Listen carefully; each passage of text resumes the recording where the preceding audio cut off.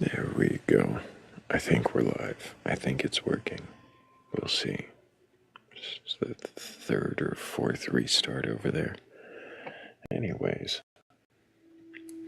yeah, there's 58 of us in the room, and we're up to 18,000 likes. If we all tap the screen just a little bit, we could break that 20K in just a minute or two together.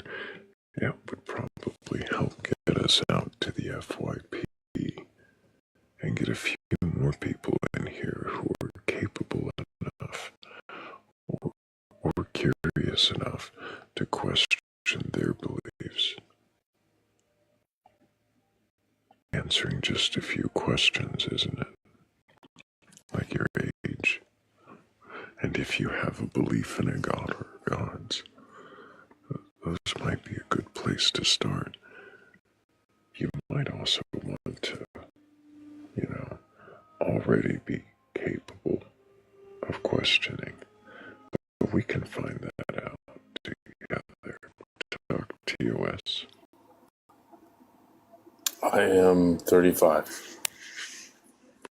And do you have a belief in a god or God's higher power or anything like that? Well, I'm baptized Catholic. And do you believe in the Catholic God? Do I believe in the Catholic God? I don't know if you phrase it that way, I guess. Probably not. Catholic God?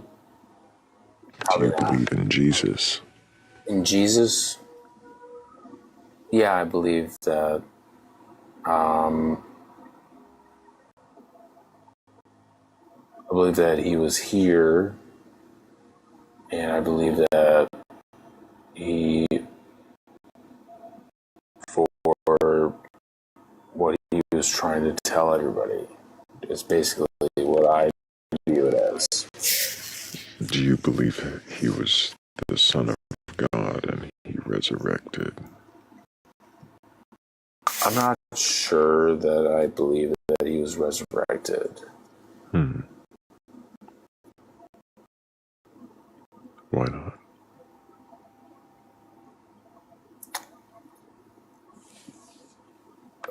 I mean, I just look at everything,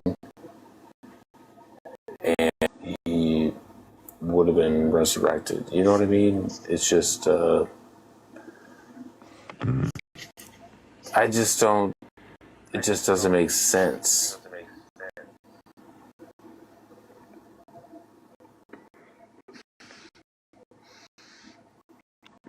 No, I believe that, that God, or what,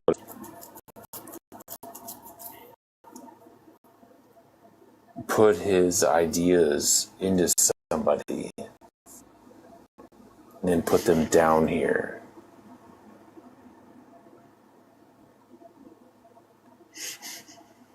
And try to, change, shake things. Would he do that?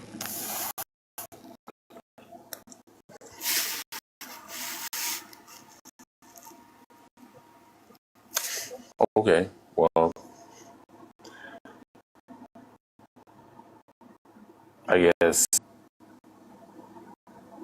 and I try to guide him right. I don't try to. Do you guide him by pretending? Do you guide him by pretending to be a 5-year-old who gets in trouble for the rules that you place? No, I didn't. I did when he was like 2. Be a little silly. You pretended to be a 2-year-old who got in trouble for the same rules so that he could. Like, yeah, when he was 2, but like, no, when he understands what's. You're saying he's old enough, he doesn't need the. Yeah, he doesn't. Idea of. Yeah, there it is, descending down to him and being like that.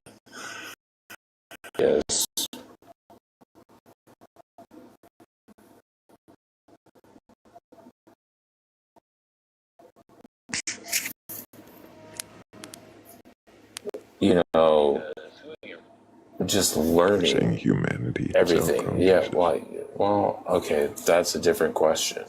A 2-year-old is different than humanity. Humanity. Your metaphor isn't your 2-year-old humanity.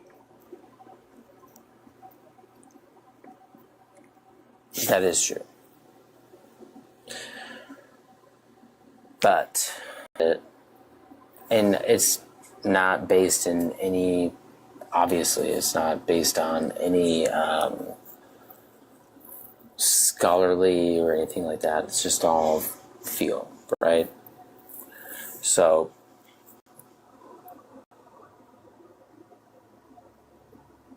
he puts himself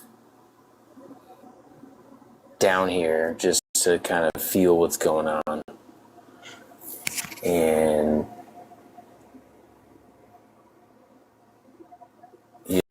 he's just like, why are you doing all this? Why are you doing this? Why are you doing this? Why are you so greedy? Why are you doing this? Flipping the tables over and all that stuff. All the main stories that I remember from, catechism. I've not read much more than that, but I go, he comes down here, he's trying to flip the script, trying to let us know that's what's going on. Not bad reasoning, and then we string him up, drag him through town, and then whip him and drag him up onto the cross and all that stuff. And just even if he isn't God, humanity is disgusting.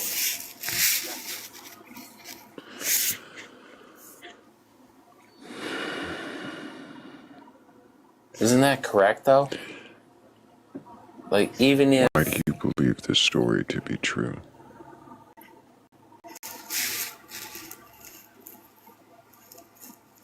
It shouldn't matter if it's true. It should just be like, we shouldn't do that to people. We shouldn't be putting people so up. We shouldn't do that. Yeah, no, people. We should not be dragging people through the streets and all that stuff. I mean, to me, what does that that's have what to that do means. with? What does that have to do with? Stop though. Yeah, but what does that have to do with whether or not it is true and why you might believe any of it? A good idea to not drag people through the streets. Maybe listen to them. So just really listen quick, to them for like a... I'm going to not listen and I'm going to talk past for just a moment. Yeah, I'm just going to talk past for a moment. I'm going to mute you because for some reason every time I say I'm going to talk past people, they always start talking while I'm talking. It's always weird. But I am going to make sure that I thank Bats 3 Pips.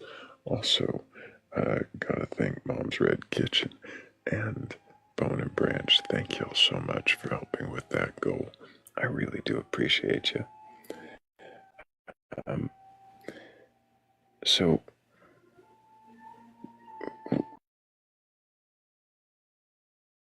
what I really want to know is why you believe any of this story to be true at all. It sounds like you make no claim that the divinity of Christ is somehow important, or that you think it's true or not. You just think that we shouldn't do what people did to Jesus according to the story. I'm not sure how that tells me what you believe and why. It just tells me that you think we shouldn't do things like that to people. You'll have to unmute to answer. Why do you believe there's any truth to this story at all?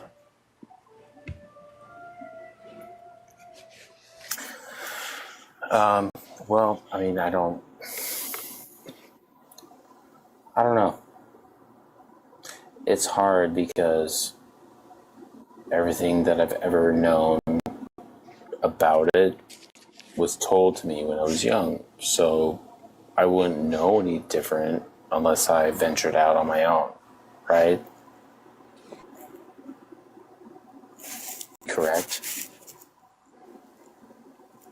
Young people will always believe pretty much what you tell them unless they find other sources and they can cross-check the sources. Are you saying that you haven't looked into any other sources at all to see if this is true? Well, I said I was baptized Catholic, and then I went to a Lutheran school, and all of a sudden, I'm like, oh, all of a sudden, not quite the same, pretty much the same, but not quite the same. And I was like, okay, all right, well, it's the same person we're talking about, right? Like, why are we changing it up? It's the same person. And so what I took from it was, okay, it's a person that was trying to tell us, I don't know if he was sent down from heaven or not, but he was trying to tell us, you're not being great. Like, this is not good. It's not good. And he was sitting down with, everybody, like, from the... Do you actually believe any of this is true? Joseph, What? Stop. Do you believe the stories are true or not?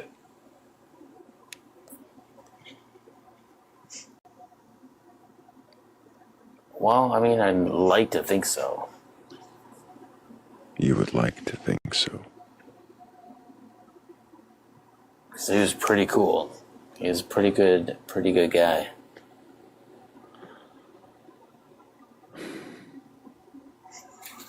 So he was pretty,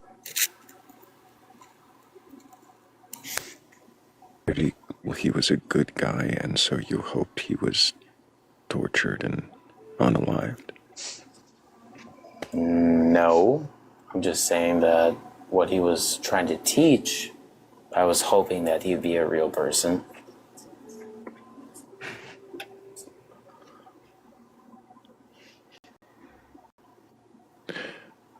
That's on humans, that's on humans for... could only have come from him.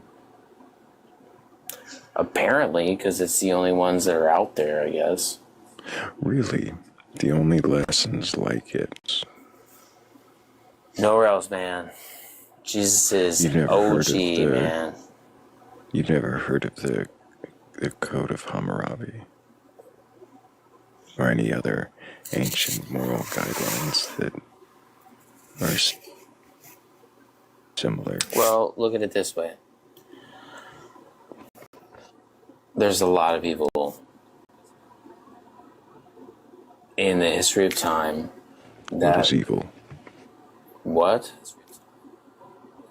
I just said there's a lot of people in the history of time that... Oh, people.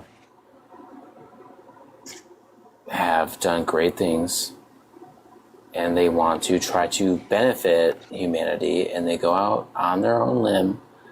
They try to teach everybody that we need to be better. So there's a lot of people. Look at them. I'm not interested in the moral. Oh, you're not interested in the moral part of it. Lesson in what your beliefs are, then I don't know how you're going to begin to question them. I think I'm just going to move on to another guest who's actually capable of responding to my questions directly instead of in weird parable form that seems to go nowhere and not be related. Unfortunate, though. It seemed like I finally had someone capable of questioning. Maybe he does question. He just doesn't converse very well. But for now, we're at 28,000 likes, which is pretty awesome, guys. There's only 54 of us in the room, so I guess if we all tap that screen a whole bunch, we'd break that 30,000, and maybe we'd be able to get of questioning their beliefs.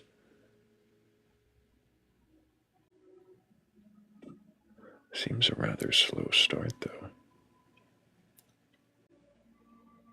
Maybe I should bring up a cat in the vat. How about that? Hello, cat.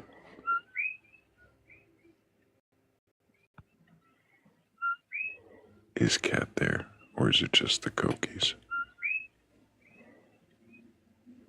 I think we might have put Cat to sleep already. Cokie frog. She can request back up if she's awake. So can I get your age for TikTok TOS? I am 19. What year were you born? 2006. Interesting. Yeah. Do you have a belief in a god or gods, higher power, or anything like that? I would say, yeah. I would say theism, for sure. Or deism. Yeah, creationist at least. Not a Christian. You said deism. Yeah, like Christian deism. Like I can imagine a sentient creator, you know, a higher power, higher being.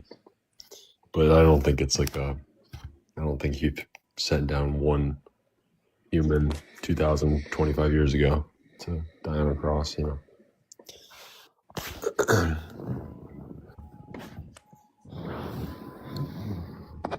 So you don't believe the Jesus story? No, I wouldn't say so.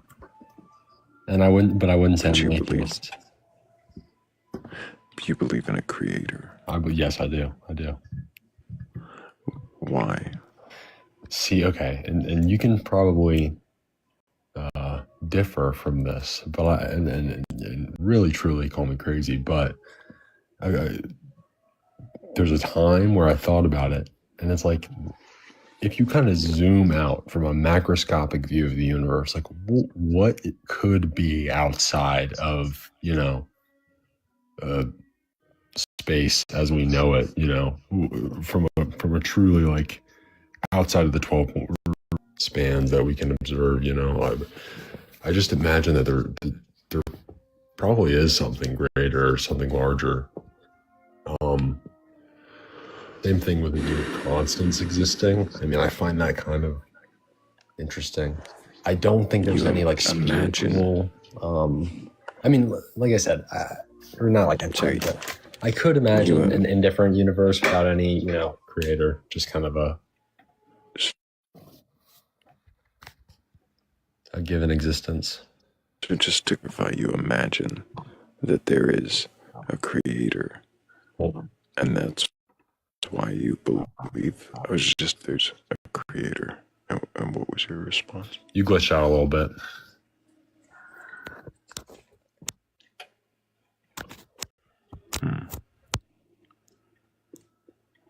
Can you hear me? I can. Okay. Yeah. Part of your response, I was asking why you believe there's a creator, and I didn't hear the why in there. I just heard you say that you assume. Yeah, I'm saying, I mean, I imagine there's something larger out there, outside of the universe. You know, in existence, Why? I mean, from a microscopic view, we have no idea what's inside of quantum particles or what's inside of an electron. You know, we have no way to actually tell or observe what's going on at that. If something is level larger than the universe, if something is bigger, just be more universe. Well, not necessarily. See, we're operating off of empirical constants, only observed through like the Hubble telescope, you know, dropping science experiments on top of Earth. I mean, we don't have much scope of view as to what is outside of the universe. So that's kind of a gamble. That's just kind of a little point that gives me a little bit of creationist. So because you don't know what's outside of the universe, you assume that there is something, and that something is somehow responsible for the creation of the universe? No, I assume that there's a possibility of something, and if there is a possibility of something outside of said universe, it is highly likely that they are said creator or observer. Why is it highly likely that if something is outside of us or outside of this, that it is responsible for this? Because if there's a fish tank floating in the middle of nowhere, it's likely going to be inside of a kid's bedroom. Did that kid create the fish tank? Right. Not necessarily, but I mean, we're also referring to a child. I'm talking about you were talking about anything outside of this is likely to be its creator. That's like saying it's possible. Anything outside of an atom of a pen on my desk is likely to be the creator of that atom. But I don't understand. Not at all. I mean, I'm saying we obviously operate within an observable reality, size to. Oh wow, you got a galaxy.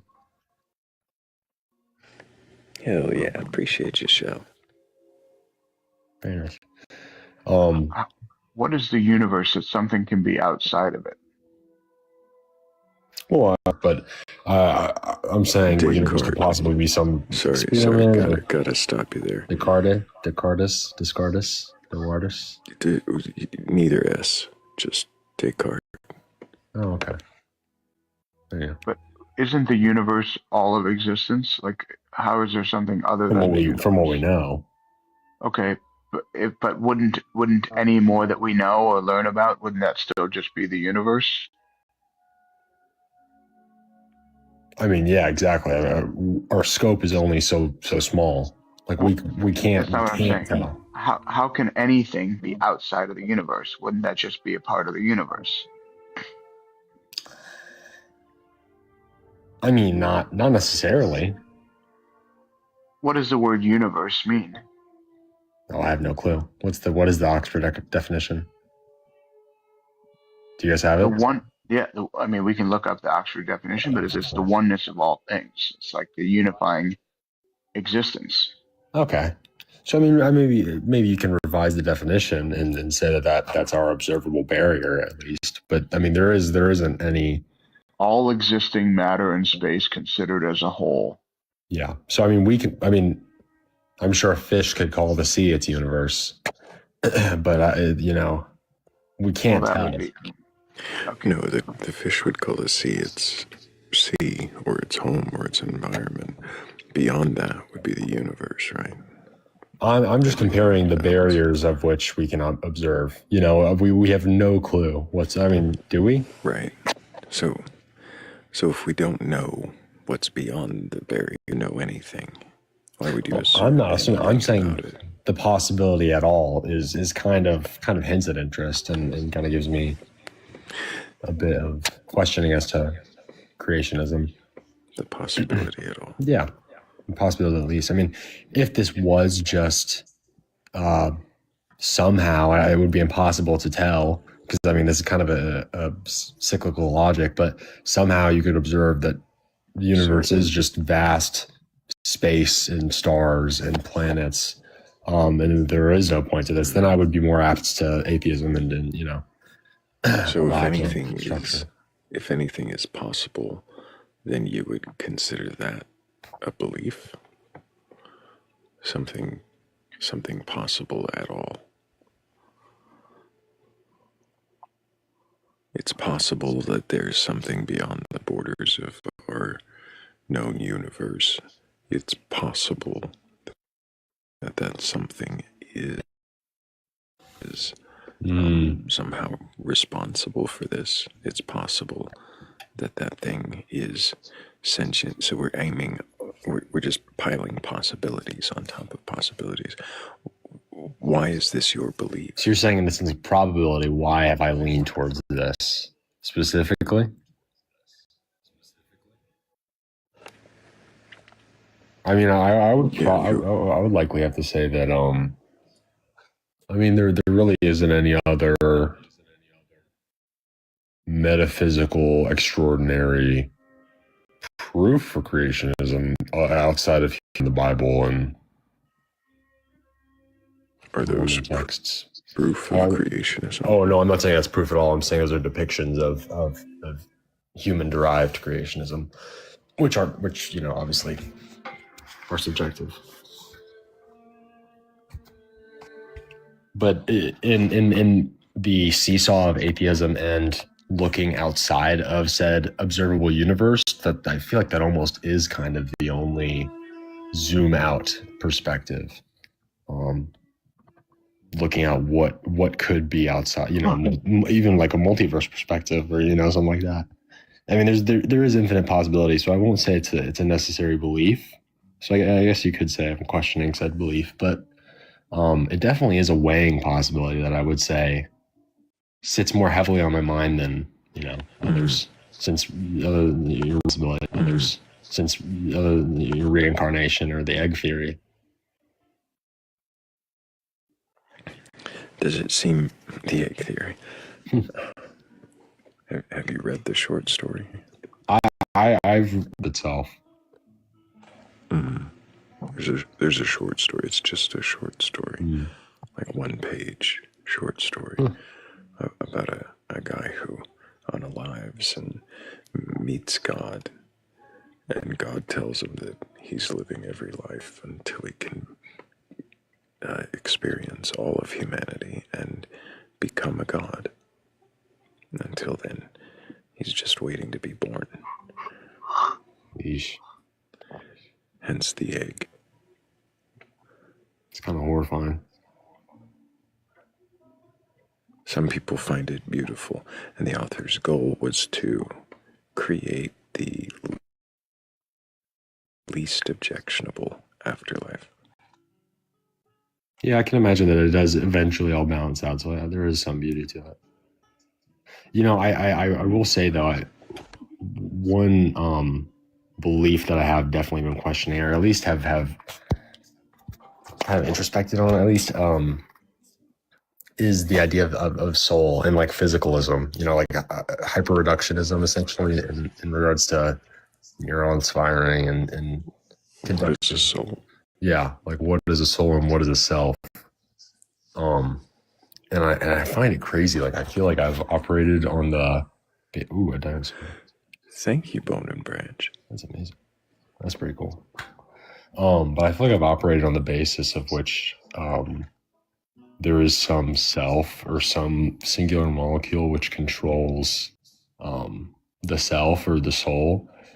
But I feel like as of recent, I've sort of more so realized that there isn't any like specific molecule as a physical controller as to guiding my day-to-day operations, and it's kind of all just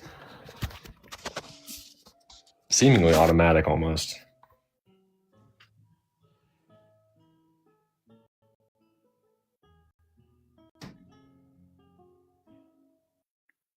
Definitely an interesting belief, though.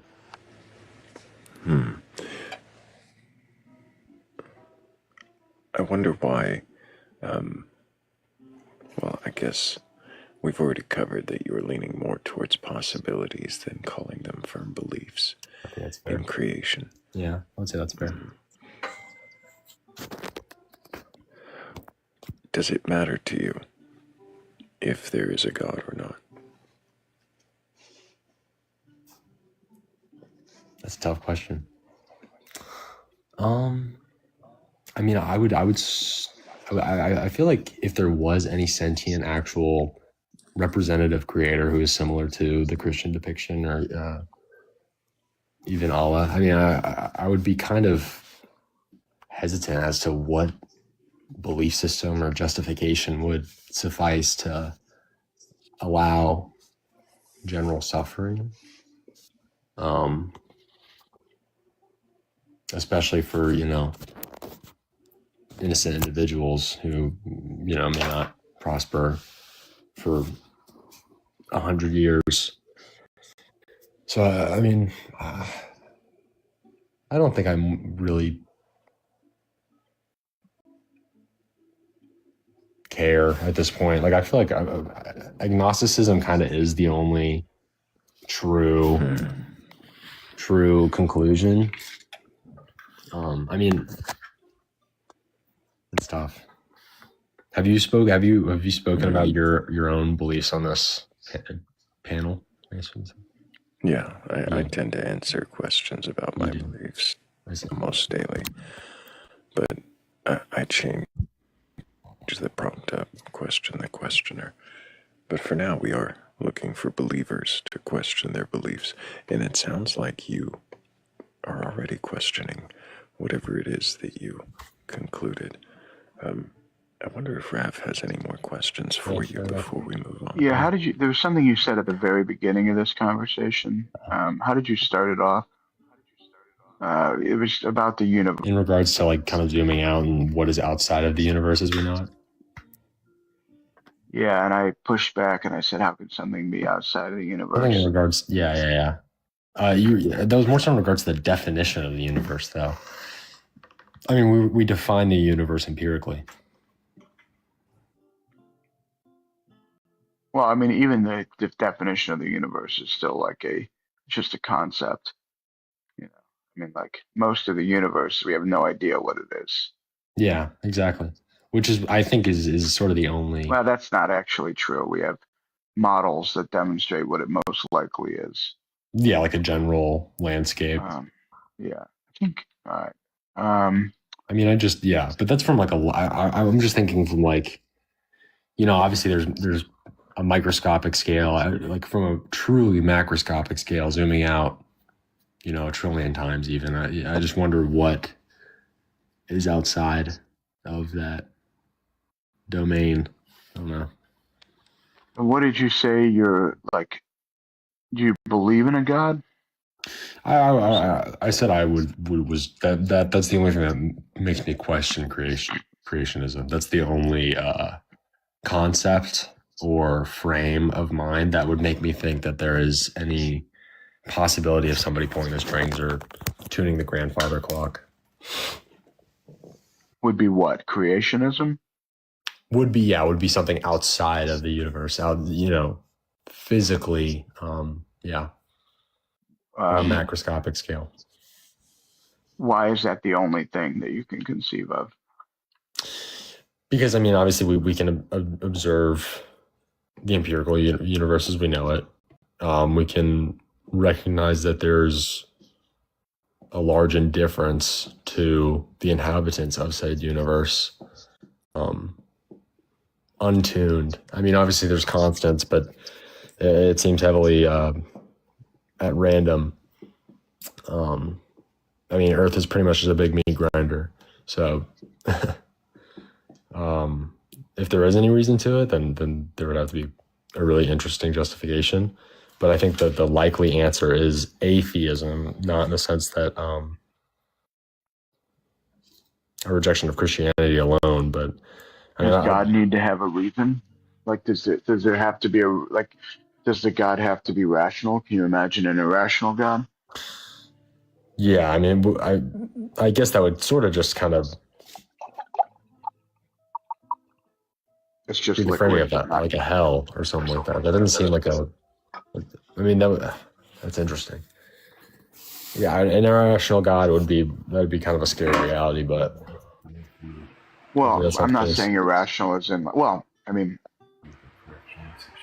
I guess like a God that is not conscious of itself or whatever. Oh, you're talking about the universe itself, as in like we are a part of said.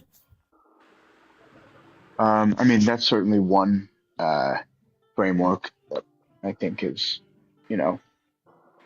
like a deistic sort of God is definitely one sort of framework. Yeah, that's kind of what I was referring to initially. Like, I think that's pretty plausible.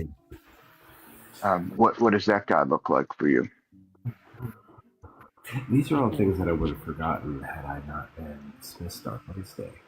As soon as I was dismissed Wednesday. I can't hear you, Solovino. Yeah, what? Oh, I didn't even know I was on. I was talking to myself. My bad. What's up, guys? Hello, Solo. How's it going? Pretty good.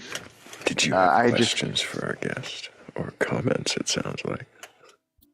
No, I did, but you guys sort of went over it. It was that whole the likelihood of something without the creator of the universe of sorts and so. Well, can I ask you guys? I mean, what is your perspective on the soul? Like, what can? Oh, that was what it was. Yeah, that was kind of my another general thought that I had. What did you say that the soul is? I mean, I kind of just have been questioning like reductionism, essentially, just kind of like a What is reductionism? Just kind of it not reduction? existing at all, and consciousness not being kind of a result of general chemical processes. Have I presented this contradiction to you? Probably not. Okay, so this is for you. It's the same thing. We exist and we don't exist at the same time. Okay. And this is assuming that we really do exist. I don't do the whole solipsism thing. I'm not really into that. It's kind of ridiculous, I feel like. Well, I don't know. Some people do find it plausible. I don't know. It doesn't really I don't really do anything for me. But so assuming we do exist, you and I are having this conversation. We exist. We have complex lives that are full of love and trauma and laughter and disappointment and all the things that humans do and life does. And and yet, mathematically speaking, 80 years in the course of 14 billion years is zero, is functionally zero. Yeah.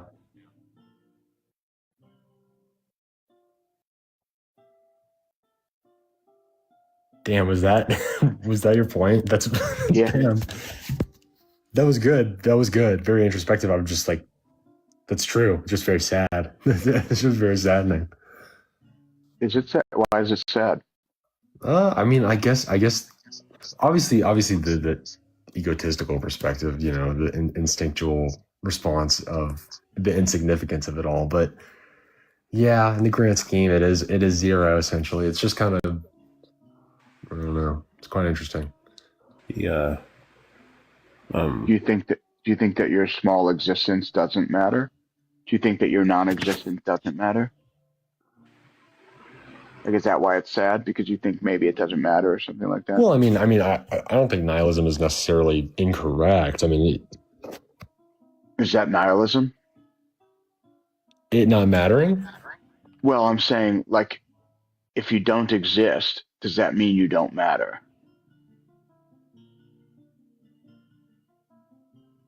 If I don't exist in the grand scheme of the lifetime of the universe, does it not matter? I guess not, no.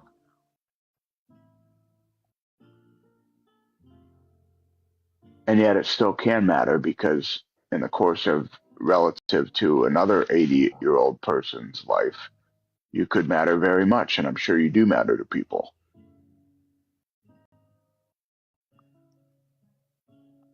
How about that for a contradiction, Thrayle? Very interesting. Very interesting. That's good. That's pretty good. I'll take that. So regardless of the... Okay. Is it a contradiction? Yeah, that's what I was just thinking, actually. Yeah, I think it's a contradiction because it's not a contradiction because it's relative to certain scaling. But so I guess the question is, do you consider those to be two separate categories of existence? Existence relative to other people, or like an average lifespan or something?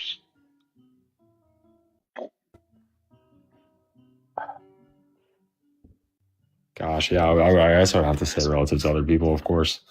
I mean,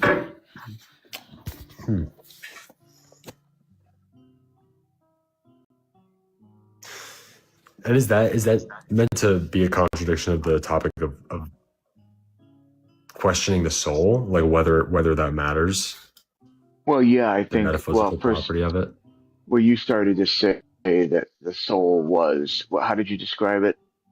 Just a representation of amalgamation of chemical properties in neurons in the brain, pretty much. So you're saying the soul is like an animating Pretty thing? much, yeah. So, is that what you think most people mean when they say soul? I would say so, yeah. I mean, like that's kind of the belief that I had previously had questioned at least from, I would say up until adulthood, I had this entire belief that there was something in the control seat, you know what I mean? That there was a soul, or there was some metaphysical being that operated said brain and operated said, you know what I mean? But realizing that that's not the case, and realizing that there isn't any singular consciousness that it resides within, the self-awareness, no, I don't think that's a contradiction necessarily.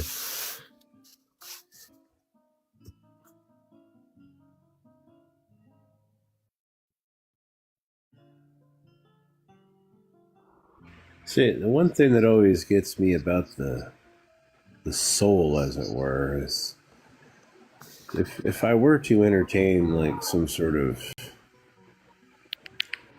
non-physical part of myself, I guess, I would just sort of question what does that mean, right? And so when I used to think of a spirit that I would have or whatnot, I would think, well, does this spirit experience any kind of like causality? Like, is there something that could cause a spirit to experience something? Is there any kind of cause and effect within the spiritual realm?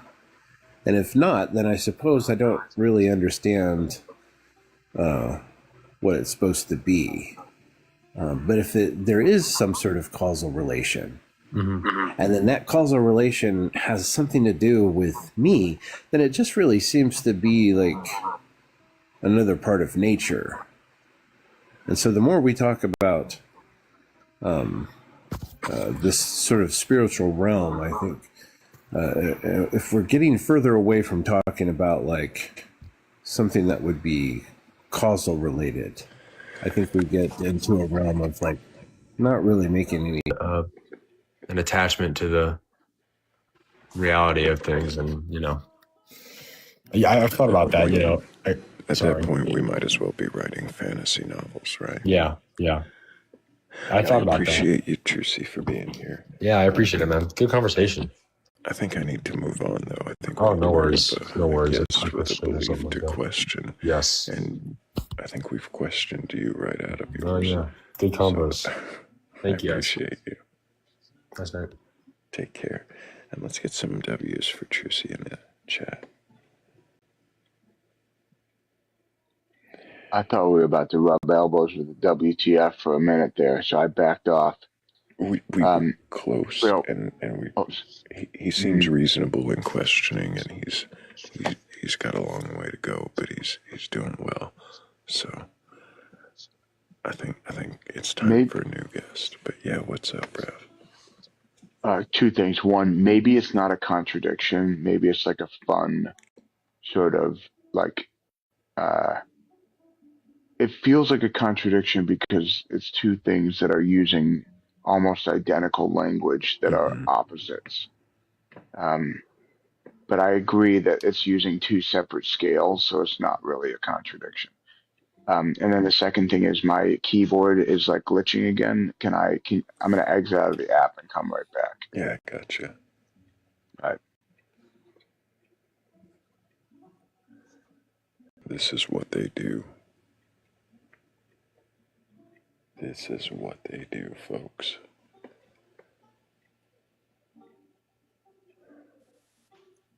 Oh, Cat is awake. You're not. You came up, and all we heard was Cokies, and the guest was like, "Who's whistling?" And I was like, Totally sleep requesting, snoozing on the beanbag chair. I'm not asleep, you're asleep. Comfy chair, huh? That I caught the end of that guess though. That was good. That was really good. Yeah.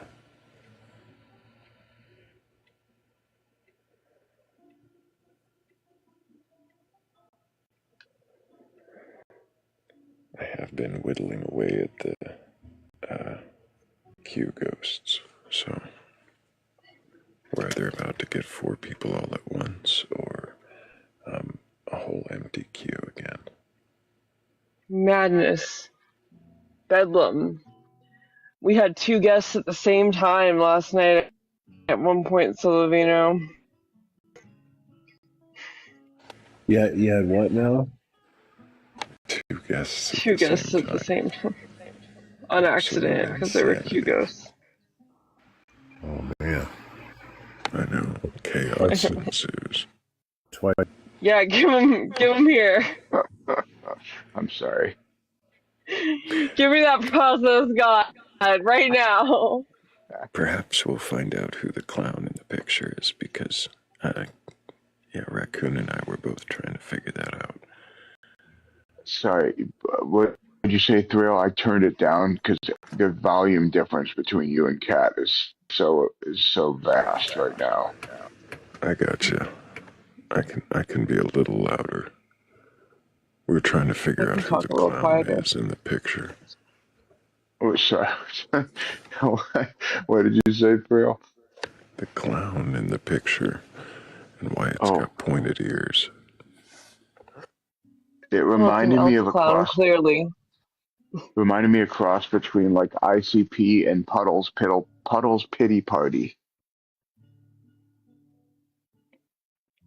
That was Do you know cringy. Puddles Pity Party? Yes. I love him. Love that man. She said, "There's a clown in your shed." I was like, "Damn." Now I see that there's a clown.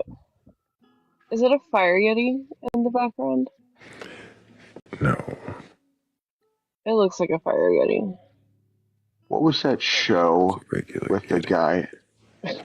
What was that show in the 70s that had like a yeti looking creature? It looks like that. Star Wars? What was it? She said Star Wars, but I think you might No. be thinking Harry and the Hendersons. Yes, Harry and the Hendersons. Exactly. It looks like Harry and the Hendersons. I forgot that you guys were old.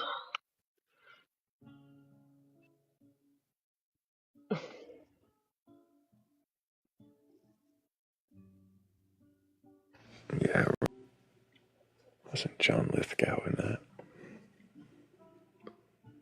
Who is that weird little devil-looking guy? The devil. I told it to put the devil in there. He's so weird looking.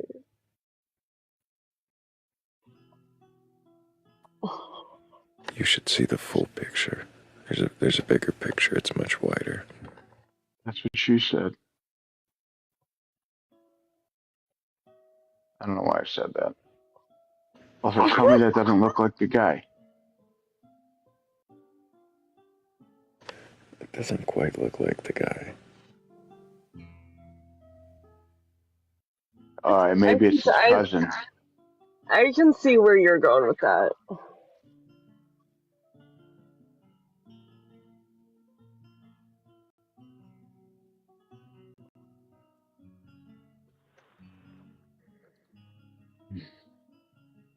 Are you saying all Sasquatches look the same?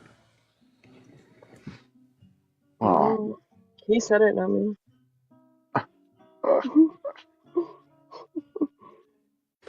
one of my congregants came up to me tonight and told me I looked miserable. Oh my god. Yeah, Did you look miserable? probably. Why? I don't know. I've been having a rough. Me too, man. Yeah. Yeah. W Me rough too. days. I feel that. I think we're just in the darkest part of the year, and it's a dark time, and you know, Mhm. it's a dark moment for humanity. And I think that one way that we can sort of overcome that is by questioning our beliefs. I think it's a Mhm. healthy thing to do. I don't know. I'd questioning beliefs. Seeming's Yo, check it. questionable. I got a theory because Hey, one of you guys said Caleb. we're in the darkest part of the year. Caleb, before you Oh, I'm jump sorry. What's in, going just on? start talking. I need your age. For sure, for sure. 25. What year were you born? 2000. So you can imagine me. I came of age in 2012. So whatever psychology that entails. Fascinating. What? Do you have a belief in a god or God's higher power or anything like that? Yeah, I believe in the transcendent. I believe it's something like pure consciousness, something like that. What is consciousness? It's hard to say. Just whatever. Me, you, us. Me, you, What? us. What do you mean? Yeah, like pure Human. being, like just pure consciousness, and it takes a whole bunch of different forms. So consciousness is pure consciousness. I'm so confused. What is consciousness? Us. It's hard to describe. We just are. Humans. Well, consciousness. Consciousness Consciousness is is existence. humans. Consciousness is consciousness. Can you define consciousness without using consciousness? I guess I can say us, but then us is consciousness. So I guess I guess not. Could I give Why an are you example? using? Well, if you don't know if it's I don't know what I difficult, am. It's hard to describe. if it's difficult to describe consciousness, then what do you mean when you say pure consciousness? I just assume it's us, but it's different. It still feels like there's a sense of being, but it's everything. It's everything. And then that's like what God is. It's the being of everything. It's the mind of everything. You're saying there's a mind outside of all other minds? Yeah. Here's my question. When does And we are that consciousness mind. Yeah, when does somebody become conscious? I'd say they're always conscious to one degree or another. They came from consciousness, and then they enter the human interface. You could think about it like that. The Matrix. The Matrix.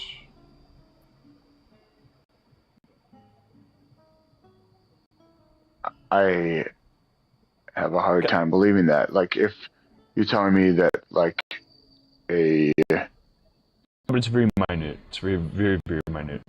how do you know that? Because everything is consciousness. How do you So know everything. that everything has consciousness if you don't know what consciousness is? This tractor in my Because it's garage is just us. consciousness? It's just yeah, on a level. Although very vaguely, it's hard to say how. I'm not that deep into metaphysics yet. That's like Are, deep metaphysics. are you saying this because you are you do you really believe that, or are you saying this because it's kind of a neat little box? No, check it out. It's like Hegel, Spinoza, the New Age, the Make your case, or No, no, no. in what way are you in I'm just trying to conversation with explain. Hegel, or in what way are you?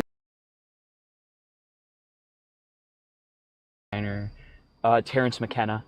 I'm Do you very think that listing philosophers is helping make your case, or no, no, no. in what way are you in I'm just trying to conversation with Hegel, explain. or in what way are you in conversation with Spinoza? I mean, like, I guess I'm not really hearing any of those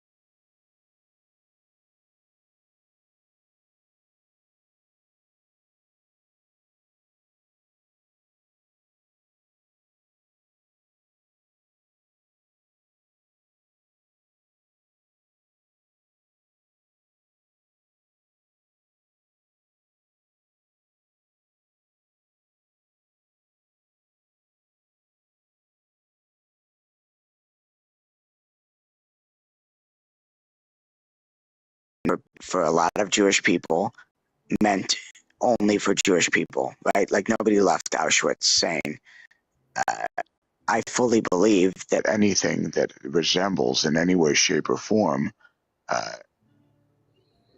that requires humanity. Sorry, Thrayle. Yep. Sorry. Yep. I'm sorry. Yep. We're gonna what the Sorry. fuck soon. Yep. I feel the what the fuck on the horizon. We're driving towards it fast, and the brakes are out. There's no belief there. It's really just. I think that story is an expression of total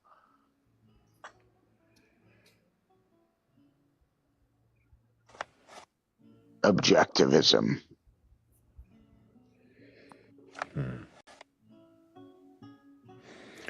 I think the idea to write a story about an afterlife that would be the least objectionable, well, falling flat, was, you know, I don't know if noble's the right word. It was Well-intentioned. well-intended. Yeah. Really becoming HITLER. Right. Like, but the idea is not, the overall idea is not that you're that. The overall idea is that to avoid being that, you could imagine that you are everybody, that when you treat someone some way, yeah. that is you, that you are treating that way. And that's the well-intentioned message I think the author had. I agree.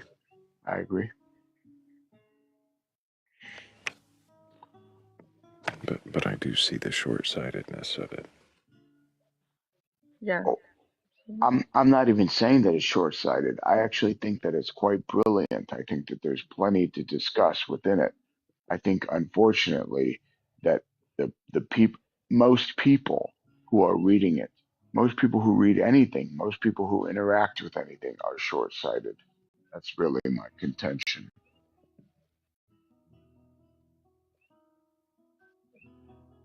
I have follow-up questions, but I don't want to get the WTF.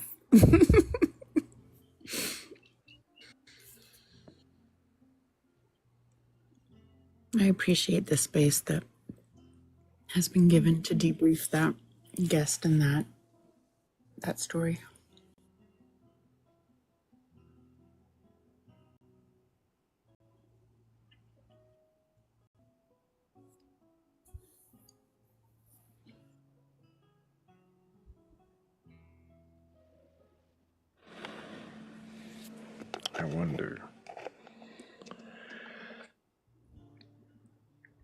I wonder if there are any believers with beliefs that they believe are believable enough that they can still question it.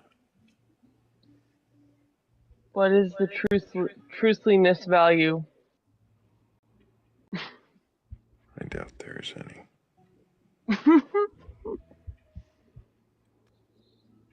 Still not sure what truthiness value is.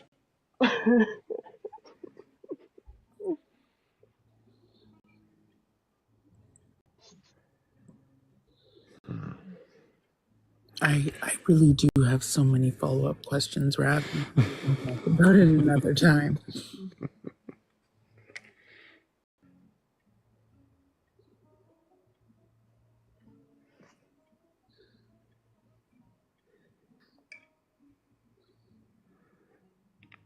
Hello, F. Nori. Can I get your age for TikTok TOS? Yeah, I'm 34. And do you have a belief in a god or gods, a higher power, or anything like that? No, I don't. Why not? I need to see something to believe in it. You need to see something to believe in it. Yes. And you haven't seen any gods? No. Have you? No. Well, not seen. And what is it that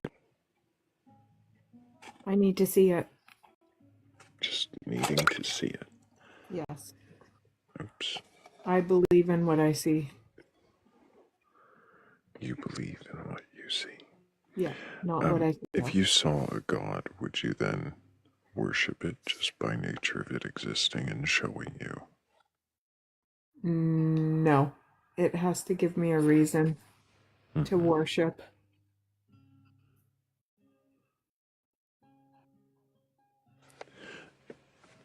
I see.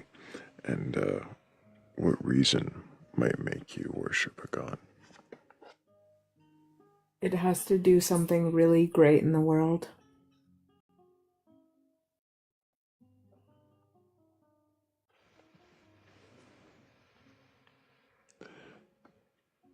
Thing a god might have to do to deserve your worship? Yes.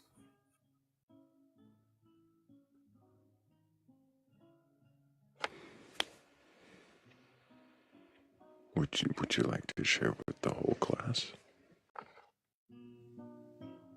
We need to see a better world. I need to see a better world with better people. Consistency. I don't see that right now.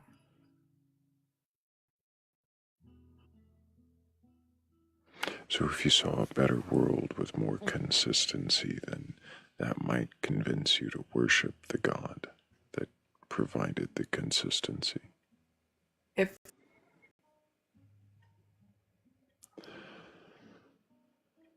Does it matter to you if a god exists or not? no, Why not? because I'm in charge of myself. The only thing I can control is myself.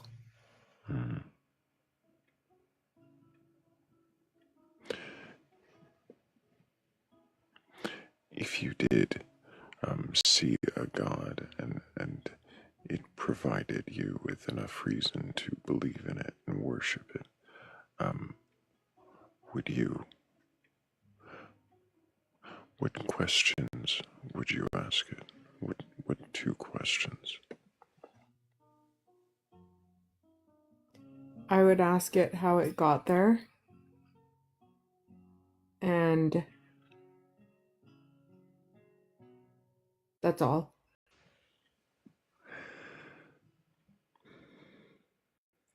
Does anybody else have questions for Nori?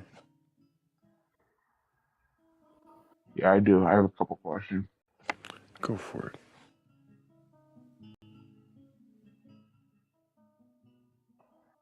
Sorry, I took a bite of food, and I'm just give me like 12 seconds. 12 seconds. That's an 12 eternity. exactly. That's very precise.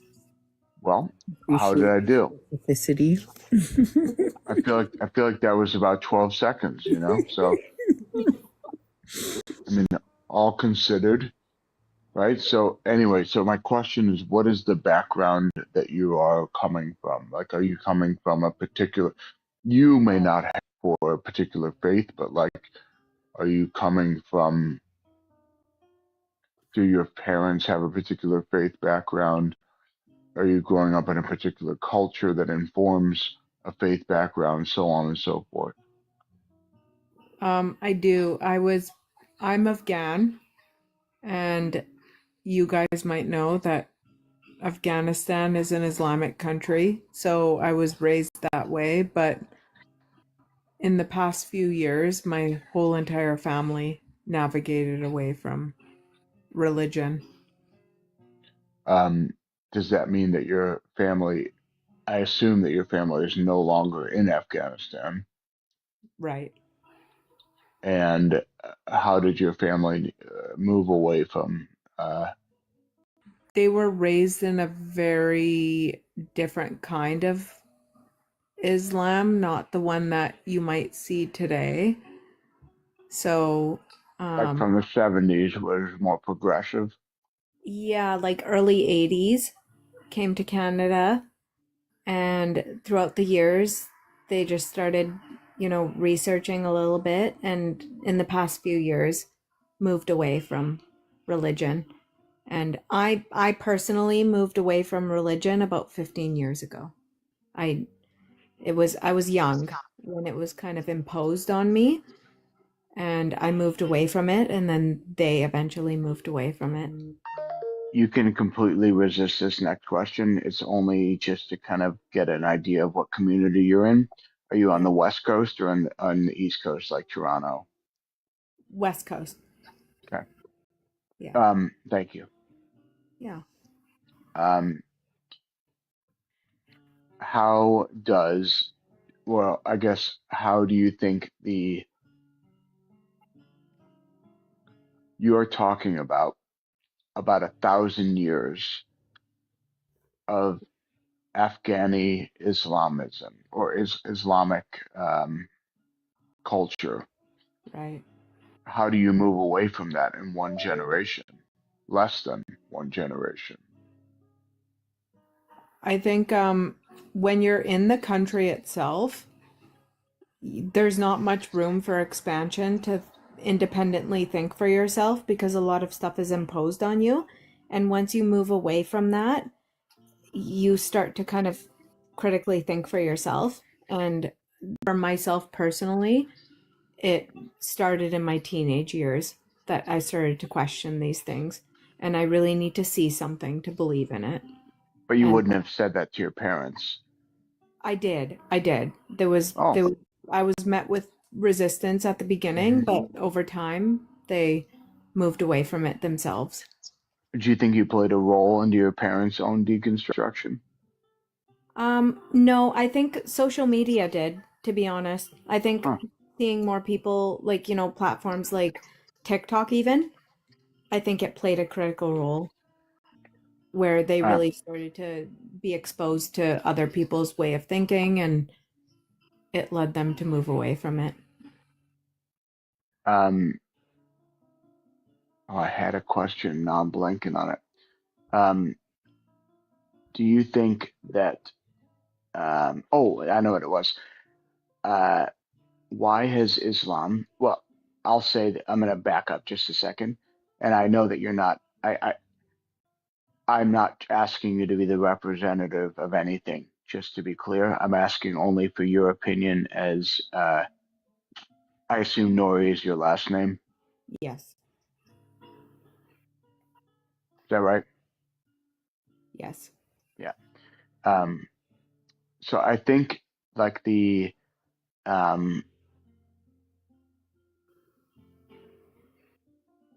I think of the history of Islam and I think of the Iberian Peninsula, like Spain, around the ninth century, seventh to ninth century is sort of the golden age of Islam. Why has Islam not experienced a reformation yet? A reformation? Sorry, can you Hmm. expand on that a little bit? Can you say Yeah. it for me? Hmm. Sorry. Yeah. I'm not I'm not trying to compare Islam to Christianity. I think that there are certainly areas to compare. Yeah. Um, but um, Christianity experienced a Protestant Reformation. Well, first of all, King Henry uh, wanted to get divorced. So that was really the beginning of the Protestant Reformation. Mm-hmm. Martin Luther said that the priestly sort of confessional, in order to be able to access God or have cataclysmic or catalytic in sort of these reformative moments. Um, Islam has, as far as the Iberian Peninsula goes, was a moment of language and chemistry and math and science and I think I said language already. Um, that has not existed elsewhere in Islam. Why has Islam not found a way to enter into the modern age where it can both negotiate faith and its fundamentalist beliefs. I don't. Yeah. You have moved away from Islam, correct? Yes. But I do want to clarify that I've moved away from religion as a whole. So it's not so much that I've moved away just strictly from Islam. It's that I've moved away from religion as a whole. So if I was Perfect. raised as a Christian, I would have moved away from that as well. Yeah, but what you moved away from was Islam, right? Yes, correct. Yeah. Yeah.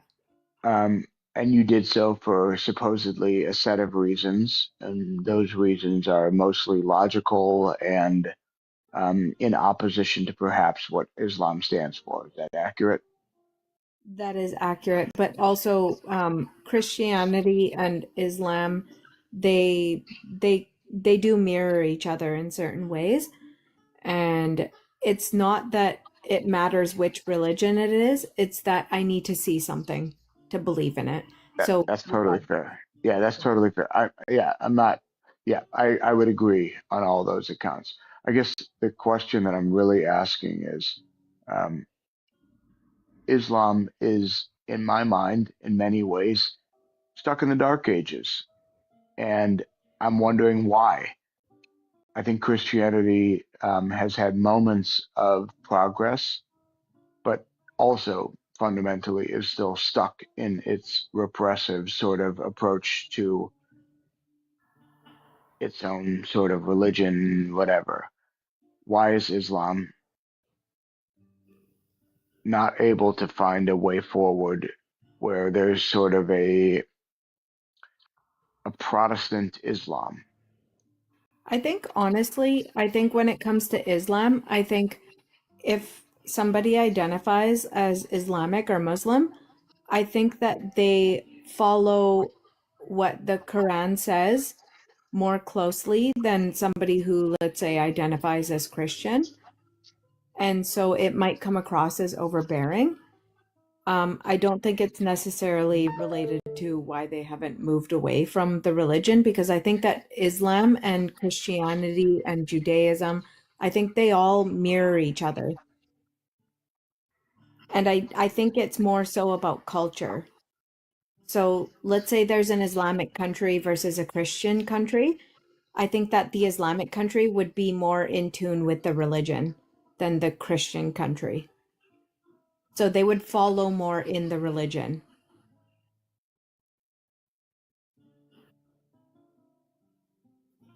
Does that make sense? Yeah, I mean, I think so. I'm trying to ask a question that's not. The way that I understand Islam is that to veer in any way, shape, or form from the historicity of the text, meaning the Quran and the Hadith, um, that this would be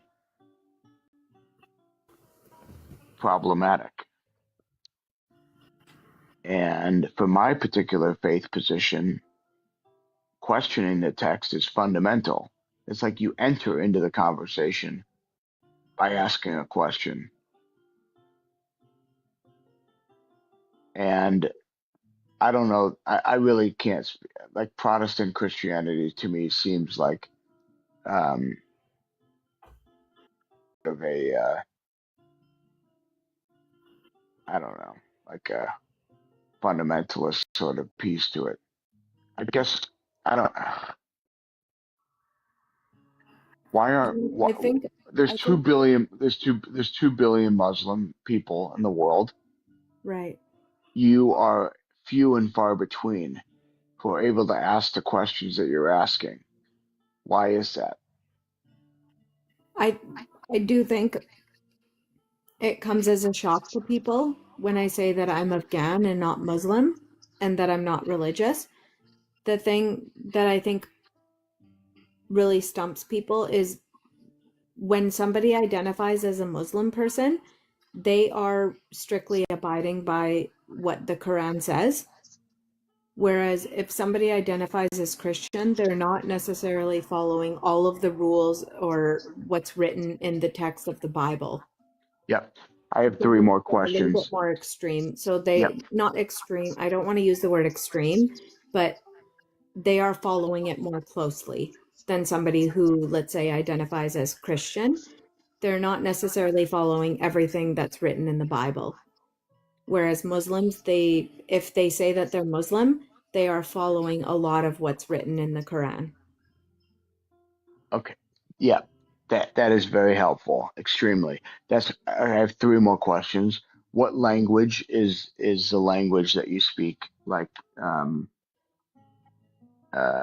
what is the language of Afghanistan that you speak? It's Farsi. It's specifically a dialect in Afghanistan called Dari. I guess I did not know that Afghani was a Farsi, a Persian language. Yeah, it's Uh, split. So there's in Afghanistan there are different ethnic groups. So there's Pashtun people, there's Tajik people, there's Uzbek people, there's Hazaras, and they all have different languages. So Tajik people and Hazara people, they speak the Persian language. They just speak a dialect that's very specific to Afghanistan called Dari. Thank you. I had no idea, and that is actually exactly what the next question was, which is, what the question was: were there cultures that existed before the the question was going to be the Arabization, but the Muslification of Afghanistan, and so you've kind of answered that already, which is, I assume the answer is more of a resounding yes. Yeah. Yeah, and I do want to point out that Afghanistan was once upon a time a Buddhist country, Thank which a you. lot of people don't know, but there are Buddhist artifacts there that unfortunately ended up getting bombed by the current Hmm. Gotcha. government. Hmm.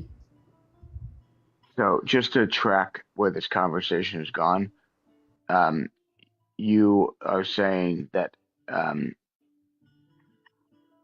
Afghanistan have multiple ethnic sort of expressions, and that language and religion is a negotiation between a perhaps colonialist force of Islam and a thousands of year old uh, ethnic tradition.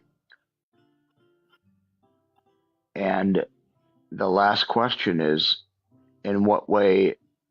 Look, I've been watching what's been happening with Afghanistan, um, where extremists are literally unaliving people for not being Muslim enough. Right. And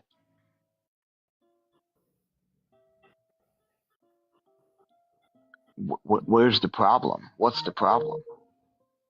The problem is the current government is not representative of what, first of all, the current government is not representative of Islam. I want to make that clear. Uh, Secondly, the current government is very much interested in full control over the people, and it's not based on religion at all. And I'm not against people who follow religion, but I do want to make it clear that the current government is not representative of what Islam is. It's its own entity. It has nothing to do with religion, but Islam was imposed on Afghanistan. I Hmm. can say that.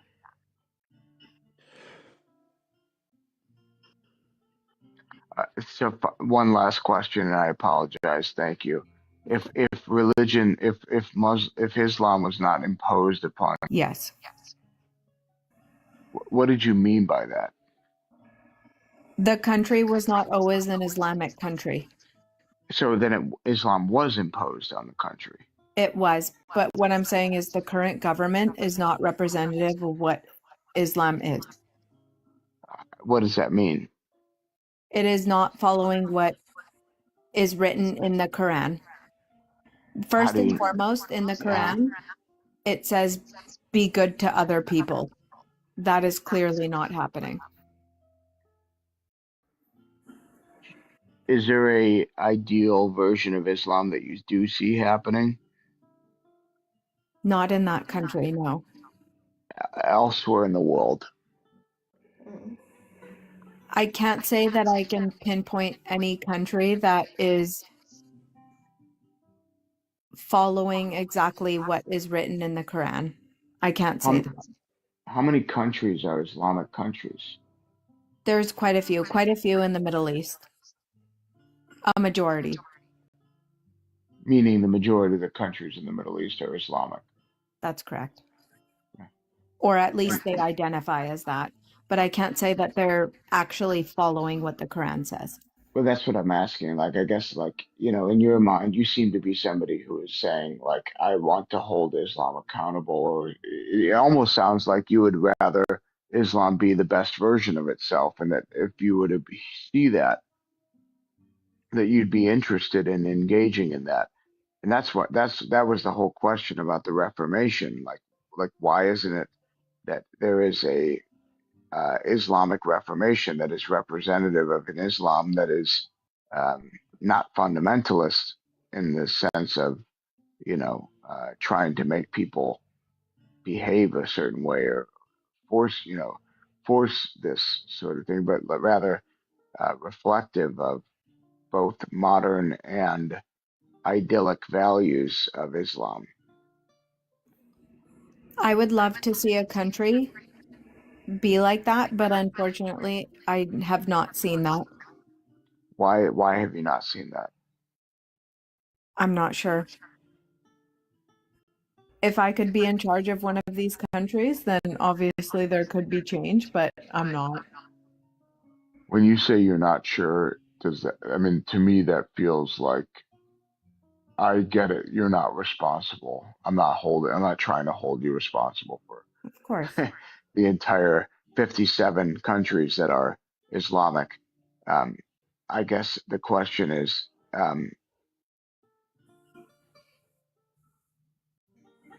how is it possible that all of these countries are that you imagine? I can't answer that. I don't know. Yeah, I I think, appreciate that. That's unfair of me to ask. yeah, that's, I understand your question. I think that the world in general would benefit from not subscribing to religion or tying religion into politics and how they conduct a country. That's the way that I see an ideal world.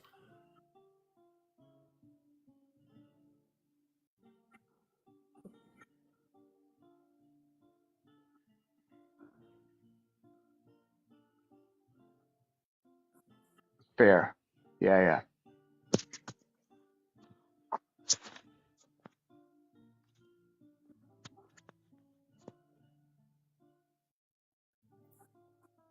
Did that answer all of your questions, Ralph? Yeah, thank you. Really appreciate it. Yeah, of course. Are you Appreciate you, Nori. really quickly, are you noticing that there are people in the comments that are saying that that my questions are wrong? Am I noticing? No, have my questions been problematic or wrong? No, I think it's always good to ask questions. Is it false that there are, Who said they were wrong? I see somebody saying that it's false information. There are not 57 Islamic. This is very weird. This is really weird questioning. I will say that I don't disagree with any of the information presented, but the line of questioning was odd. Well, I guess the question that I'm really asking is, like, Islam has an immense amount of influence in the world. There are two Right. billion people that are Islamic in the world. She's not Islamic, though. I understand that, but she has expressed um, uh, a removal or she has removed herself from a culture that is Islamic and frankly has had Islam imposed upon it, as she has expressed. And my questioning was more to wonder about what her experience has been and Mm-hmm. what perhaps the Afghani experience has been under Islam, and perhaps why Islam has not been able to adjust in modernity. I do want to make one thing clear. It's not just that I was raised Islamic. If I was raised as a Christian, I would hold the exact same beliefs. Hmm. So it has nothing to do with Islam. I feel like there are a lot of similarities between the different religions. And like I said before, I just find that in Islamic countries or those who identify as Muslim, they do hold true to what their scripture says. They hold true to more of what the scripture says. So, for example, Who does? Sorry. um, people who identify as Muslim, they follow Muslims over Christians. they follow the Quran more closely. Whereas those who identify as Christian, I have found that they will abide by certain rules, but they will be flexible in I, how they I appreciate you, interpret it Nori, for or being up what here. they adapt. Yeah, of course. I do. I think we are going to move on to a guest who might have a belief to question, but I do appreciate you answering the questions you did. And I hope that you take care and keep asking questions if you do find some answers. Well, I would have been curious to know if, in the Canadian experience of being ex Muslim, there has been an acknowledgement or an experience of interacting with others who have chosen not to leave the Muslim faith, or at least not to do so publicly because of fear of retaliation, which is what I have. I should have let you ask a Introduced some question. people about. No, it's okay. I That would just have been a wanted great to one to ask. bring up the idea that, is it possible that there are more people who claim to be Muslim but don't follow the Quran because of fear of leaving the religion publicly? That's a great question. Macy, can I get your age for TikTok TOS? Macy Spade. Going once. Going twice. I didn't even get to the third time. Finger slipped. Move on though. Walk, can I get your age for TikTok TOS? I'm 24. Or anything like that. Yeah, I do. I'm looking to join the Eastern Orthodox Church right now. I see. Have you read your Bible from beginning to end? I have once, only once. And do you believe the stories within it to be true and literal? Yeah.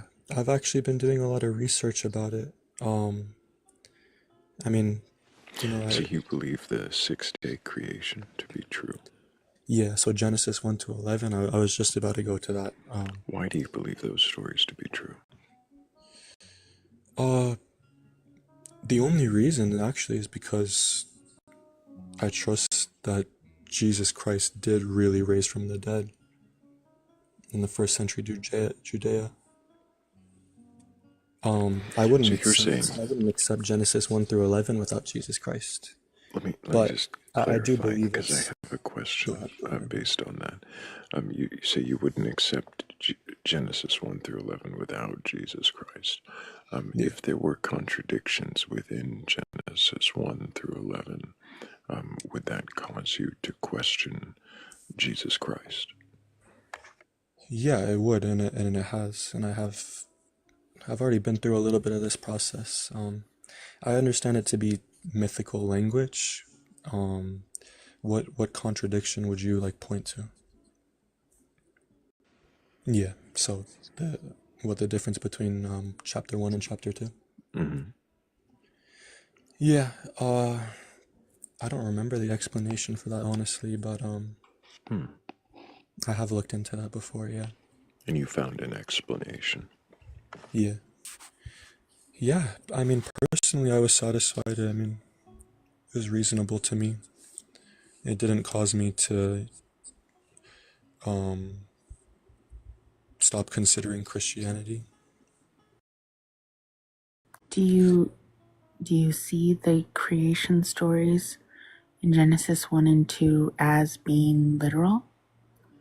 No, not exactly. I mean, I do think God created the world and, created Adam and Eve. Or I don't A think they're literal Adam and a literal Eve? Yeah, I think there was a literal Adam and Eve. I think there's a literal God, a literal creator. Especially Genesis 1 to 11. I mean, that's covering like ancient history that we have no idea the date of. I mean, something that personally bothers me, I can tell you guys, is that we have no idea when, if we move forward a little bit to the end of Genesis 1 to 11, we get into Noah and the flood, and there is not really any way to line up, the dates in Genesis, the genealogies described, and line up the dates with history as we know it, but through archaeology and things of that nature, right? So, like, the entire Noah and the flood period, the Tower of Babel period is like, past 3000 BC sometime. We don't really know. The Tower of Babel was probably somewhere between 3400 and 3000 BC. That's something that really troubles me. Go ahead. What question are you answering right now? What question I'm answering? Well, we went into Genesis 1 to 11, so, and you guys were talking about, the first creation account, with Adam and Eve, the different creation accounts in Genesis 1 and Genesis 2. Mm-hmm. So I'm just kind of pushing it a little farther to, the end of this. Genesis 1 to 11 kind of covers primeval history. This is very ancient history, and we're not certain when these things happen. Is it possible that these things did not happen? Is it possible that those things didn't happen? Yeah. That the Old Testament has been accurately preserved to set up and kind of point towards Jesus Christ. So everything really falls on Jesus for me, but I would like to talk to you guys, about these topics, like these ancient history topics, because that's what I'm really interested in. I am curious, though, about Jesus. Yeah. What is it that convinces you that the story of Jesus is true?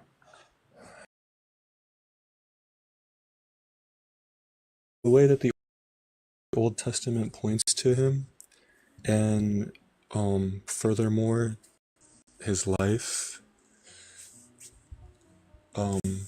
So just the entire story from Genesis 1, which I do believe is at least uses a lot of mythical language. So just the entire, which I do believe is and points I thought you believed Jesus. it more for Jesus because you believed in Jesus. So Yeah. Is it that you believe in Jesus because of the old? Uses a lot of mythical language. Or Jesus? That you believe in Jesus because? I would say at first I would only have believed it because of Jesus, but now I think it's both and. Interesting. Why do you say they tell the same story? It's a lot to go through. It's a long story. I do believe that in it's a lot to. I do believe that stuff is much more literal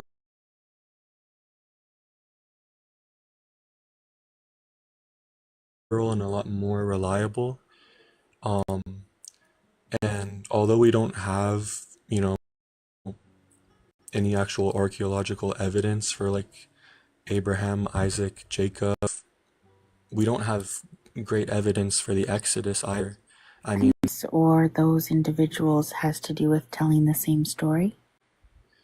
yeah, because it's a story about that starts in the beginning of time and ends in first century Judea. Maybe I'll ask you then to clarify. What do you mean when you say it tells the same story? So it's pretty complicated. It's kind of complicated because it's so much historical context and just actual content to get through. Maybe I can Assume that we've read it.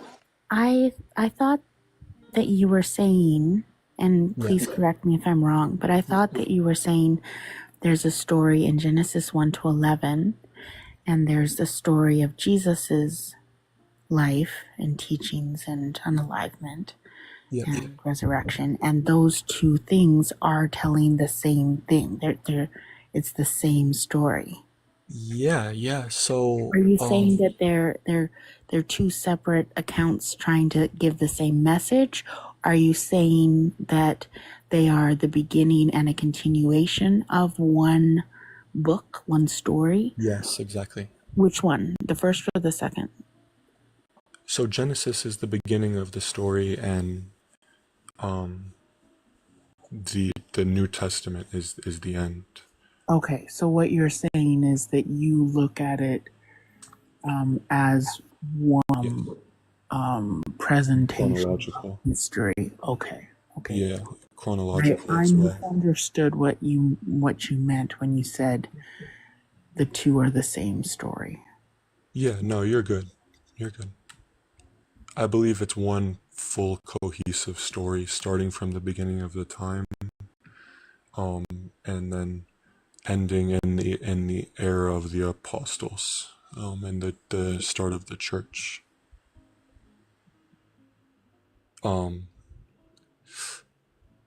So yeah, I don't know what would be the next point that we would go to. But, You were talking. You were addressing Thrayle's questions around Jesus and why you are convinced of Jesus, and I know you said,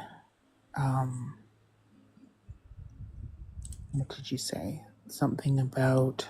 I think I probably started going into like the fact that it's a cohesive story. That's probably why we got on that topic. A cohesive story. So you believe that Jesus exists in humanity because the story is cohesive? Yeah, not that that's the only reason. What's the main reason that you believe in Jesus?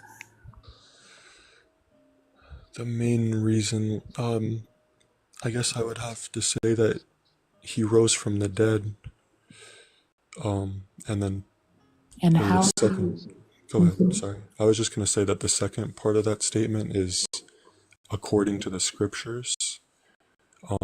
So I first of all, I do believe he rose from the dead, in history and first century scriptures, which makes it kind of even more impressive. And then, among other reasons, It's backed up by earlier scripture. well, it's that predicted even. It's predicted that Jesus would resurrect. Yeah. Where is it predicted that Jesus would resurrect? almost in, I think, Yeah, can you tell us where in Genesis it's predicted that Jesus will resurrect? Yeah, so have you guys heard of the proto-evangelion? I am Or not. the Nothing is. proto-evangelium, I think it's No, pronounced. nothing is So, triggering in You my mean brain. So why don't? Evangelion? proto-evangelion. Oh, Yeah, okay. So it's Genesis 3:15. Anyways, it's Genesis 3:15. You know, it's the where he starts where God starts passing judgment for them eating of the tree. And he says, "I will put enmity between you and the woman, and between your heel." Basically, you know, saying one day a son Where's of the woman Jesus? would come and defeat the serpent. And Paul interprets that in Romans as Jesus. Paul interprets it as Jesus. Yeah, well, yeah. Paul says the full meaning of that is it's Jesus, and goes a little bit more into why this.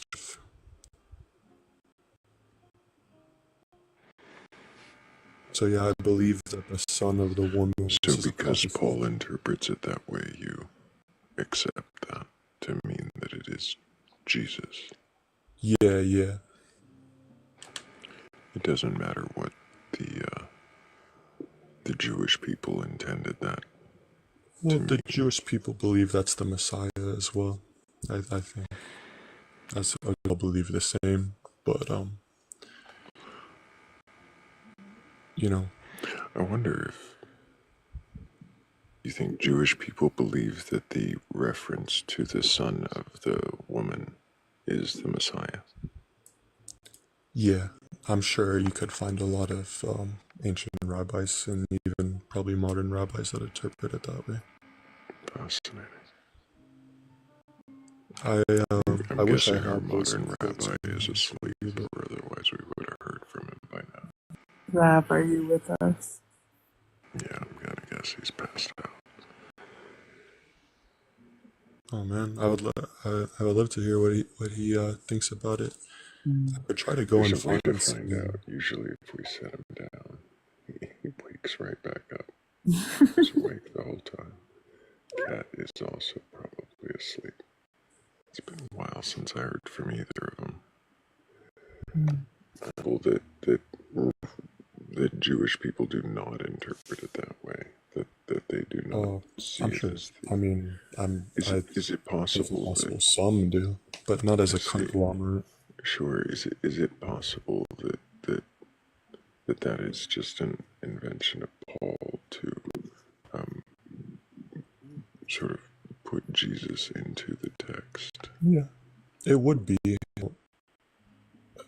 know, it's not just these things that convince me. It's like the full scope and weight. Um, I'm really primarily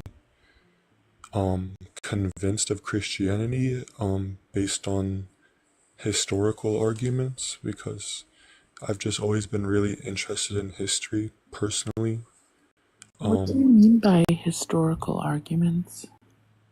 Historical arguments, you know, kind of along the lines that I would say that we know real kingdoms, um, followed by we know that the Babylonian exile was real, the Assyrian conquest of the kingdom of Israel was real, followed by you know the Greek the period of the period where Israel was under Persia's control was real, the Can period I where they were then ask under you Greece's to control was real, and then the period Yeah, where Israel walk. was under Stop for a control was moment. real. Stop for a moment. You don't have a clarifying question. Go ahead, go ahead. Well, the question has been asked in the comments. We know that New York is real. Does that mean that Spider-Man is real? Because I got Spider-Man is you. not in New York.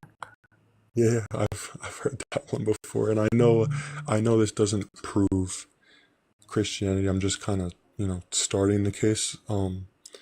something I guess important I could say that maybe you guys would want to challenge is I don't the actually, scriptures we have today. I don't actually mind if David is a real person or not a real person, but I think I would be interested why, just because it is real, why do we then extrapolate from that the fans attached to the stories are also real? Yeah, that's a good question.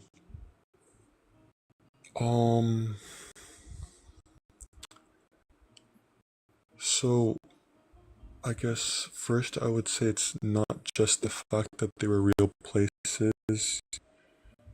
So I believe the Hebrew scriptures are an accurate recording of the past, Can and I we just can clarify? archaeologically confirm that in the time of David. Can I clarify, because you said inaccurate.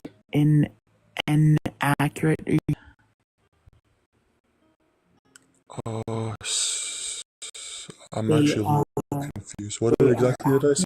accurate. They are accurate or they are inaccurate.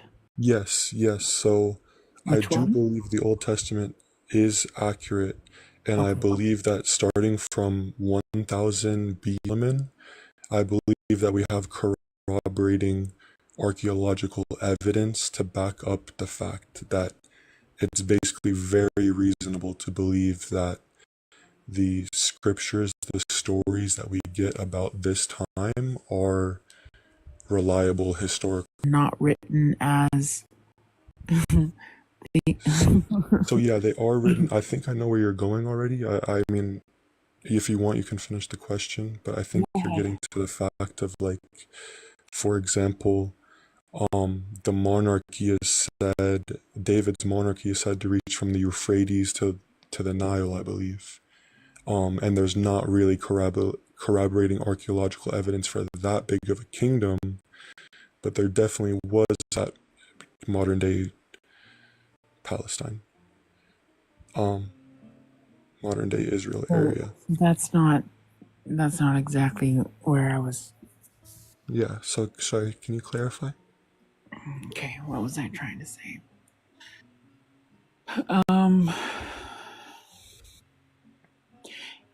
You're suggesting that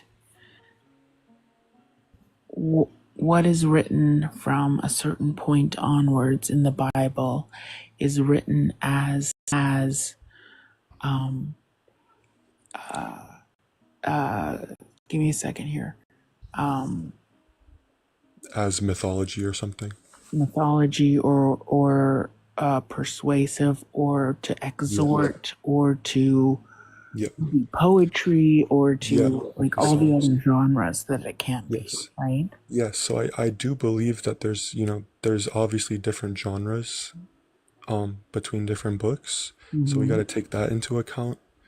The point I'm trying to get at is like the corroborating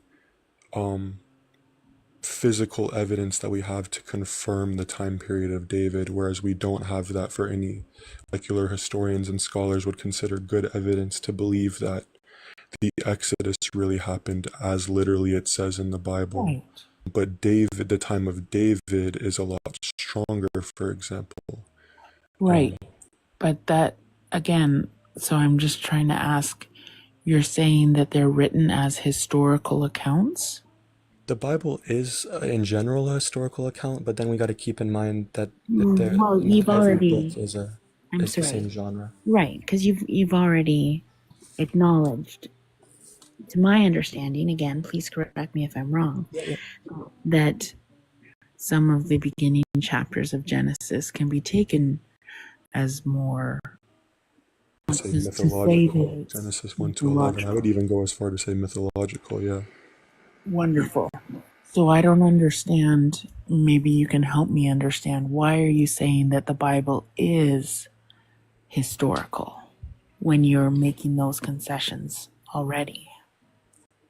Yeah, so, it's like you were pointing out about the genres, right? It's like when you say the Bible. Right? In general, yeah, it's in general. I would say it's historical. It is fully historical. It moves through history. Wow. In the ways so from Adam to Abraham in Genesis 1 to 11, it's obviously very far off, uncertain history. You know, shadowy figures. What's going on back then historically, and even just reading the Bible. So But both here's sides, what's crucial. before you get there, both sides says it well for when it's not. Is that a statement that you would agree with? Well, yes, because I mean, if you read a psalm, it might not be about history, right? Right. So it's historical until it's not. We can just say parts of it may be historical. Would you be able to agree with that? Yeah, sure. Like going to where like basically that I'm special pleading, right? Do you think that you are special pleading? No, I don't think so. Do you think that the fact that there might be good or there might be not evidence to suggest that David was a historical figure, that is reason to believe that Jesus resurrected?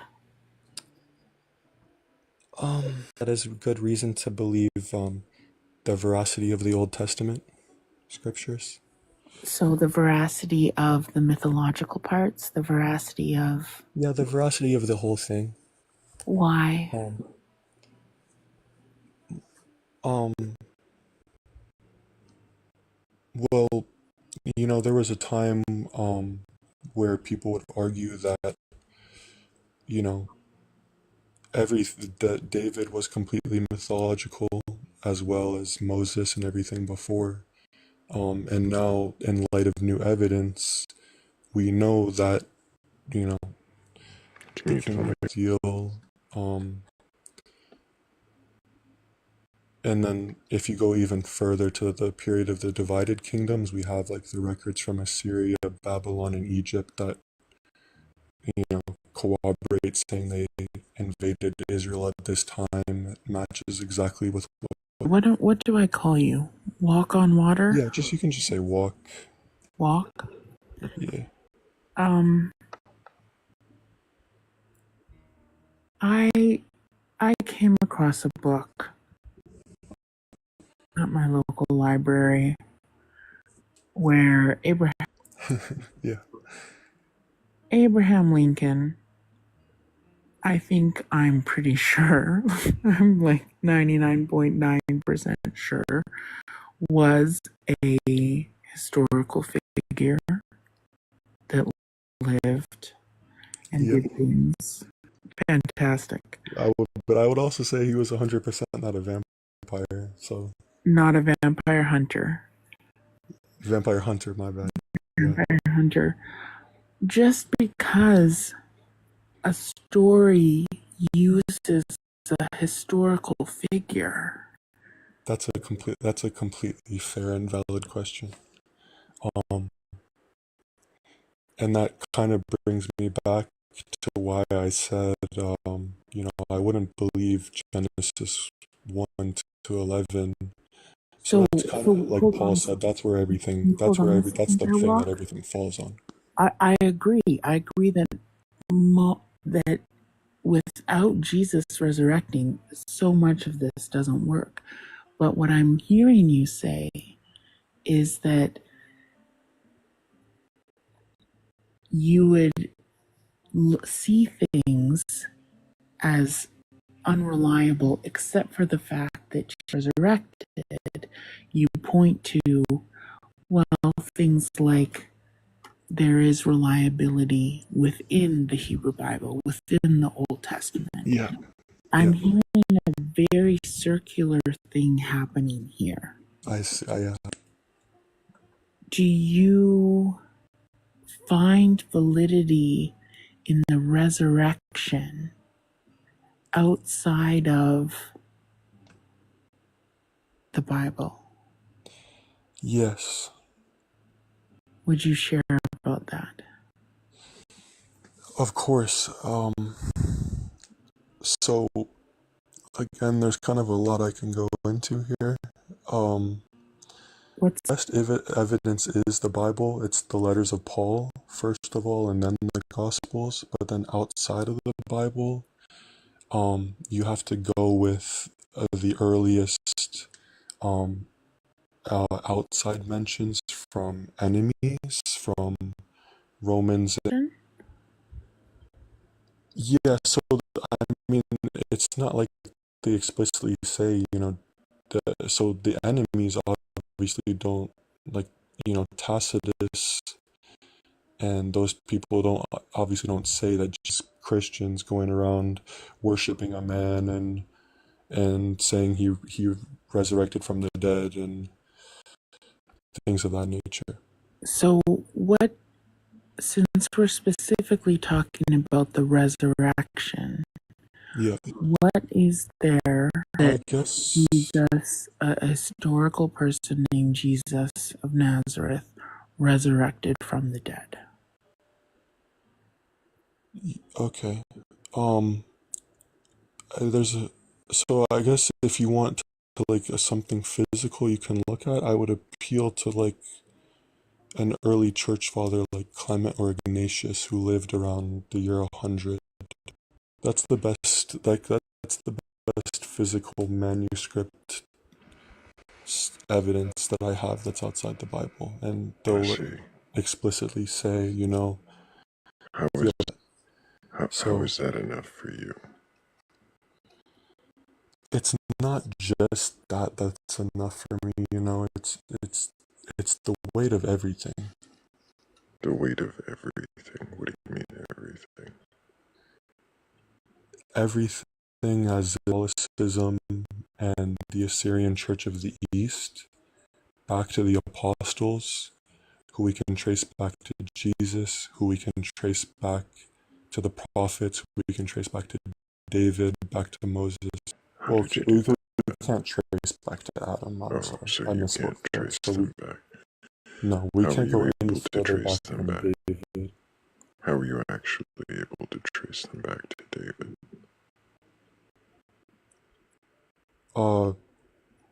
Because that's where evidence would confirm, I guess they wouldn't, secular atheists wouldn't confirm the story of the Bible, but they would confirm that at least, it's kind of on point with what was going on in history. So again, Abraham Lincoln, like, why don't I believe that?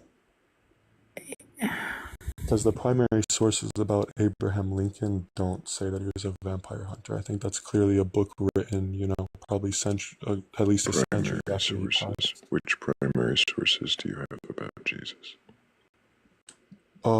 It's the letters of Paul, the Gospels. Primary source for Jesus.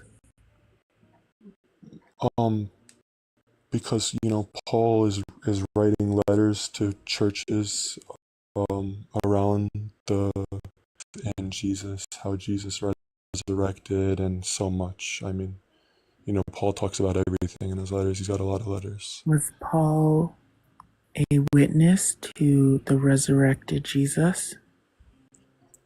Not physically. He was spoken to from heaven. So if Paul was not a writer, Paul's letters to be reliable primary sources of the resurrection? For a lot of reasons. I guess a first one that we could go to is the fact that he worked with them and traveled with them. Things like that. Which eyewitnesses? So specifically, James and Peter are named. He met with James and Peter and talked to them, reached the gospel out to the world around Judea and Turkey and Greece. How do you know that? How do I know that? Because we have his letters. How do you know those are authentic? Even atheists and secular people will admit that these were letters written within 20 to 30 years of the crucifixion. Can you? Nobody I'm really sorry. denies that the You're letters of saying Paul were nobody. written. I'm sorry. You're saying nobody denies this. Have you ever even? Nobody serious does. I see. Nobody serious about like textual criticism. So can you? I'm sorry. You say nobody serious about textual criticism criticizes the text. Are you fucking kidding me? No, Are you not just that they being don't criticize. dishonest on No, purpose, not or that they are don't you criticize the text. actually this ignorant? Could you No, my take claim 5 is that the seconds letters were and written Google between it 50 to 60 AD. That was my by biblical scholars? The dating? I mean, the exact date. It's not. We don't have it down to the exact year, but we have the range, the Do you 50s and 60s. think the date is the only thing that might be disputed? No, the content is disputed. I didn't say they're not disputed in any way, shape, or form. I said the dating is accurate, and the fact that they were written by a person named Paul, who really was going Are around to you these sure different that's? places. Are you sure? Person named Paul who Wow. lived in at that time and wrote those letters. It's not under dispute. I can prove it to you with several different converging. You can prove that it's not under dispute. Okay. I would like Well, to see you do that. again, just to clarify, not that it's not under dispute in any way, shape, or form. What I'm holding to is that and he was going around Turkey, Greece, and Judea in the 50s and 60s, until it was a real person. He did go around preaching and establishing churches. And now you can debate there's plenty of the debate to be had about how reliable Paul is and whether the content of his letters are true and valid. But for several Are you reasons, saying that there's no? Are you saying that there's no dispute though as to whether or not Paul wrote those letters? Yes. Admit that 7 letters, because you can look at things like the writing conventions, that these were all written by the same Which person whose 7? name is Paul.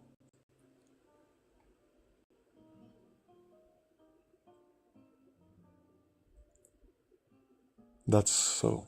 I'm not trying to overstep the scholarship. How many letters? How many letters are there? There's 13, but even So some 7. skeptical scholars will That's admit that so 7 are by just Paul. to verify. I don't know Yeah. why you're. I don't want to evade anything, but You seem go very ahead. upset about it. So there's 13 letters, and 7 of them are verified to be from the same author. Yes. I mean, the other half, the other nearly half, right? 6 letters, that they are not verified to be from the same author. It's not a consensus among That there might be a historians and textual dispute. critics. There's a dispute among textual critics on that, yeah. So when you acted incredulous that any of the letters from Paul might be under dispute, and yet you knew that 6 of the 13 were, why did you pretend to be incredulous to that fact that you seemed to already be aware of? You're right. That was my fault. I didn't true. That being said, I don't think the case that they were written by Paul is very strong, and just because it's not scholarly consensus doesn't mean it can't be true. It was your contention, though, was it not? I may have misspoke. She was still speaking. Yeah, she just made a point, and I agreed. She was still speaking. My bad. Finish. Are you actually here to question your beliefs? Yeah, I'm trying to. What does that mean? What does it mean to question your beliefs? To to understand that I don't know and I don't claim to. I'm honestly doing my best to research history and figure out what makes sense. And what's, I look, you're right about that point, that six of his letters are not consensus agreement by Paul. There is dispute. Which would include the dating. Which would include the dating. The dating is between the 50s to even 60s. For the 6 disputed ones? Yeah, it's not actually walk. Yes, so the dispute on that is about whether or not they were really written by Paul or by someone else. And correct? Well, you understand that?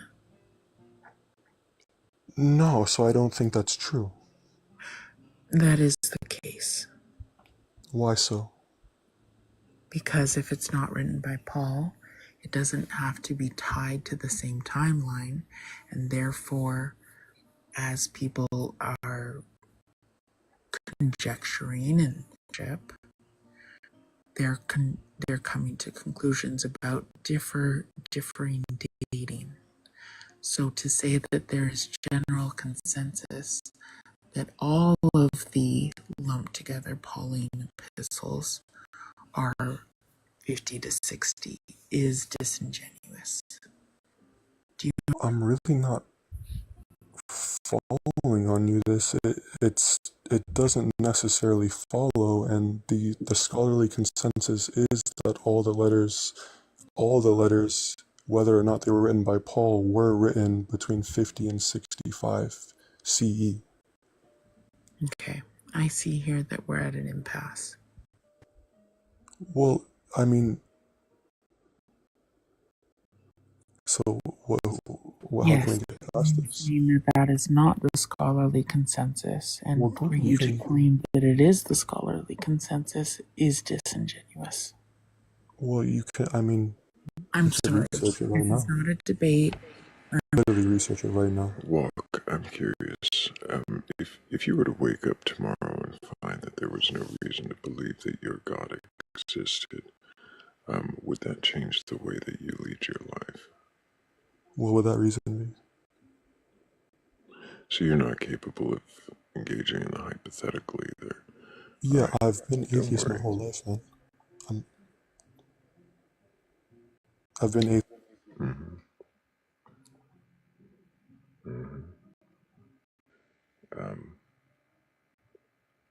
But we can move on. The line is long, and some of them might be ghosts, but hell, one of them's got to at least be able to question their beliefs.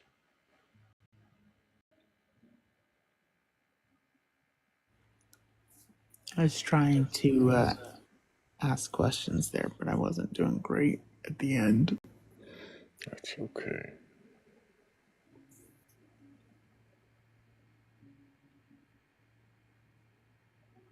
I didn't things that were worth questioning, and then became rigidly defensive when questioning things he hadn't considered questioning. I don't know. But there we go, all the ghosts are gone. And if anybody has a belief in a god or gods, a higher power, or anything like that, and you're capable of questioning your beliefs, go or argue.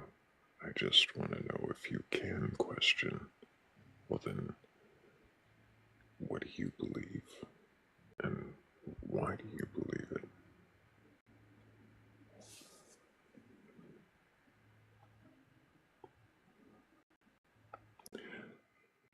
And the music's gone again, isn't it? Oh wait, oh there it is.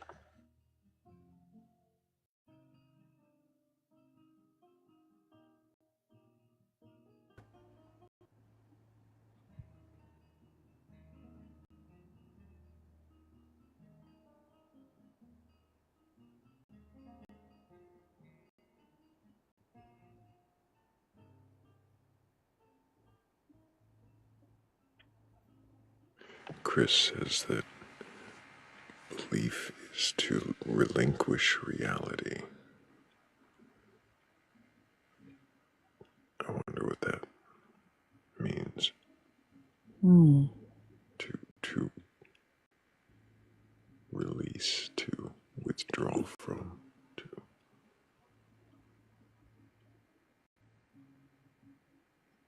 What do you mean by that?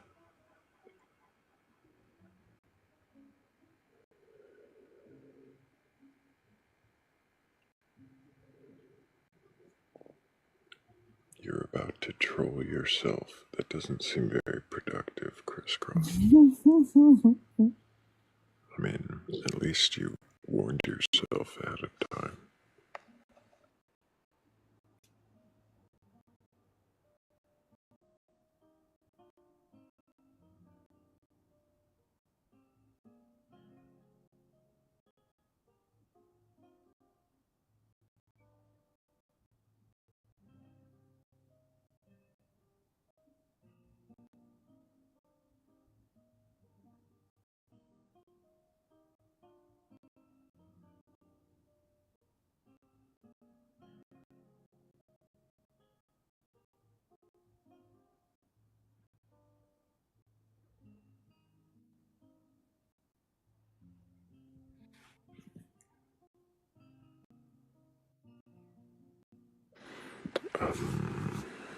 Definitely not blacking out, Crisscross. Question.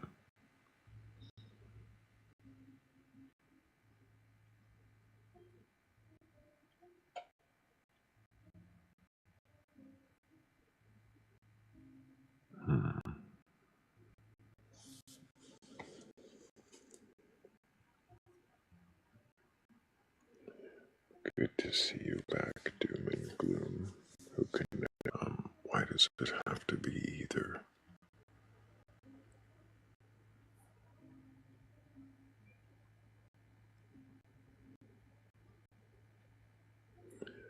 I wonder if anybody has what is it called? A belief in like a god or gods or power entity thing.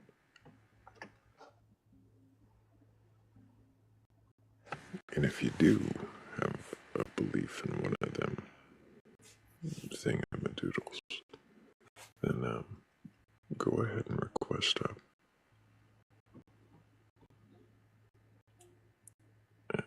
I don't want to burgle you if you can question it.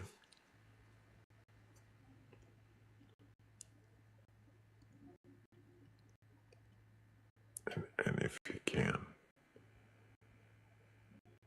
then why? Why would you believe in any kind of thingamadoodle at all?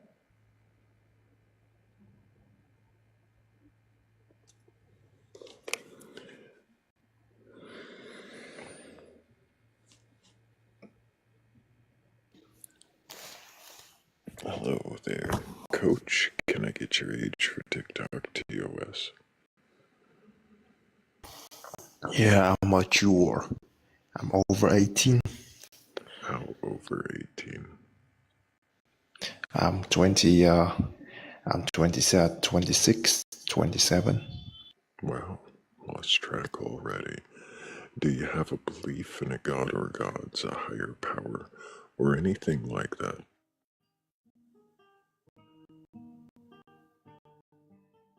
I do, which is the primal universe, the one, the thing that is that created the all-dimensional universe, parallel universes. That's what I believe.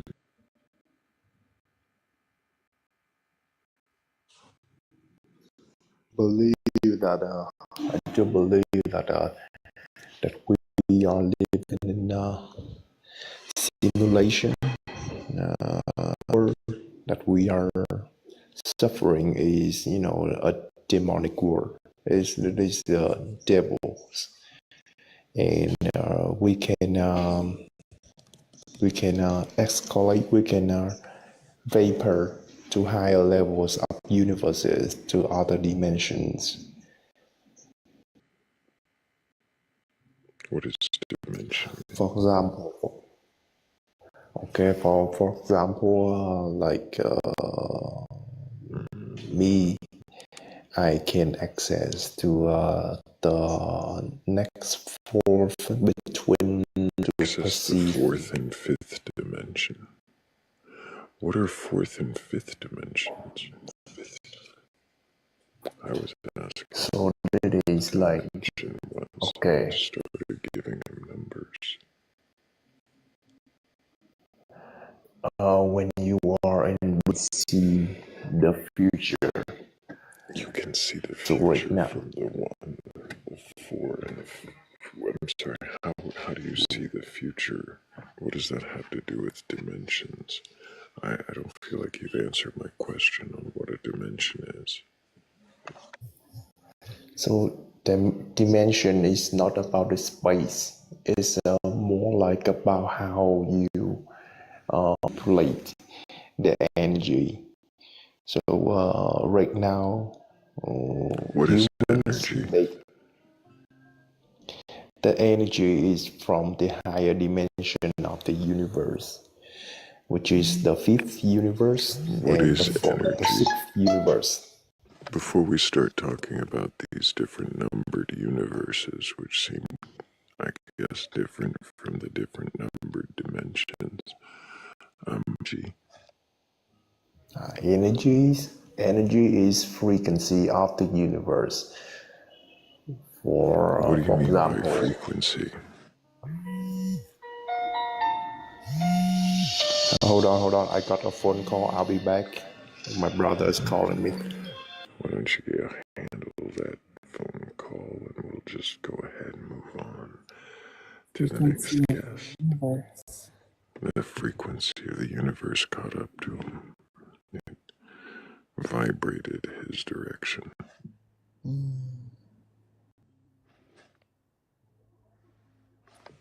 Oh, goodness. Yo. Someone up here. Hello. Hello there, Chris Cross. Can Hi, I guys. get your age for TikTok TOS? 42. And do you have a belief in a god or God's higher power or anything like that? Not a belief that I'm like, no faith, but like all the stories. So you don't have a belief of any kind. Why not? No, because my father was Christian and my mother was Buddhist, and they left me they left me to be free.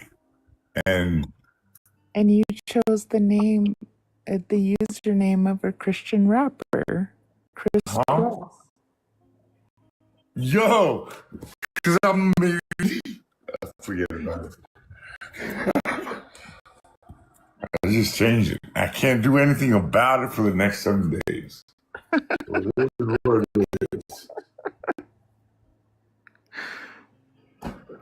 Sorry, I interrupted you. That's all good. So you don't believe. So you don't believe in a god or gods, because you say you were raised Christian. Anything is possible. So I don't discard it. But when it comes to the magical things, it's like, if I haven't experienced it, how can I relate? So if you can't relate, you don't believe. Correct.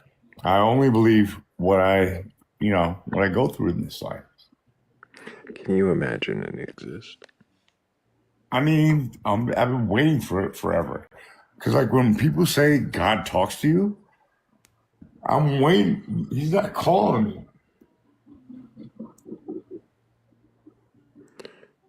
So if God spoke to you, that might convince you that he exists. Correct. And by God speaks to you, what can you, because this is my ultimate question. Mm-hmm. Because, like, I believe in all the qualities of Christianity being good unto others. But when it comes to that supernatural thing, I haven't had that experience yet. And that's just me. Do you think that you will? Who knows? I mean, it's up to God, right?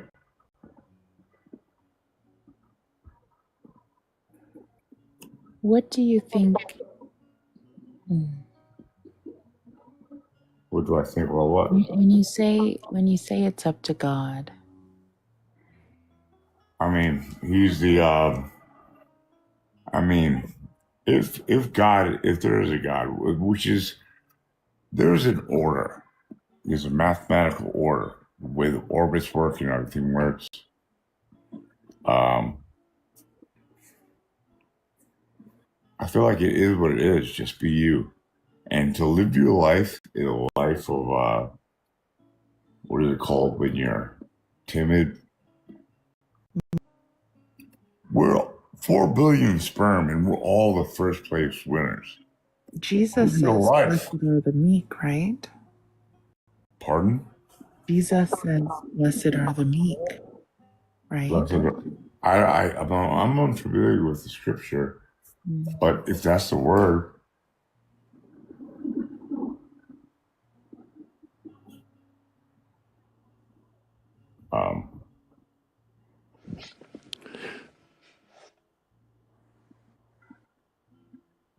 so it should be in the comments. What was that? I'm just so used to being in the comments.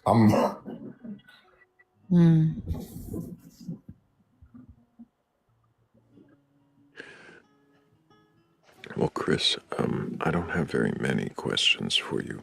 I do think we might have a few people who believe in a god or gods to question. That's fair enough. That's fair enough. I think we'll move on. But if you do ever come across some What are you talking, dog? I'm sorry. if you do find answers worthy of questioning, bring them back. We'll definitely Hey, man. ask some questions then. But I This hope is you bed take talk. care. Appreciate you.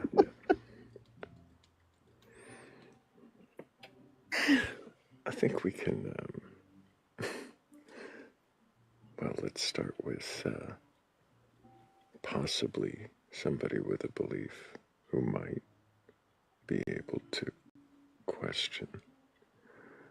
And I see at least one questioner in the queue there. We can probably bring them up too.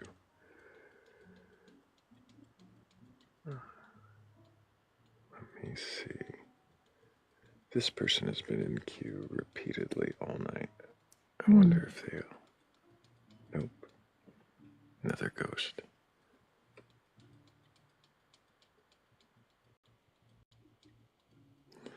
And another one down.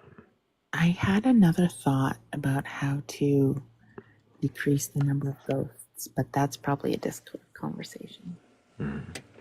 Something about telling people to be patient. No, another thought. Hey guys. Hello, Hi, Catfather. how you doing, Sebastian? Hey. I'm doing great. How are you? All right. We're doing all right. Cool. We spoke to Yomer yesterday. Yep. Yeah. Can you remind us, Yomer, for your age? Yes, I'm 20. I'm sorry about that. I'm 20. And your beliefs in a god or gods? Yes. So man, I am so having a hard time doing the DS thing. I think it just simply doesn't work. So I believe in the Abrahamic God. Yes. So, would you call yourself a Christian, a Jewish individual, or anything like that? Well, ex-Christian, you can say. An ex-Christian who still believes in the Abrahamic God. Yeah. I mean, I guess you can say I don't technically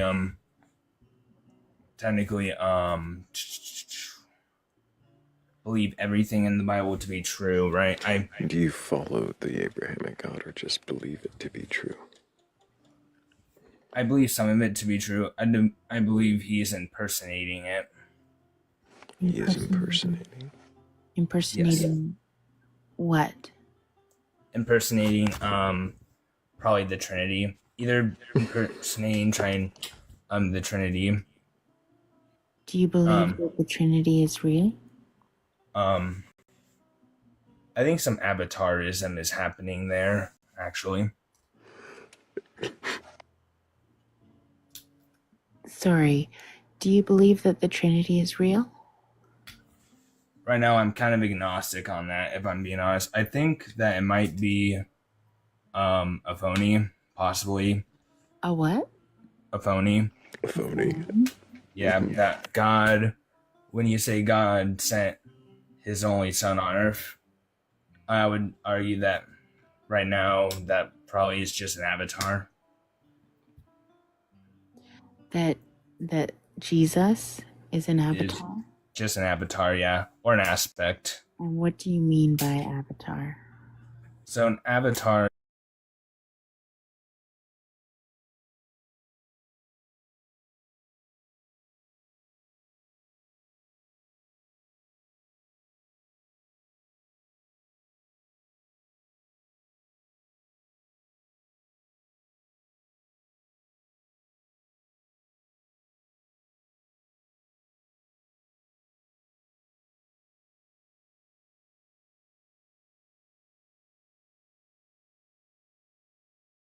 That believe that as well.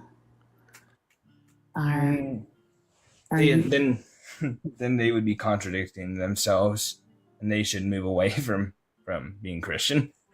Because why do you say that? Well, because as a Christian, you believe that God is good, so he won't lie or deceive. But as soon as you find Christians that would disagree with that statement as well.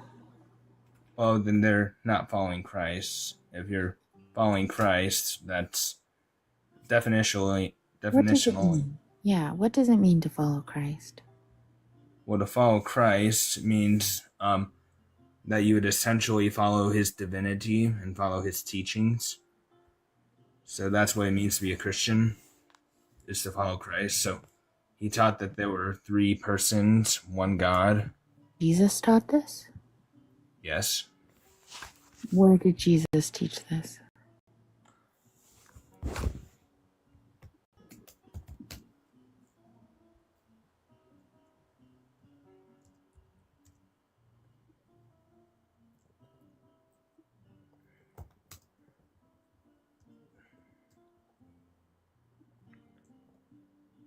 Okay, so Jesus teaches about the Trinity in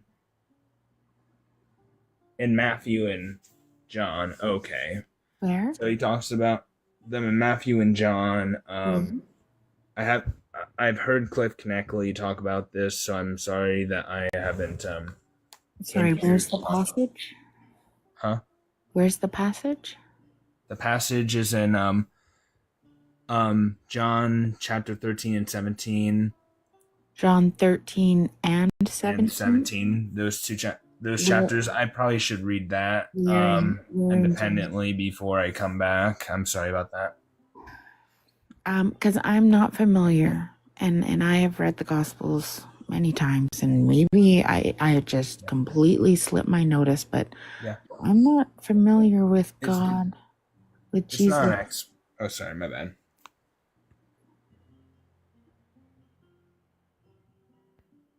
So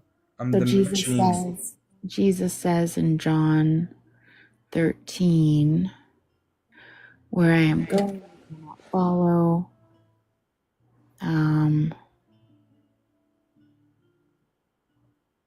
Okay. A whole lot of foot washing. A lot of foot washing, yes.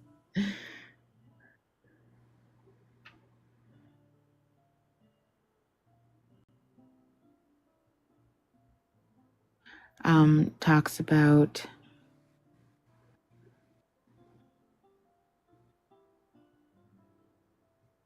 the Son of Man is glorified and God is glorified in him.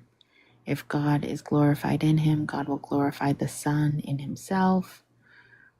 Okay, so there's nothing there about three, nothing there about Trinity, nothing there even to suggest divinity unless you choose to interpret the statement Son of Man as being divine.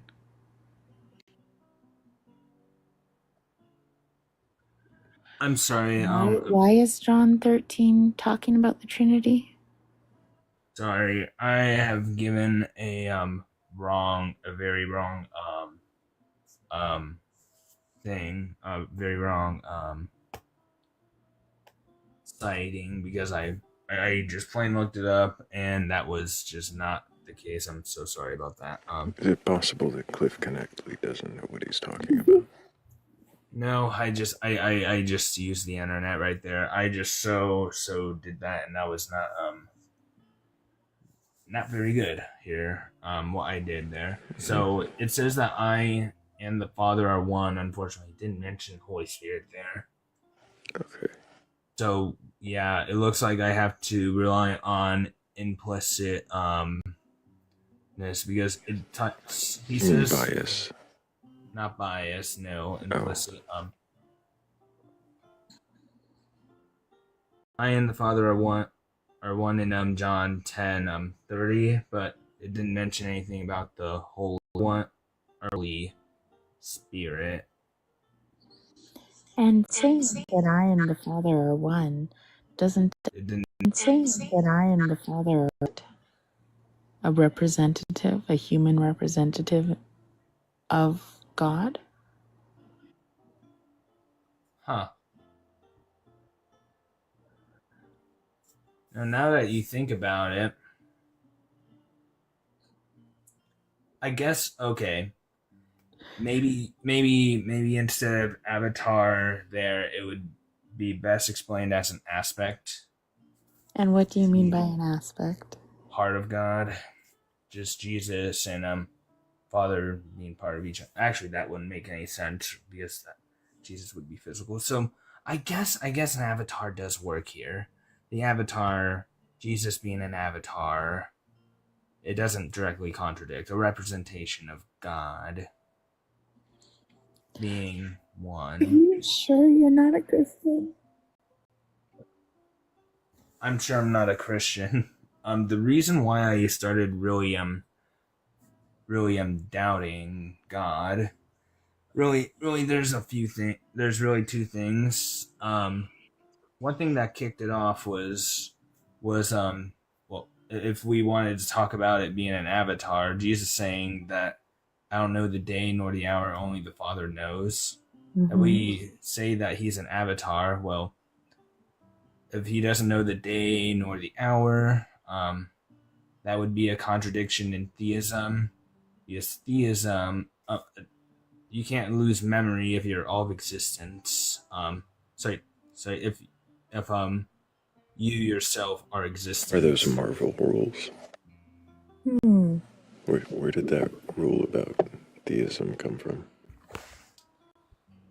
All right, so we think about this critically. If a all-knowing God is all of existence, it cannot lose memory. It has no way to allocate memory outside of existence. That would be illogical. So doesn't the scripture Yomer describe God both being as all-knowing and having to gain knowledge? No. It says all know, huh?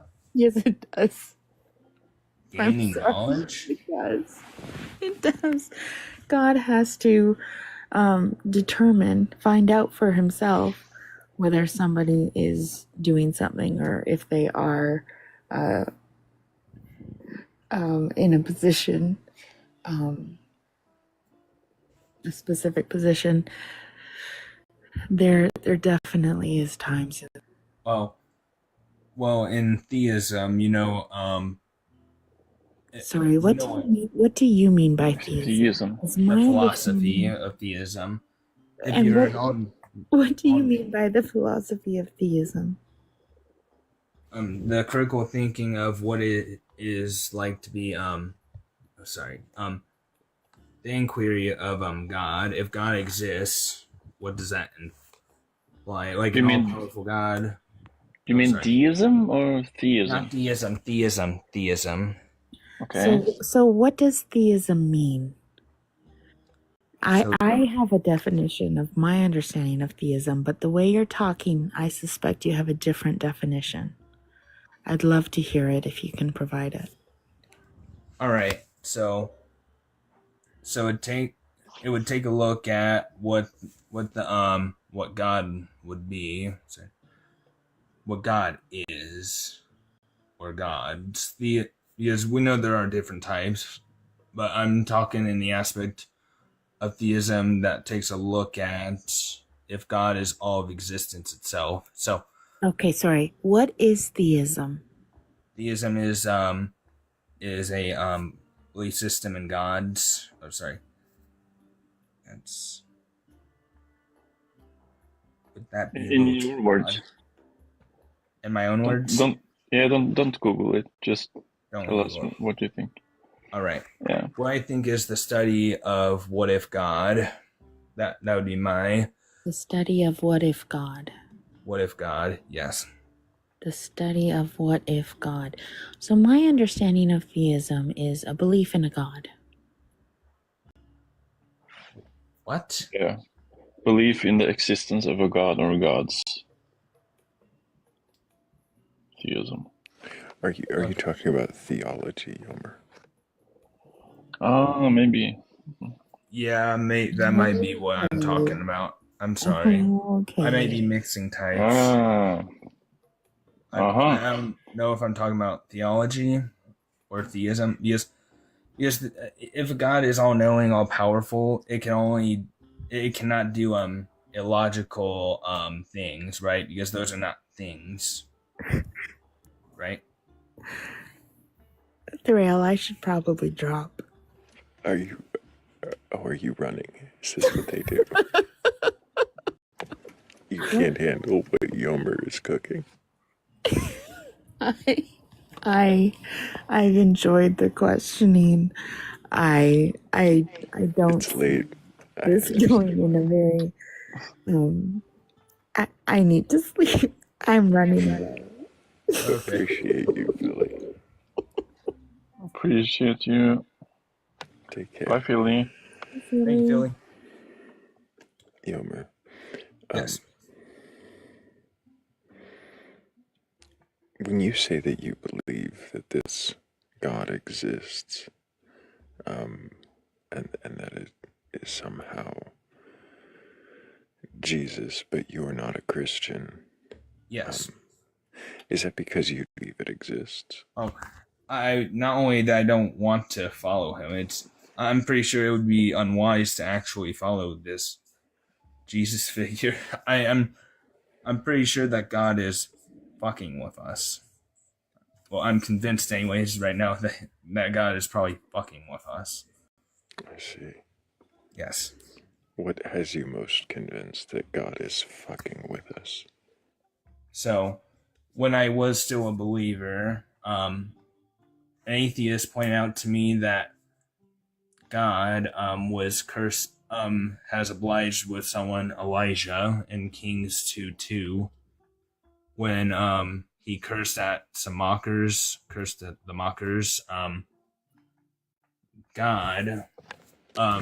God sent 42 bears. Or the 2 bears for the 42 children, yeah. Yeah, and it didn't disturb me that they were children. It's just it disturbed me that he is contradicting his own morality, which is you're not supposed to curse your own enemies, but what do? Curse your enemies?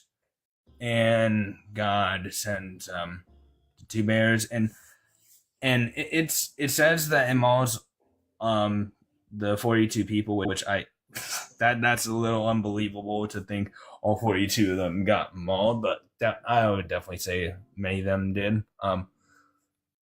Just based off of the amount of energy it would take to maul 20 people alone.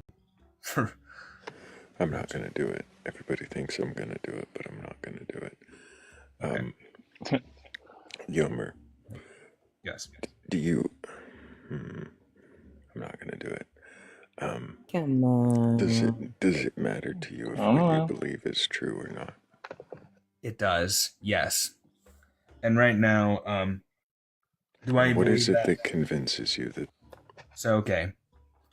So, first I should get to God's existence. Why do I believe in God exists? There's 3 pieces of evidence I have, and then the historical evidence, which I made sure to try to get my research in. So let me close my laptop because I made sure to try to get the historical evidence. So I'm assuming you're interested in the historical evidence, or would you like the evidence that God that convinces you that God exists? Okay, good, perfect. So 3 pieces of evidence. First piece, life comes from life and not non-life. I'm convinced it's more plausible to believe that rather than life coming from non-life, because abiogenesis has not been shown. Genesis. I'll have some questions in a moment. But what was your second reason? My second reason would be the Big Bang, showing the universe had a cause. I'm sorry, how does the Big Bang show the universe has a cause? Yes, it does. It shows that the universe has a cause. That's fascinating. I'm gonna definitely have several questions on that. I really do have to hear the third one. Yes. Okay. So Big Bang shows the universe has a cause, so there would be 4 options on what caused it.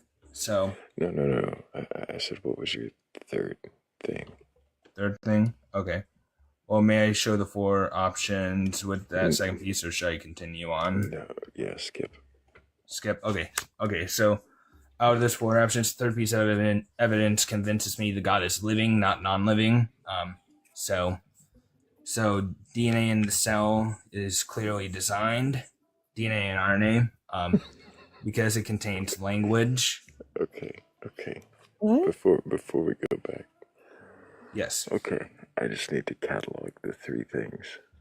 Yes. Your DNA contains language. One. You also said that because we. Oh God. I'm sorry. Each one is overshadowing the next. The Big Bang somehow proves a cause to you, and abiogenesis apparently you're not well researched on. So, just to understand, it's you think abiogenesis has not been borne out in science, that they can't. That they can't verify that we or that life could have originated through natural processes. All right. So the word could. So could life have came out through natural processes? Could it? Could it? So if the universe was caused by language, I can see that. Oh, then yes, I would see that. Caused by language. Okay. What do you mean by the language? I would have covered that on the second piece of evidence, but language and the compiler being existence itself, causing the universe, not exactly creating it, just causing it. I see. So it could be possible, inconceivable chances. So why do you assume the universe would be created by language? I don't assume that at all. I don't assume that at all. Actually, you don't think that's possible. true? I see. That would be required for you to accept. I get. I Well, don't understand why, but that's I not. think I understand it. It would be required to be. Well, The universe would require it to be started by language in order for you to accept that there could be abiogenesis naturally. Well, okay. I'm sorry. Yeah, I did kind of say that. So yes, you got me there. Okay. Yes, and therefore inconceivable chances are totally possible. That would be Conceivable chances are totally possible. Or yeah, but before we go into a hypothetical model that you don't actually believe in, you do believe that that the Big Bang somehow indicates a cause. How did you determine that? all right.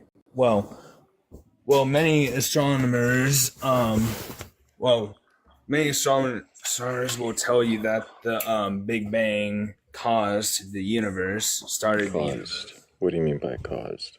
Started the universe, where it originated the universe. Do they all use? Does the model that they're all referencing use the language caused or started? They don't use the language cause, but they do use the word originated.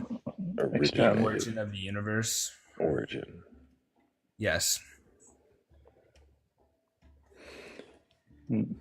Does that indicate a start? Yes. And so, because you feel that that indicates a start, then therefore you would say that they would all say it has a start. No, not just because I feel it. It clearly is a start of the universe.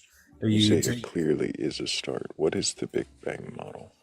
What is the model actually that you're describing?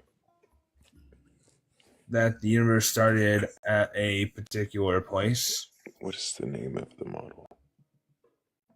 The name of the model I do not have on the top of my head.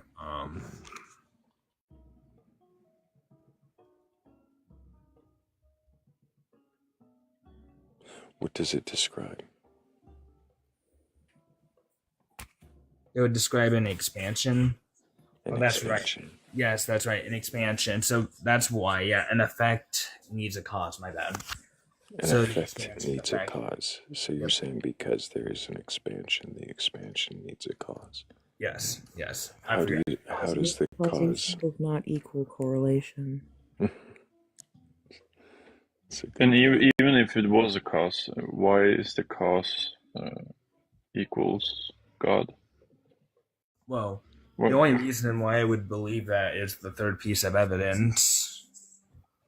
That would be the DNA. The DNA language? The DNA language. Yes. Before we go there, somehow, because there is expansion, there must have been a cause to the expansion. How did you determine that there was cause to the expansion and that cause would be God? All effects need a cause. How did you determine that?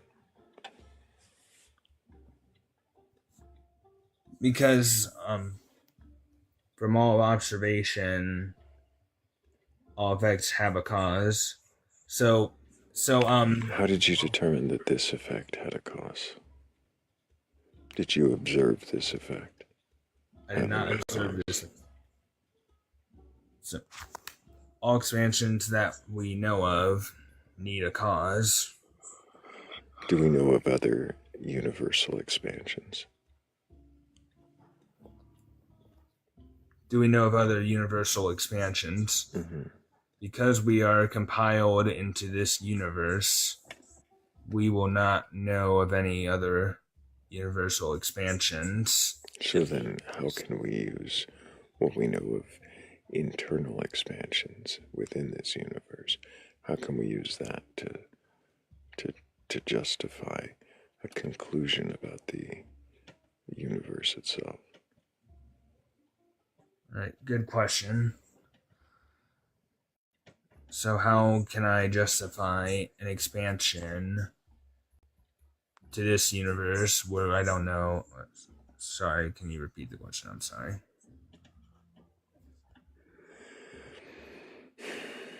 If you don't have other universal expansions to compare to, how is it you're able to justify using internal expansions as models, as references to this universal expansion? How do you know that this one must have a cause? Okay, well, I think the explanation for this expansion happening for no reason would be an absurdity. Because one of the very few things that we know, we can. How did you determine that whatever reason that there might be had to be a god? All right, so, and not just any god, but a living god. The DNA of the cell, I didn't ask about living gods, but I mean, if we wanted to talk about the unliving god, unintelligent design. Unliving. So just to clarify, A god you without think mind. because of DNA having what you'd interpret as language, that somehow implies that the cause of the Big Bang must be a living god. Yep, a living god with an intelligent mind. And it's not just an interpretation of language. Language, by definition, has syntax, RNA, and Where did this god come from, Humor? Good question. So, thanks. You're welcome. So, I don't think that this universe was programmed. I'm convinced that. No, but where did the god come from? Yes, I'm sorry. in there. Well, before we go there, I was waiting. Okay, sorry. I was waiting for an answer to why he thinks that his interpretation of DNA is a language. My bad, Thrayle.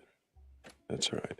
He was saying something about syntax, language about syntax.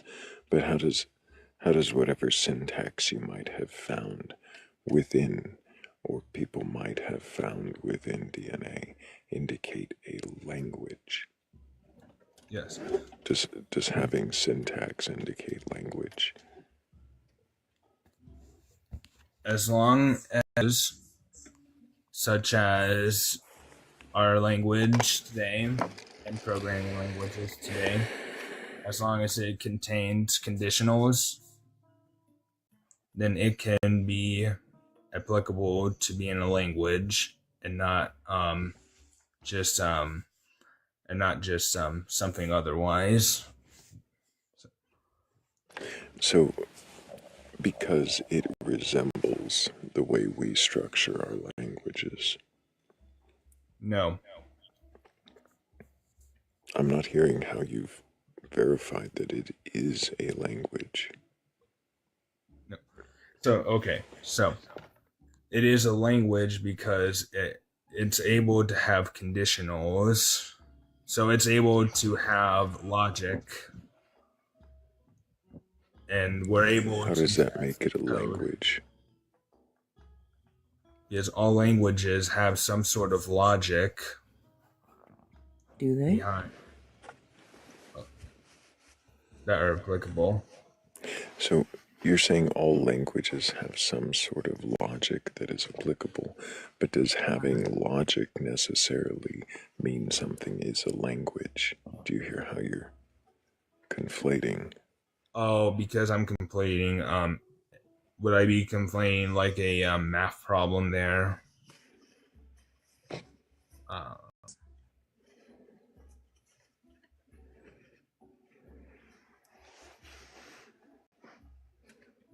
Conflating, like, am I mixing types here? I mean, what?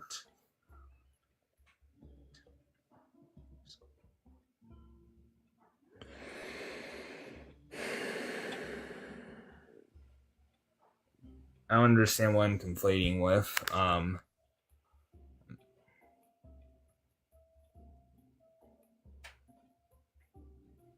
From what I understood, language, having syntax is what is required for a language. What is syntax?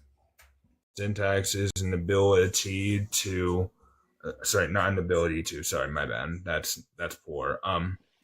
Syntax is something that is used to make sentences or some sort of structure that can be used in My logical. friend, it's okay. I get it, Yom. I used to be convinced by that too. The DNA language.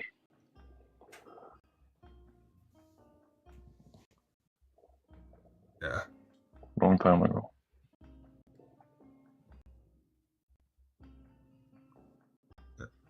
I'm a computer programmer, so when I look at because when we see the language, I'm sorry, the syntax used in the DNA and RNA, it's clearly used in an organized way to make something, to do something, and I would be convinced. What is making it clear to you that it has some kind of design to it? That didn't answer my question. No. Sorry, Shay also said we only get design from a mind. There's You nothing said that we- you should or shouldn't say. It's just You said we only get design from a mind, but I'm not seeing how you verified that a mind designed anything here. You say that DNA seems like a language. You are a computer programmer and you see things like codes when you see syntax and logic. But have you considered that in language there is also meaning? Well, yes, there's meaning behind the DNA and RNA.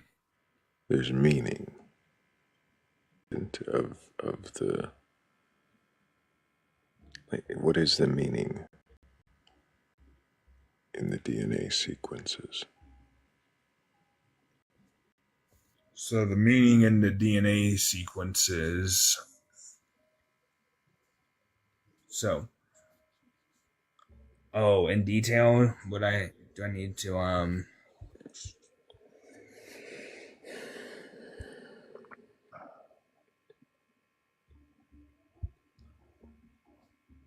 Sorry.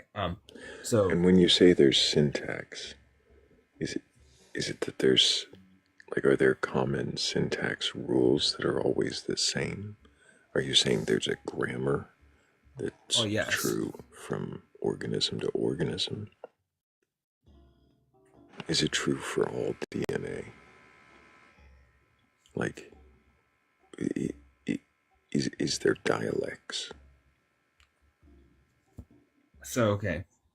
So what I mean by syntax, I mean there is a structure that is clearly being followed with DNA and RNA. Clearly being followed. Are you familiar with the structure? The letters A, T, G, C. We assigned those, right? We assigned those, yes. DNA. And we assigned those based on the appearance of those DNA. Sorry, I forgot the name of the DNA. So we assigned letters to them, but what does that have to do with it being structured? So those letters that we've assigned to it, we clearly see in DNA replication that whenever we have two of those pieces of DNA get in half, C will produce G. Do you understand how genetics work? Complete on exactly how genetics work. I do know that when DNA is produced, in order to replicate DNA, the DNA would split or something like that, and then there would be DNA synthase. Sorry. Okay, I shouldn't really should you maybe question whether or not what you think is a language is a language? Is there maybe some? Yeah. I probably should actually know what a language is more clearly, because I thought a language was something that had logical structure to be able to be communicated. So. Shouldn't it also have a clear meaning, a sender, a recipient, a message? Right, an intended message. Yes. Yeah, that probably should be, yeah. And that message. Even if you did completely understand the genetics of it, if you did understand the sequence and the supposed syntax that you think might be there, if you did understand that, then wouldn't you also then need to understand language and how languages are formed and what makes a language and what not? Languages differ. Languages differ when the syntax is different from others. That's the best I have. Just like how C++ varies from Python. C++ uses standard library. Language or spoken language? Well, I mean, it doesn't matter which ones. I'm specifically, yes, coding. Sorry, I should answer it. Coding. Yes. Okay, because most people don't communicate in coding language or understand it. Okay, fair. So. Yeah, but he works with it, right? Like a programmer. Right. Yes. Yeah. By your work. By your work. There might be some bias there. Yeah, that's what it's going. Mm-hmm. Well, one thing I do know about language is you do need a interpreter for that language to be effective.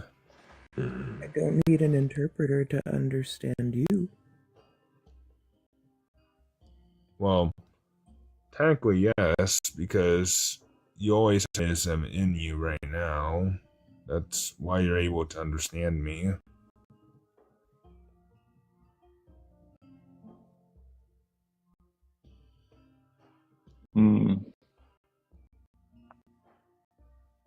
He means your brain. Yes, pretty much your brain. Thanks, Thrayle. Yeah. I couldn't figure that one out myself. I appreciate it. Yeah. I'll do more research on the language, though. That is something I should do a better job at. Is it important to you that God exists? Is it important to me that God exists? Yeah, is it? All right. I mean, I'm a Christian, but now... Can you just say yes or no, maybe? No, I can let him answer. I'll let him answer at length on this one, but I would like you to make sure you do circle to an answer. So it used to be that yes, it meant a lot to me that God exists. It used to be yes, but there's something more that matters than just God existing. I do know this, and God cares. I don't think that God cares about any of us right now. So that's Is what it, I'm. is it possible that you, Yomer, are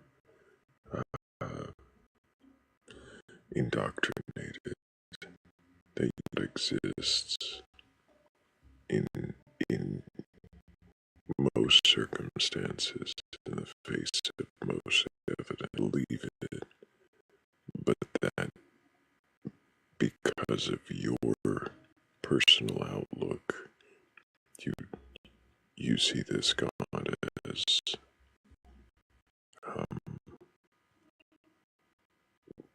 less. Just look at my understanding of language, because the whole reason why I was convinced of God was because when I looked at the evidence for DNA being language, it is usually consensus that I can figure out what language is. Because we know language needs a mind, but now did I figure out myself that that's language? Mm-hmm. So that And would be critical if step. you come to find out, Yomer, that the language requires more and that DNA is not language, would you then just be left with a creator of the universe that you don't know enough to say it's a living God or not? No, because now creating the universe. Why could the universe not have always existed?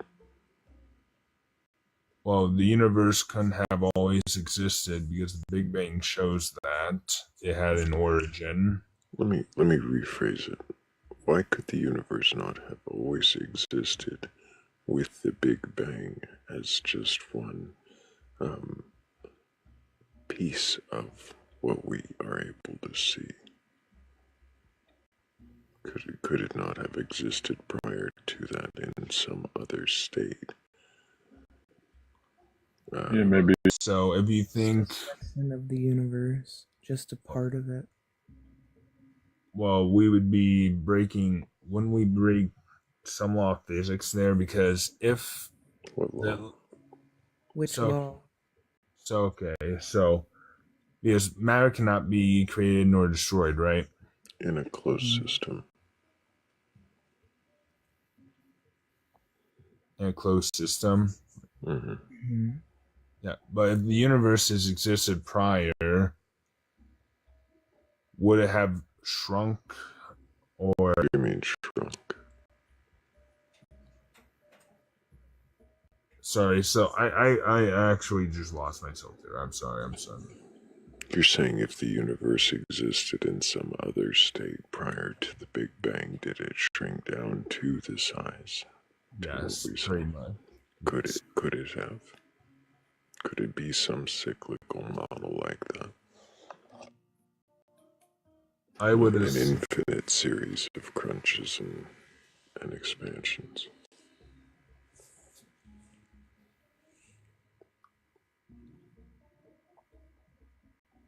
Does that avoid infinite regress?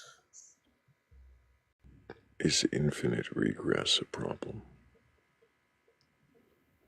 Yes. Why?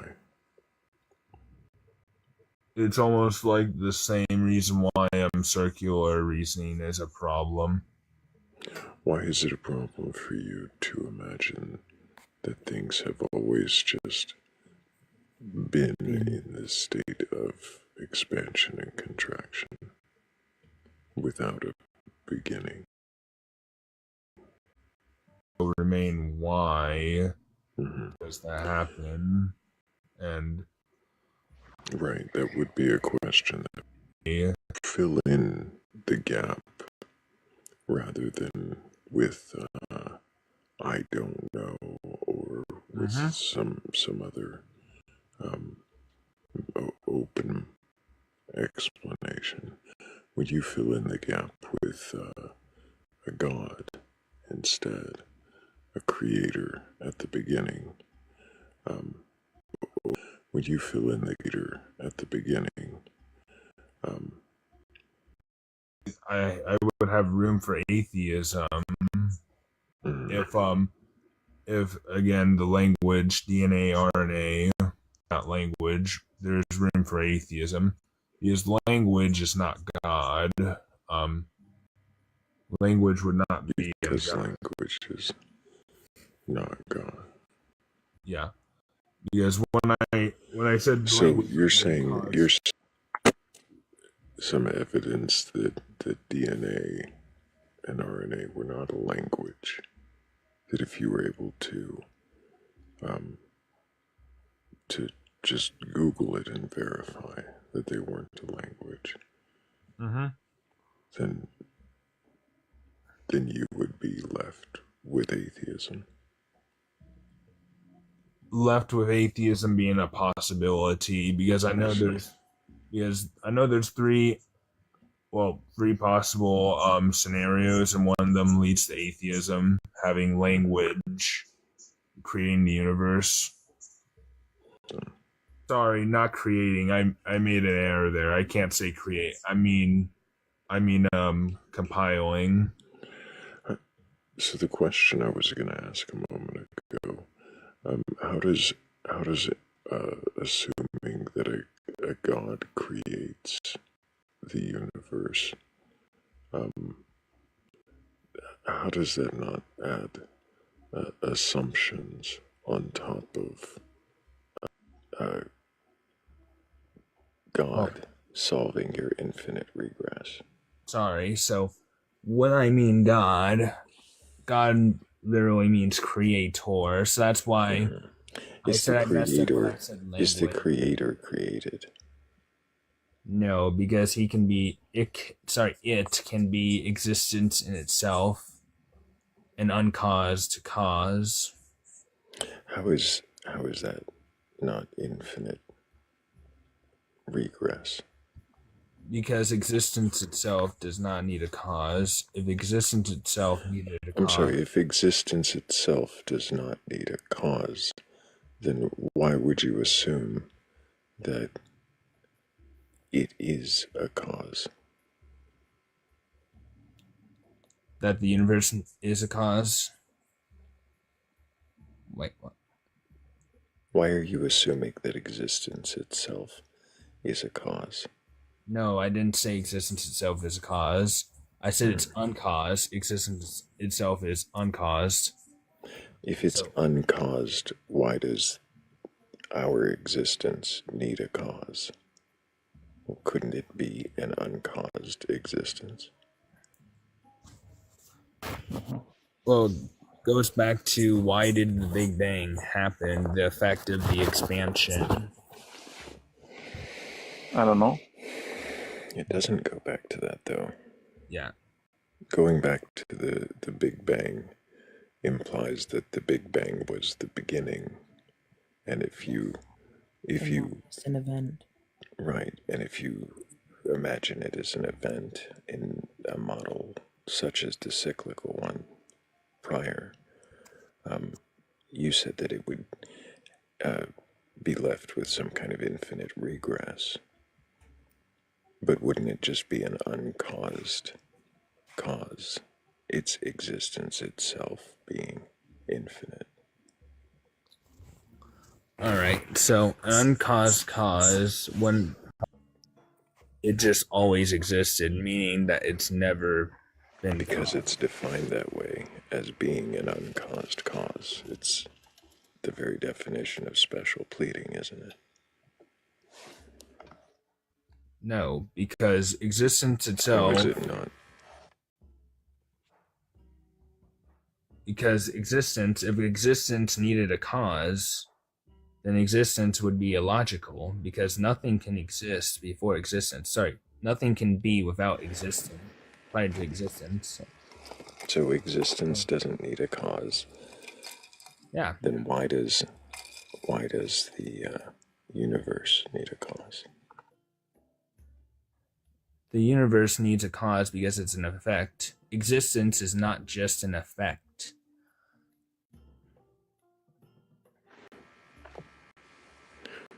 Doesn't this all depend on the way you define existence and universe?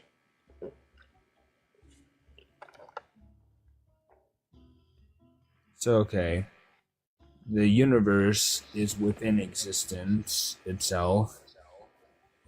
So, it's inside of the array of existence itself. So, existence is beyond The the universe is inside of the array of existence. It's not the array of existence. Why is it not? If universe is all that is, or what is it? The oneness of everything. If that's what universe is, then how is it not existence itself? So, how is the universe not existence itself? Because yes. Well, because if the universe was existence itself, it wouldn't have a effect being its cause. Causing it. Not that. Oh my gosh, sorry.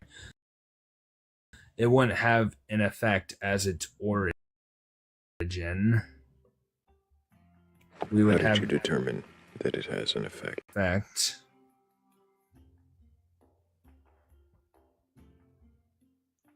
How did you determine that the expansion was an origin?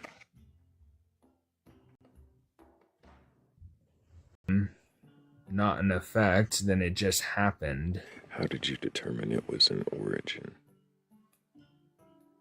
Oh, how did I determine it's an origin?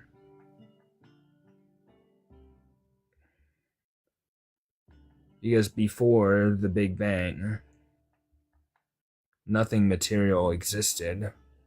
How do you have any before? What do you mean before? Oh, that's right, because I can't say that because there's no time. So before that occurrence of the Big Bang. Wait, can I not do that? I'm sorry. Well, how do you even... You said nothing material existed. How would that even be?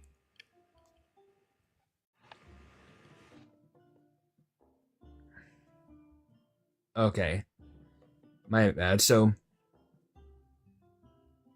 how do I word this right? It seems like you're trying to make assumptions about things you don't know. I would wonder why. Why you wonder that on your own. Thank you guys for tapping us up to 170,000 likes. There's 126 of us in here. If we all keep tapping, we can break that 200K before I read a poem, inevitably, as the end is probably nigh. But good morning, Missy. How are you? I'm well. How are y'all? Good morning. We're pondering the origins of the universe because Yomer wants to believe in a God that, well, I don't know if wants to is charitable, but Yomer has a tendency to believe in a God that is sort of a Christian God that is evil or at least apathetic. Oh, Yeah. No, but it's a cause, right? I have so many questions. Okay, is it like a Gnostic belief or is it Not Gnostic belief. So I wouldn't say the God is evil because morality would be defined under that supreme being. But I would say definitely can care less about us, and is definitely would be disinterested in us and our being. Yeah, that was my fault. I should have said apathetic. Okay, but you do hold to like a triomni God though, right? Triomni God, like a all-knowing, all-powerful. And all loving, yeah. No, not all loving. No, not all loving. Do you hold to inerrancy of scripture? I'm not going to say that the Ten Commandments are absolute morality. I would say we're able to determine morality through our... She said inerrancy of scripture, which I don't think he does hold to inerrancy. Yeah, not really. I'm only convinced that of this God because of Christ and the historical evidence of the Gospels. But I think that our morality can be determined by conscience. I really don't care about what's moral according to God right now. I couldn't care less. So that's, yeah. I'm just kind of like stun locked for a second. 1 second. You're good. We were too initially. I'm kind of confused. I kind of feel like you're a deist, but then you bring up Jesus Christ and stuff. When he first came up yesterday, this and it's because he was a Christian, and I think a lot of this, like I said before, might be some indoctrination that he's kind of working through and trying to find out why a God must exist, if a God must exist. It sounds like he's questioning very hard, which is why I've let him stay. And we are questioning, even though it seems a little all over the place. Have we asked him if he wants there to be a God? Did we? I don't remember. I implied it, hoping for a response, but he didn't. Mm-hmm. He didn't take the bait. So, Yomer, do you want there to be a God? I mean, one of my few struggles, I'm trying. I care less of just the pure existence. If the God really cares, that would be great. But I mean, I'm trying to look at that, and the evidence is that he has some sort of favoritism, and that if what I read was even true, which is why I rejected trusting in what I read to be true, the Kings 2:2, very ridiculous, very hypocritical. Is Jesus God? Yes. So, yes, I'm convinced that Jesus is God and rose from the dead, but I think that God is fucking with us. So do you want Jesus to have existed? It's not a matter of what I want. I mean, yes, if this is true, that Jesus really did rise from the dead for our sins, then yes, but also then one thing I gotta ask is why the fuck would God, despite what Jesus taught, love your enemies, would God more than just tolerate but abide when this guy said cursed his these 42 people. I can care less whether they were kids or not, but then God sent 2 bears to maul them. Yes, we're talking about Elijah, yeah. Yeah. So that would I don't get why God would abide by that when him in his human form or his son, if you'd like to call it that, which I wouldn't. Do you hold to the Trinity? Not really. I'm actually. It's a little humiliating. I'm agnostic about the Trinity. I actually don't know whether really God is portraying himself honestly on the Trinity or not. Yes, it could be possible that 3 beings are one God. I would say no, because I don't think if God is fucking with us that he would really send a real him, or if any of those 3 beings would send a real version of themselves and then endure that suffering on the cross. I mean, How really, do you know that? That what? Oh, the aspect, or the. Oh well, I would say they wouldn't have done that because I don't think they want to feel the freaking pain. I wouldn't if I was just screwing with humanity. I would just send an avatar myself, a representation, painless. Just because you would do it that way, does that mean that God must do it that way? No, God can be masochistic. He can love pain. Yeah. So it's just preference, I guess, but that, I mean, God's preference, avatar or aspectism, or So it doesn't matter. I don't think that he would inflict pain on himself on purpose, but maybe he's a masochist. Well, I guess it's So, up to you. do you hold to the message of the Gospels? Right now, no. I do hold it that it's historically reliable, but I do not hold it to be the word of God. What do you mean by historically reliable? So Tacitus does confirm that the crucifixion happened. Pontius Pilate prosecuted Jesus. So, I'm sorry, you said Tacitus?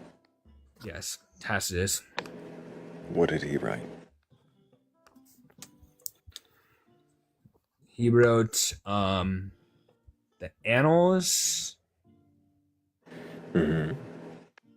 And what did he write about Jesus? That he was crucified in Judea. Where did he write anything about Jesus in the Annals? Can you tell me what part? What part of the Annals? Unfortunately, access that through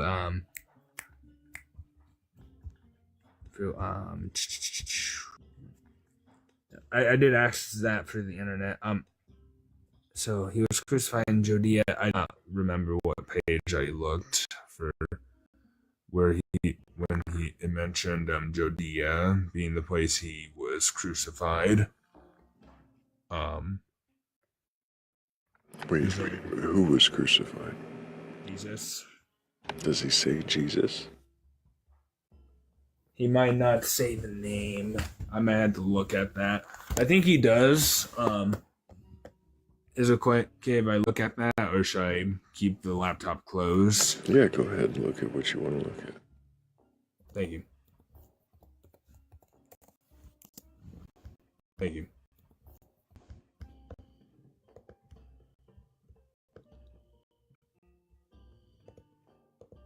Oh, I mean, I should have this bookmarked, right?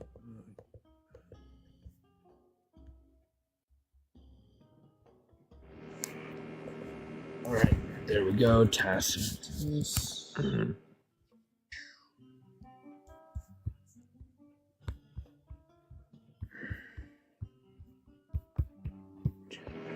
Almost.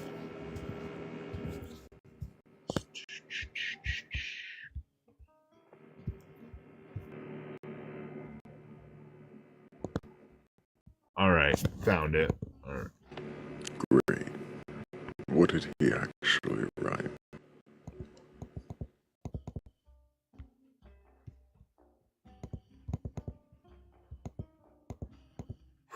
I'm sorry, hold on. I'm having my computer is slow. Okay, there we go. It's loading. Okay, so There's a lot of clicking. Yeah, I know. I could just pull this up. Okay, yes. All right. So we should have this one. The loudest mouses ever. Yeah, I'm sorry. I have it's a pad. I'm using a freaking mouse pad. I should have just pulled out my freaking mouse from my bag. All good. Yeah. Okay. So,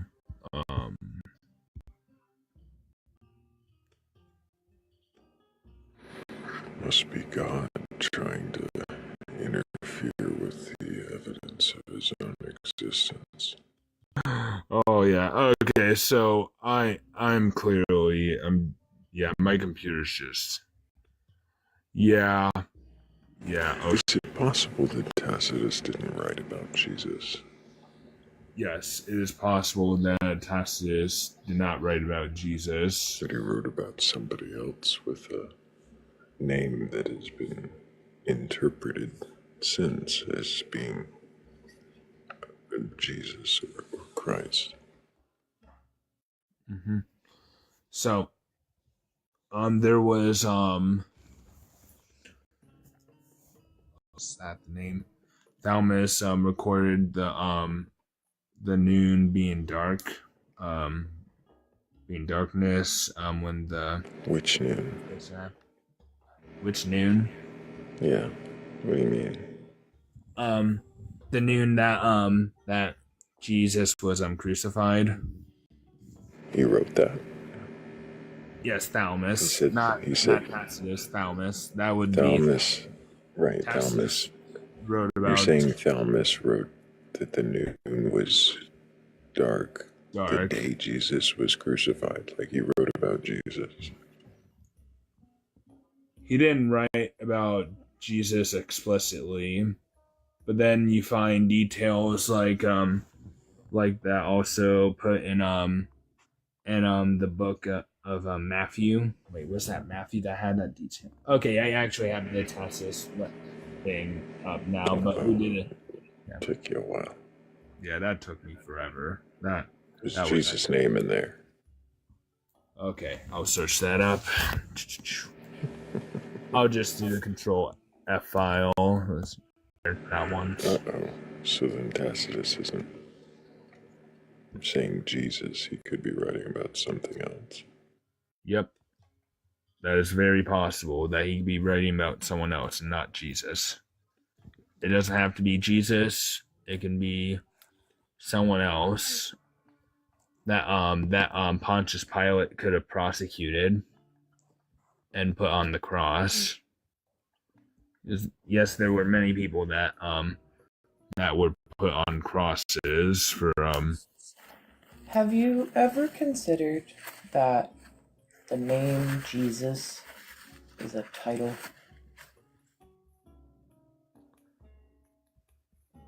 the name Jesus being a title. I never even thought that the name Jesus had a meaning prior to him or during him, but yep, in Jewish prophecy. It's not just in that. In the Bible. Yeah. Memory issues. What did I say? I'm so sorry. Messiah figure. Messiah figure. Huh? You were asking if he'd ever heard of a Messiah figure. Yeah, those. Do you think that it only exists within Judeo-Christian values, the Messiah figure? So the Messiah figure doesn't only exist within Christian values. So I've heard people trying to correlate Jesus that were some other dudes that also supposedly Which ones? What names? what names? Oh man, I didn't remember the names of the mythologies there, but I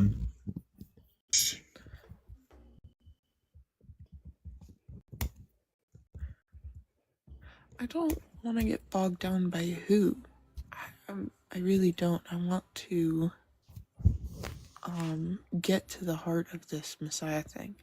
If it is the case that Messiah figures pop up throughout history pretty frequently,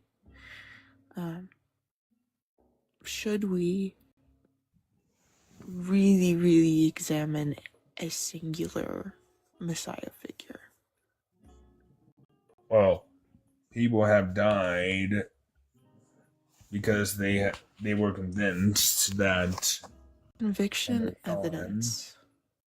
Is conviction evidence? Well, all right. So psychology shows that people won't die for a lie or a meaningless truth. Is it possible that it was not a lie to them, and it was not a meaningless truth to them? Well, okay. So I'm not really great with psychology. That was one It's actually my prep there. Huh? it's my kind of hyper focus. So I got you if you have questions. On time out there. So what we have why is not something that we have. What if you're convinced it's the truth? If I'm convinced it's the truth, then it better not be meaningless. What if you think that it holds the most meaning in the world, and what if you're convinced and convicted of that? Then, so be it. I should, by all means, hold true to that. And if it means laying down my life, then so be that. But it better be a meaningful truth. So, even if it's not true? If it's not true, well, I better take a look, because they could be convinced that's true. But I don't think it's true right now that Christ really, what he promised is true. Did Christ rise from the dead? I think that's the only way that they would have died, because they've claimed to seen him risen from the dead, but they claim to have seen him risen. Yes. How did you verify that their stories are true? Well, because they've died. 12 of the disciples died because they've claimed. How did you verify that? That they died? I think this one would be in the book of what Paul wrote. John. I think John wrote about this.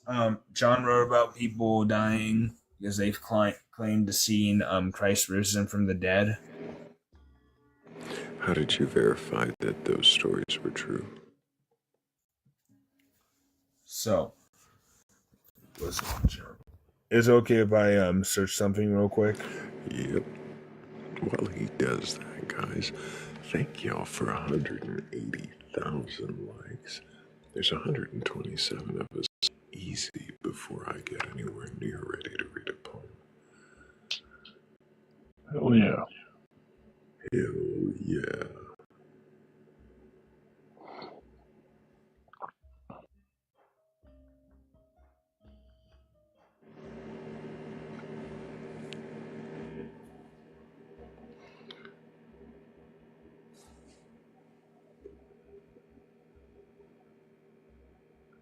You know what I never did?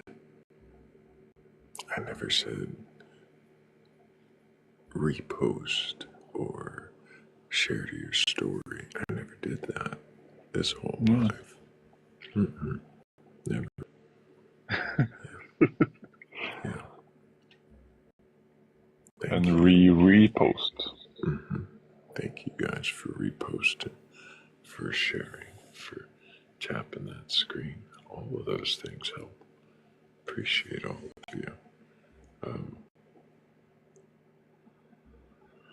Also, I should definitely thank DD Chick. Also, I'm sorry, it's DD Chickadee. Also, Susie Blue, Michelle, Heretical Apothecary, Morgan LaFay, Tech. I really do appreciate you.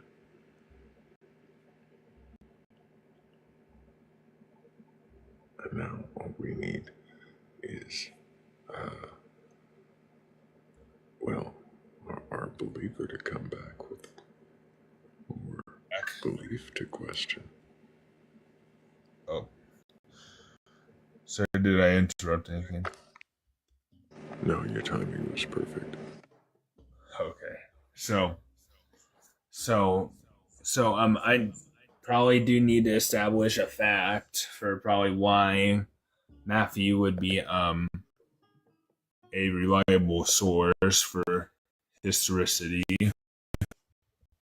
So Matthew. Have you read the scholarship for it?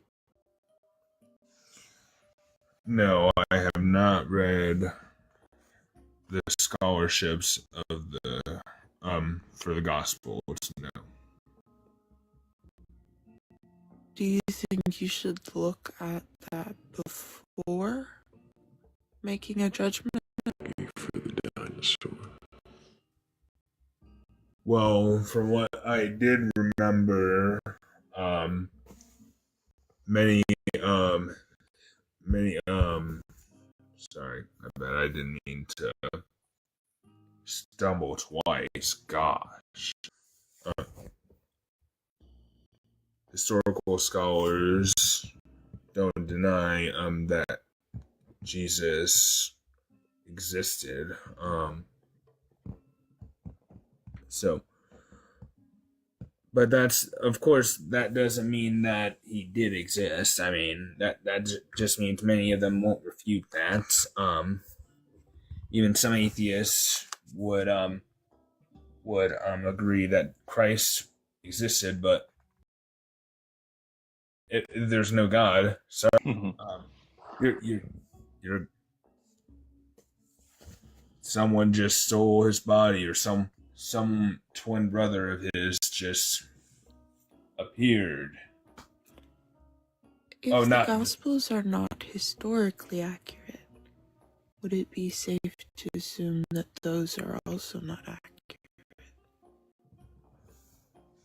So, okay, if the Gospels are not historically accurate, then they would move out of thinking of a God that that directly doesn't care, but that my framework by any means. I would still say that well, you probably don't want me to repeat that, but well, I mean, obviously, if what I said was true, I mean, life is meaningless, right? I mean, that's right.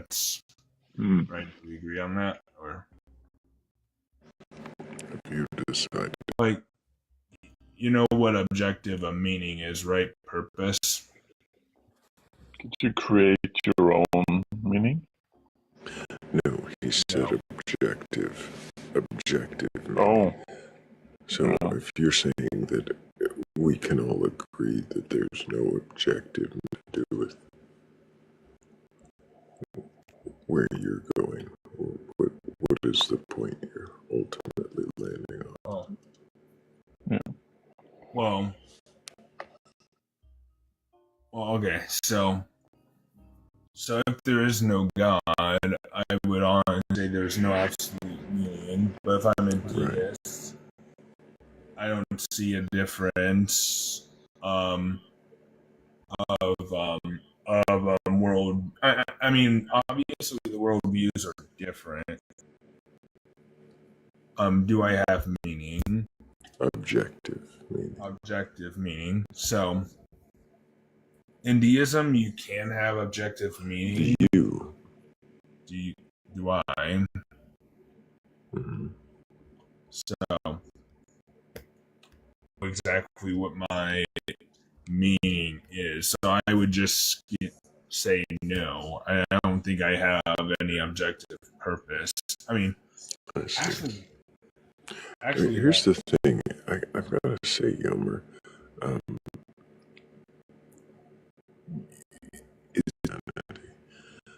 like you,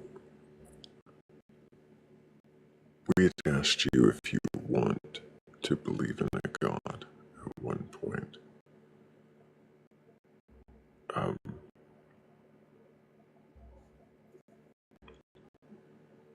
To look for reasons why it might exist. Cliff Kneckley, probably one of my favorite Christian apologists. When I was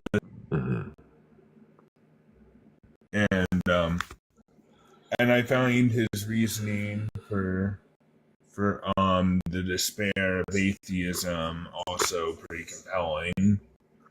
So if I am convinced that there's no God,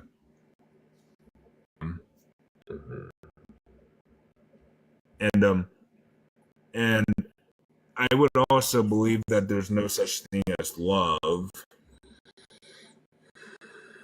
because it would be best to just restrict things, matter, and energy. So love is the thing that you choose to do. So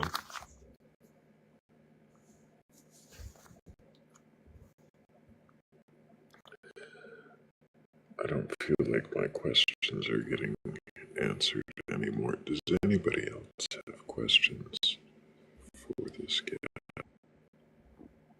Would you be comfortable if you were wrong? if I were wrong, Wrong.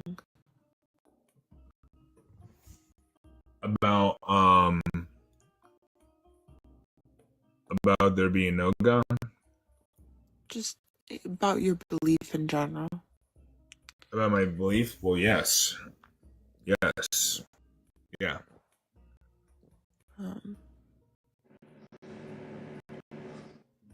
I mean, my only thing would be, do you recognize that cognitive bias is there? No person that doesn't have some sort of bias in this world. But do you recognize this within your own logic? Yes, I think there is some sort of bias that I can be having right now.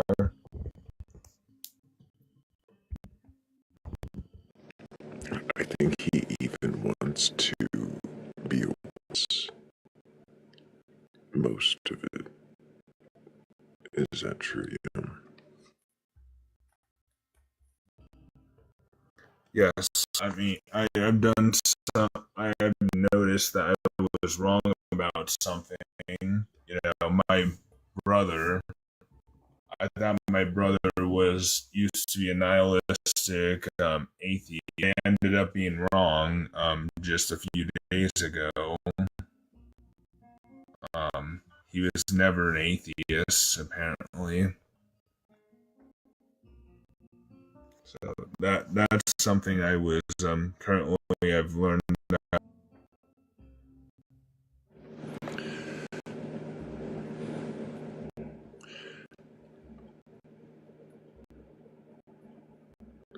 Do you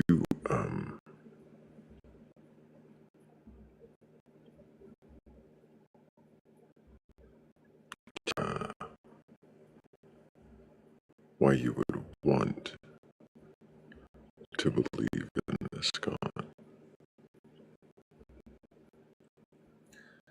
Okay, and yes, in your deist God. It's not a matter of whether I want to believe. I mean, I know. Do you see any reason why you? The reason why I would be convinced of this deist God is because I'm convinced that that when I was looking at being fine, the sorry, Sorry to talk past you for just a moment. A reminder to have a little blue clipboard with a minute left on it.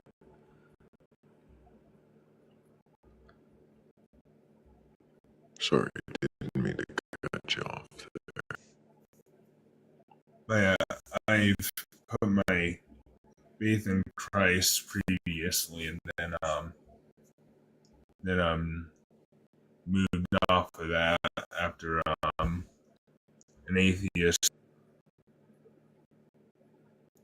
That was why I stand as a deist, or I don't know if I can hold a position of a deist here right now. Be like God, really, God that can really care less.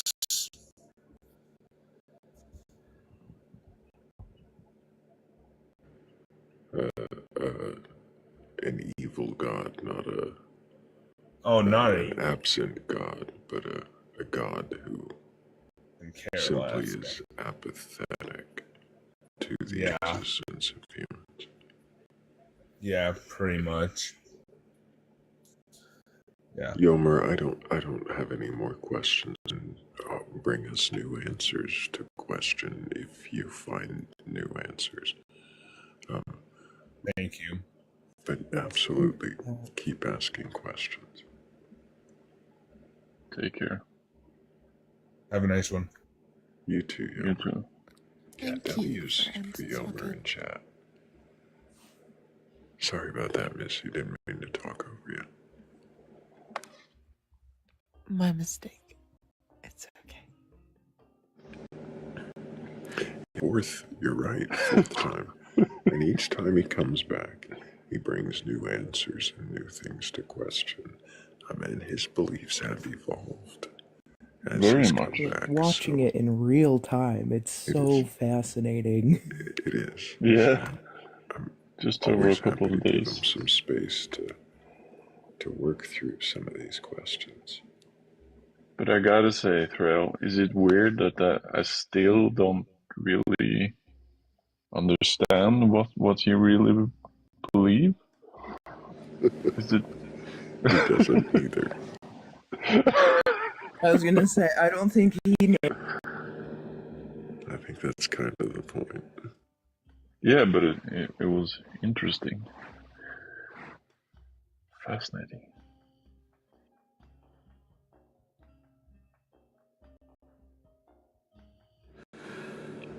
Let's see if any of our guests are actually there. Oh, Moonlight Witch. Hello, I am 33 for TikTok purposes. Well, before I could even Wow. ask. And do you have a belief in a god or gods higher?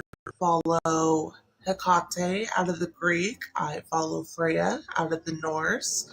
I am classified as a pagan, witch, whatever you check your local listing, as I would call it. I see. And do you believe that these gods actually exist and interact with this world? I believe they do. My own personal way. I believe Hecate and Freya communicate through me with dreams.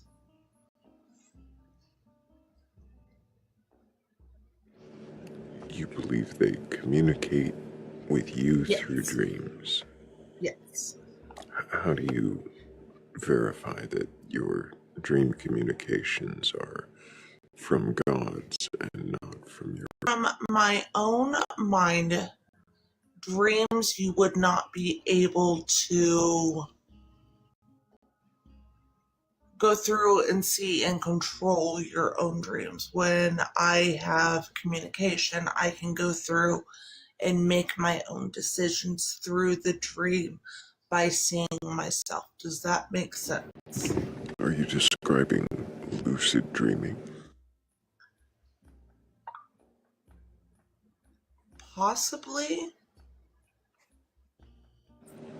Controlling and commanding, manipulating your dreams and attributing that somehow to gods. I don't believe so. Because not all the time does that happen. Like, frequently I have been having a different sort of dream, and it's consistent with I have been told going to the underworld, and I have no communication with any sort of pantheon or deity that I work through with that. I'm sorry, Hecate is the crossroads. However, I'm sorry. No, I'm just stopping you because I'm not sure how you've answered my question. How is it you've verified that this is not happening in your mind? I guess there is no specific way for me to verify other than what I believe. There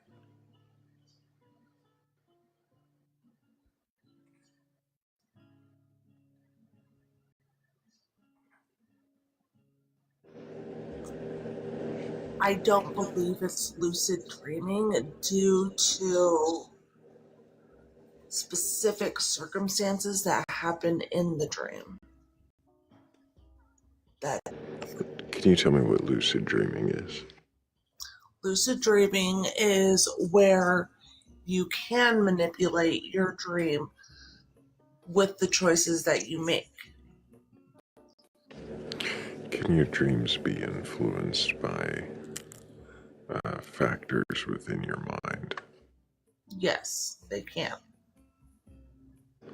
Can you tell me how a dream, in any context, can be something that isn't influenced by your mind?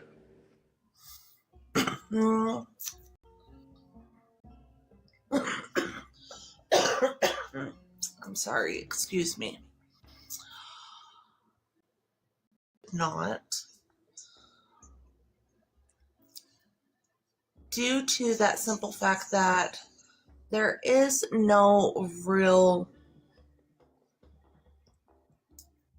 scientific proven way to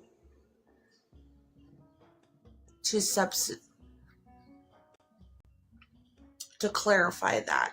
Yes, chemical imbalance can play a factor in it in the brain. And I mean, it can also depend on medication you were on as well. That can play an influence on it. I'm sorry. I wasn't talking about chemical imbalances or medications. I was just talking about dreaming. How is it that you verified that any of the experiences in your dreams are anything but dreams? Well, the only reason why I brought up the chemical imbalance and the medication is because sometimes those can have effects on dream states. It's the only reason why. But, sure, but how does any of your experience in dreaming, how is it anything but dreams? Can you tell us how you verify dreams? more than just dream. I don't believe the lucid dreaming effects due to how specific the dreams and accurate questions that I have in my mind. What is your understanding of what dreams are? Dreams in particular are based off of fantasy.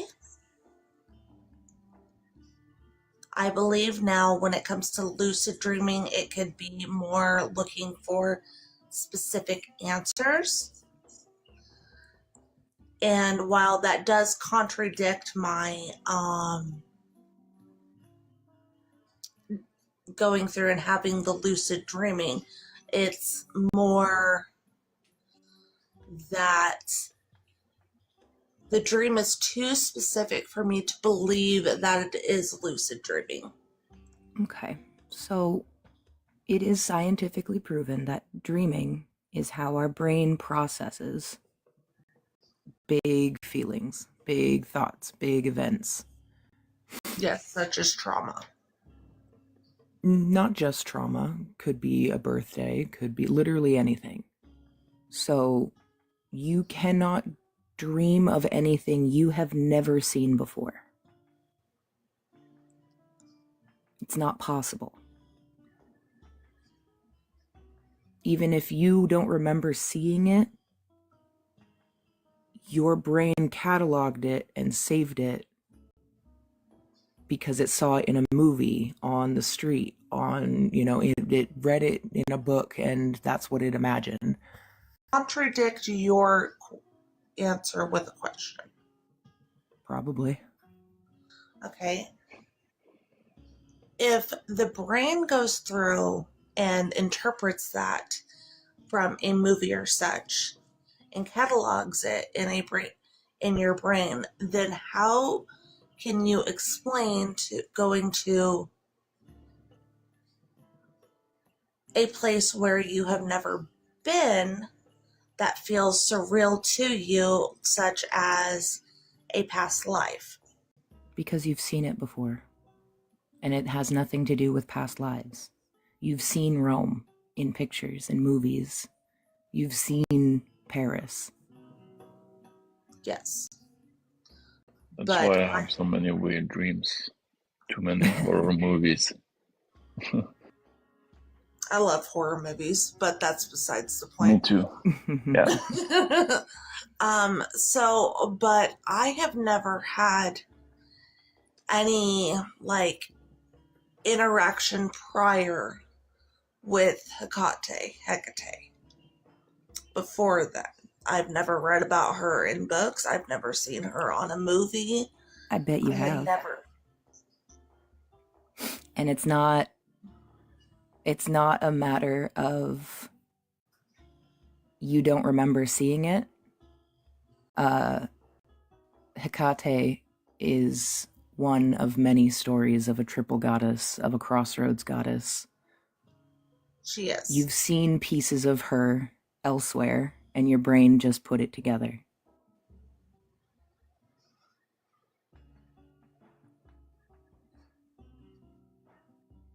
I can see that. That is a very fair point. For clarification, I'm also pagan. That's very good. Yes, I guess Selene would be another one. Yup. See the moon every day, don't you?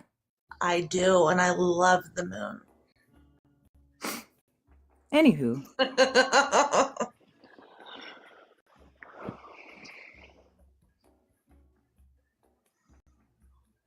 But that is my belief system, and those were good questions.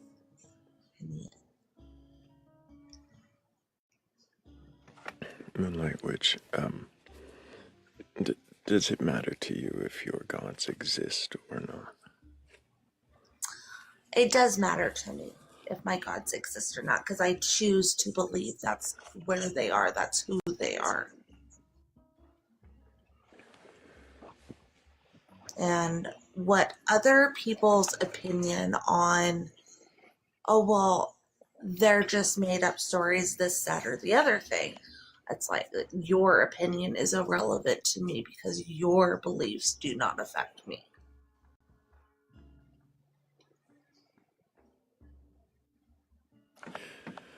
So it matters to you if they are real or not. Yeah, it does. And the way that you have verified that they are real is through interactions in dreams, which could potentially just be dreams. They could potentially. However, with regular dreams, I don't believe that. It's just a matter of my belief system. Is that like saying it's just a matter of faith? It is a matter of faith, yes. Like the last guest you had up here,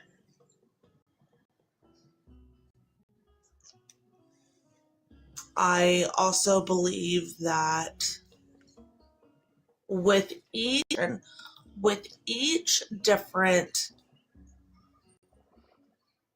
culture, they all have their own certain gods, and I believe with those cultures, those gods are specifically designed for them.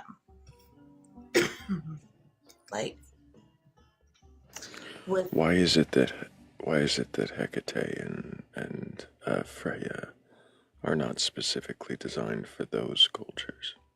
Or are you Greek and Norse? Yes, I am. I have both Greek and Norse in my bloodline. I'm also 5th generation Cherokee, so there is some Native American beliefs in there too. Oh, so you practice like I do.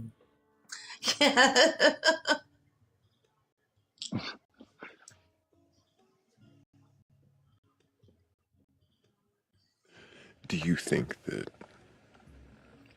these gods exist specifically to cater to people of certain bloodlines?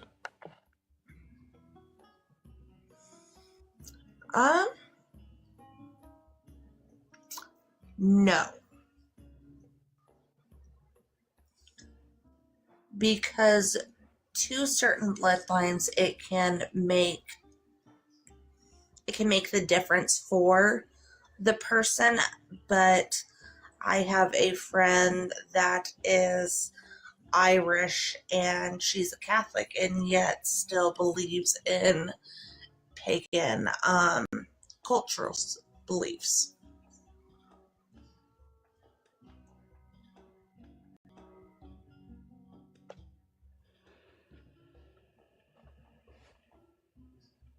Does that answer your question? Not really.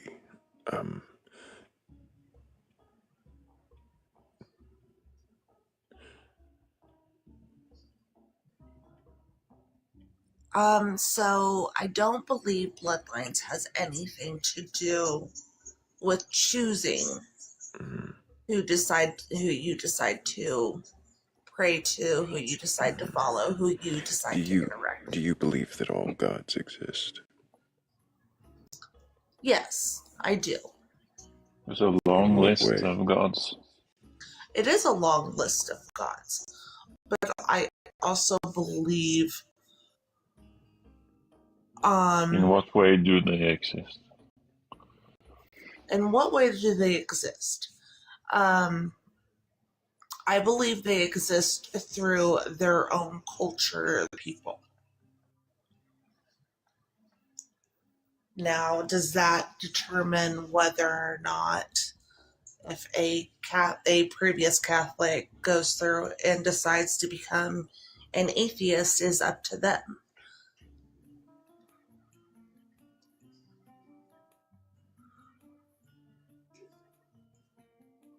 I believe that with every legend, there is truth behind it. So just to clarify, if somebody invents a god and convinces someone else to believe in it, then that god exists. Not if there's no historical factors with it. So if there's historical and even cosmological factors, then that god would exist. My personal belief, yes. I am somebody that can be convinced with facts, but I'm also open-minded to supernatural. So if I were to tell you that the celestial skeletal bat goddess unfurled her wings in accordance with the lambda CDM model of physics, otherwise known as the Big Bang, in which our universe is just one membrane between her bony appendages unfurling as the cosmos expands to this day. And there's, I mean, look, there's Bat Nebula. There's more than one even. Is the natural order of the universe.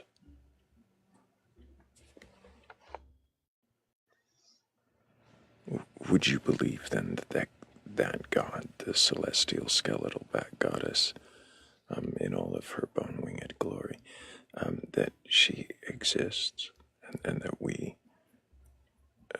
under her wing, reside? I would say yes. I believe there is such a deity. But there's no historical evidence. That is true. Well, I mean, there is evidence of at least one culture recognizing the visage of a bat in their understanding of mortality. And the Big Bang is historical, right?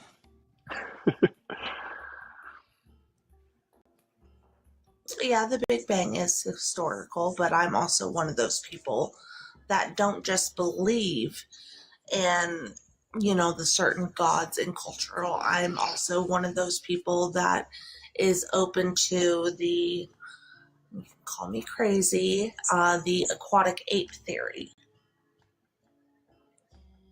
Interesting. Not calling it crazy. Before we go anywhere near that, yes,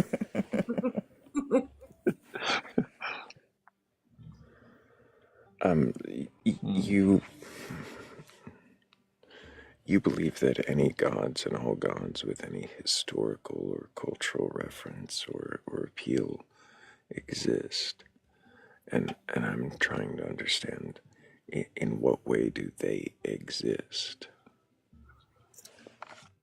they exist through people's beliefs. So just because people believe in something, because is this like an egregore? Are gods like egregores? I do not know the meaning of egregores. I'm sorry. Can you give me a definition of that, please? Sure. In many pagan practices, it would be the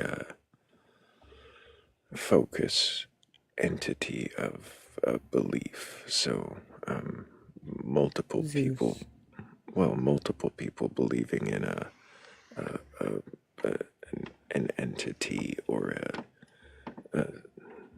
a spirit or a god, all sharing in that belief, providing it. They word it as weird, but just existence through belief. An entity provided existence through the belief of multiple people would be an egregore. Okay. Some people think of it as a supernatural thing. Some people think of it as a psychological thing.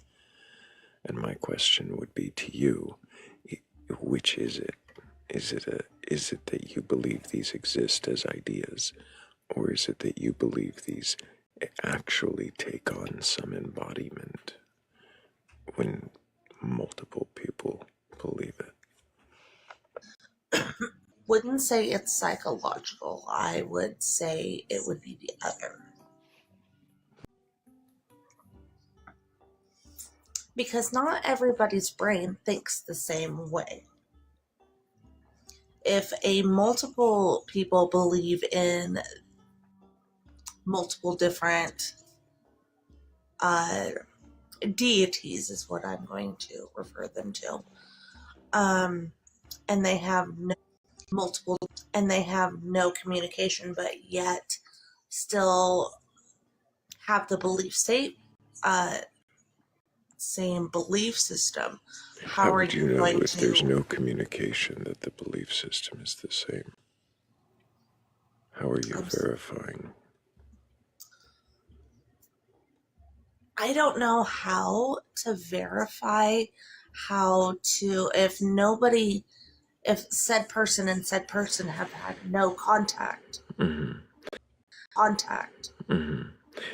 What you're suggesting is a scenario where two unconnected people spontaneously believe the same thing, deity, story, name, and I'm not convinced that that's a thing that has ever happened. Yes. It has personally happened with me and somebody on the platform here that I had met, and her name is Daughter of Hecate. And what is it that you both simultaneously came to believe without any? We both follow Hecate. Oh goodness. It's almost like you and Morgan didn't have a conversation 10 minutes ago. No. Right. Well, but I don't know what pantheon she follows, though. She just told me she was pagan. Yeah, you totally missed the point. I mean, okay.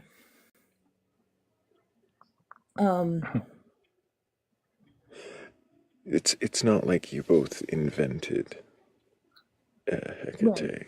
You didn't both spontaneously, without any prompting, without any clue that this god exists, And without this god being worshipped by others prior. You didn't spontaneously generate these belief systems independently. And I'm sure you're on Pagan Talk or Witch Talk, and you can't scroll 2 videos without someone mentioning Hecate.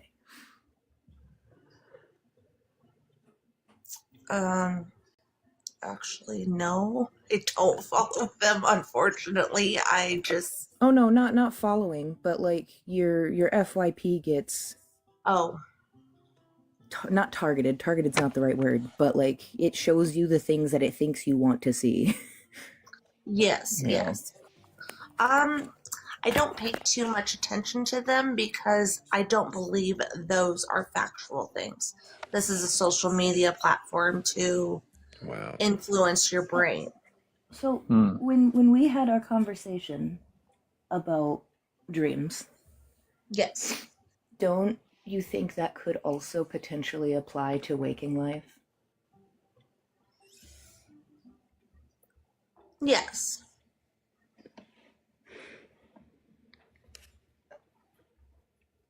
Okay. It can. You it just can tie a bow on that, Morgan. Yeah, I'm gonna.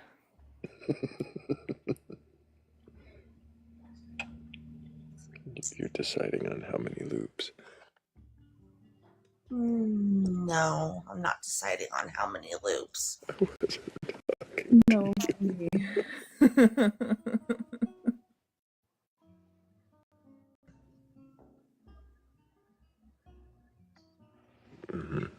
There's a poll in the upper left-hand corner, everybody, if you guys just want to get up there and vote in that poll. Also, make sure that you're tapping the screen, sharing the live. We're up to 192,000 likes, and there's 123 of us in here. So if we all tap that screen, we can break 200K probably in the next few minutes. Do you leave any room for the possibility that you could be wrong, Moonlight? Absolutely, I could be. Not everything is...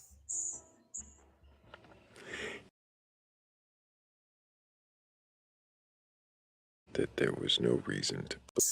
No reason. Would that change the way you live your life? Outside of religion, no. I would question some life decisions. Yes, absolutely, 100%. So, Would it? Go ahead, Kat. Thanks, Kat. So, would it make you sad if you found out that? Yes, it would make me very sad. Yeah, it's a meaningful to you, the pagan rituals and... It is meaningful to me because I truly believe that my deities physically existed at one time. For yourself? Or, I'm sorry, I'm not too familiar with paganism. I'm just curious. Yes, there is. I believe it's in the same sense of form of a mourning type thing when you lose a loved one. So, Okay. in a sense, I would still be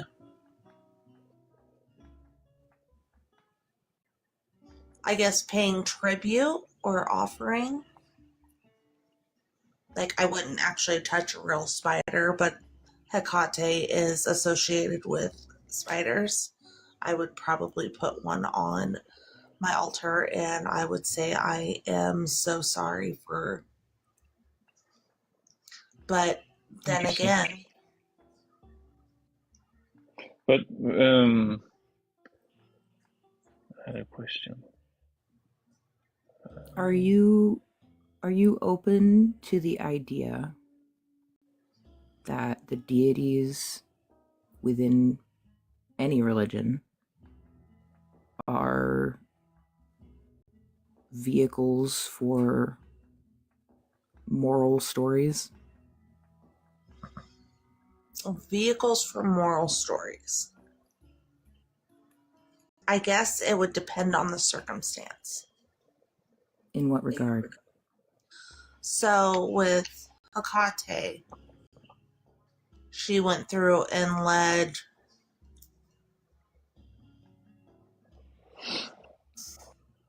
I'm not remembering her name off the top of my head, but led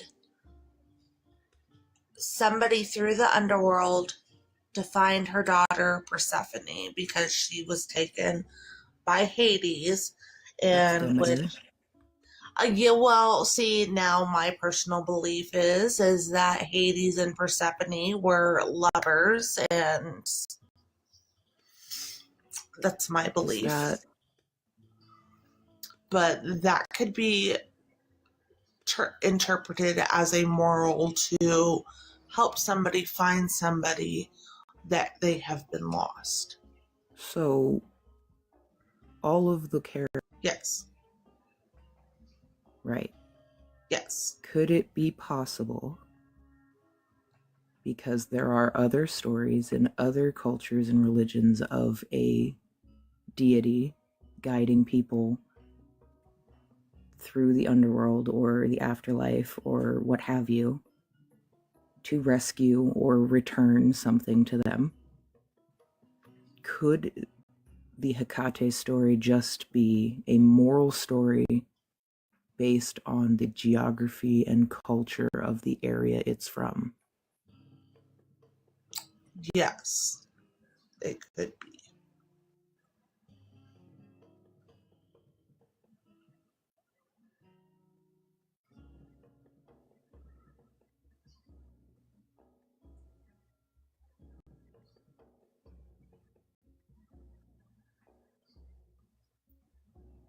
Sorry, go ahead.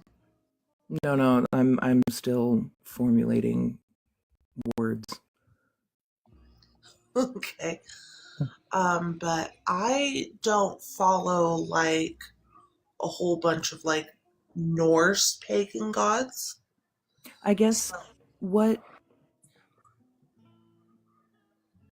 does your practice look like? Engine? Like in what aspect? So how do you said you involve Freya, you involve Hecate. Yes. What does your practice look like on a day-to-day basis? I do burn pink. I make my own candles as well as cleansing and charging them. I use specifics to use cleanse your house. Yes, with sage, as well as I use specific herbs to cleanse the house, not just with Thrayle. But So far, you haven't mentioned. Getting there. Okay. So when I associate Freya and Hecate in my day-to-day life, I wear the key of Hecate with me. With Freya, I have a charm that represents love and that.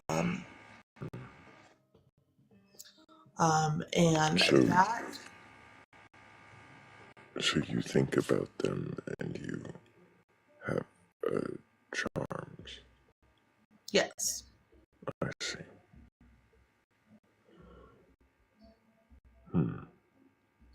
I wonder.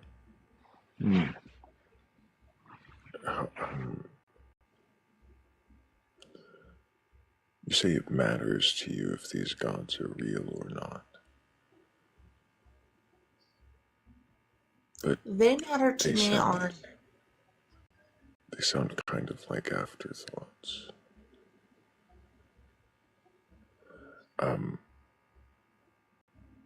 I wonder if you really do question your beliefs, Moonlight. And I pose that as sort of a challenge. I hope that you come back. And maybe the next time we have questions for you, you might have different answers. And who knows? Okay, thank you for having me. Yeah. Nice to meet you. Nice to meet you. Thank you for coming up. Thank you. Thanks. Thank you, Moonlight Witch. Take care.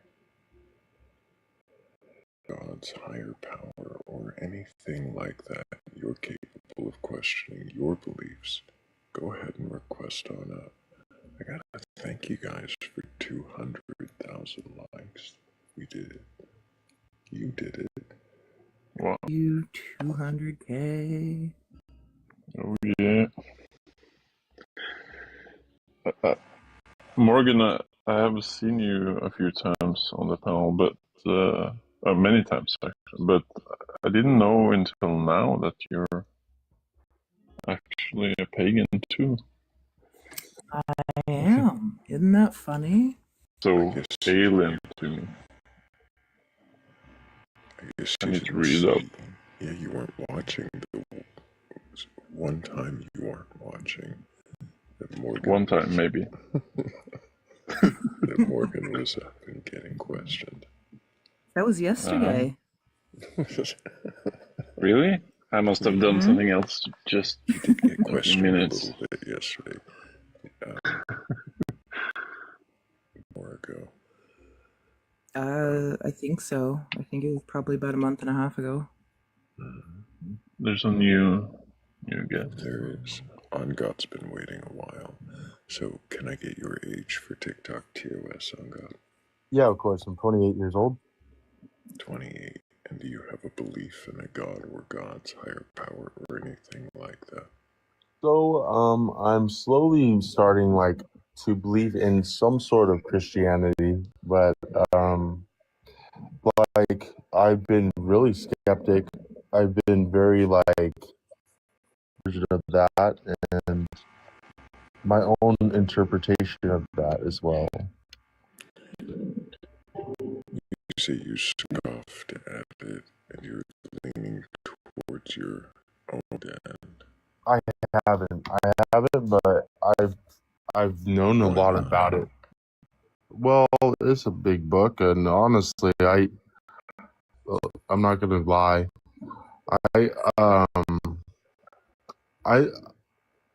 I've read a lot of it, like the Matthew, Mark, Luke, and John, or something like that. Yeah, and then I read, but Genesis. I've read. Asking me if Genesis is the first book. Yeah, I think Genesis is the first book. Have you read Genesis? Genesis to be true. So, no, but I think that they're like more of a. I think that they're more of like a prescriptive sort of thing, not a descriptive. Like, although it's describing a story, it's more like a sort of thing where you kind of like pull morals out of it, and it's pretty wise. It's really wise book. Like, it's wise beyond its years for sure. It's crazy. Wise beyond its years, but I don't know if it's fact. Like, I don't know if the you know, that's why I'm kind of leaning towards it. I'm kind of towards it and accepting more and more of it because why? I didn't hear that part. I was asking if it was factual. So the reason why I think is because I'm starting to see like evidence. I think we're breathing God. I think we are God. I don't think we are God. I think God is in us. I think we're all tied. Everything's tied within God, and which is why it's like God made us out of His image. Made Eve out of Adam's rib. We're intertwined with God. None of what you just said made sense. Really, it didn't. So I think that we are. Everything around us is God. What question were you answering? So why is it? Do I believe it's true, and why?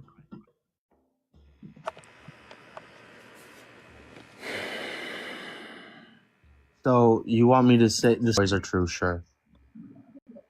I don't want you to say anything. I want you to questions honestly and directly. I am. Yeah, absolutely. I will. Sorry, I got a little sidetracked in sermoning. So you believe the stories are somehow metaphoric, but true. Absolutely, yeah.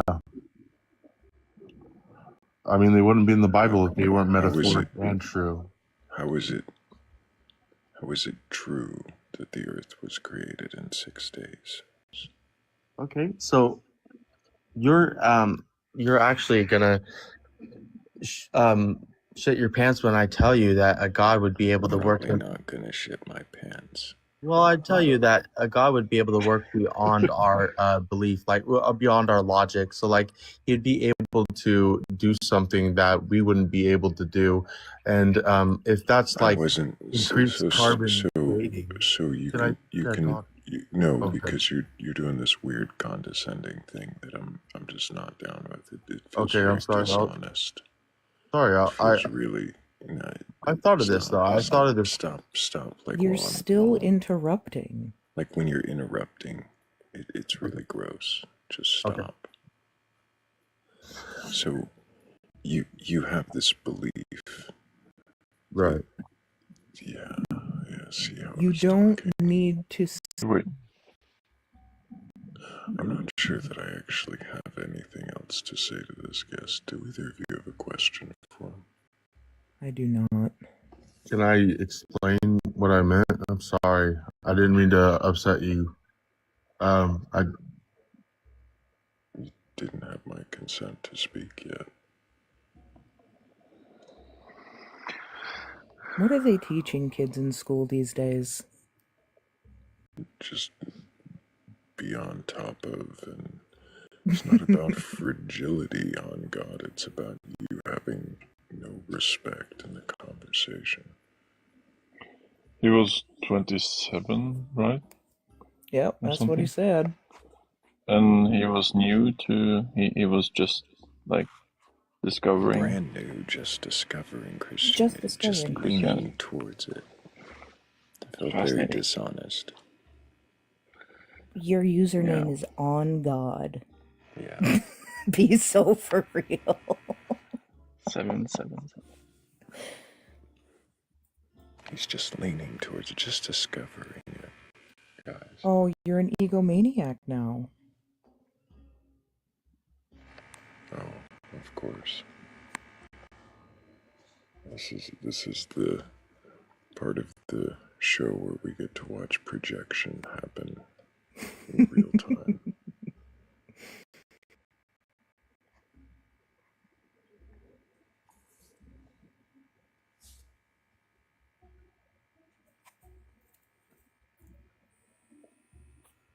It's okay, Anga.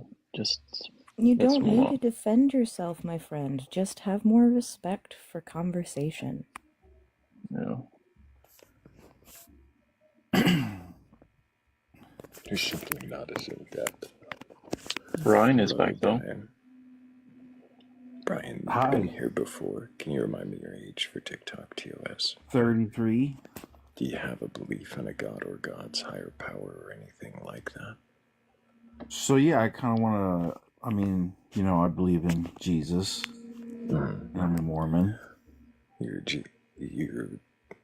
sorry, you believe in Jesus and you're a Mormon. So, Yeah. why do you believe in, well, let's start with the Mormon part. Why are you a Mormon still? I think it's the best way to commune with the divine. I read Second Nephi at you. You did. Why are you still a Mormon?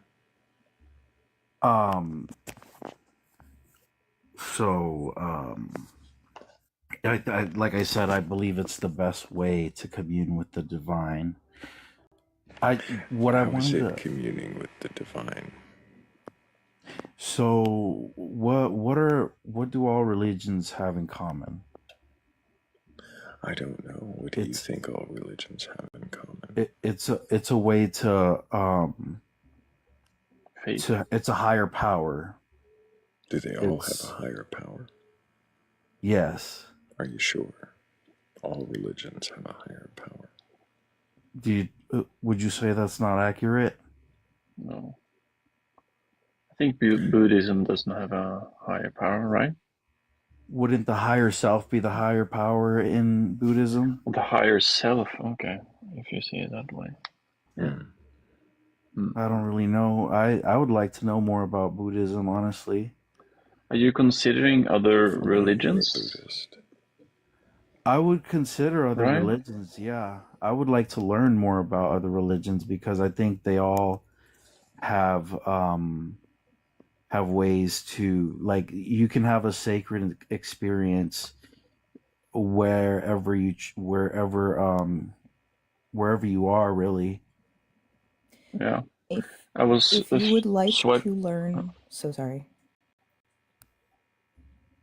If you would like Go to ahead. learn more about other religions, there is another live if you would like to follow me. Yeah. That more discussed in an educational manner.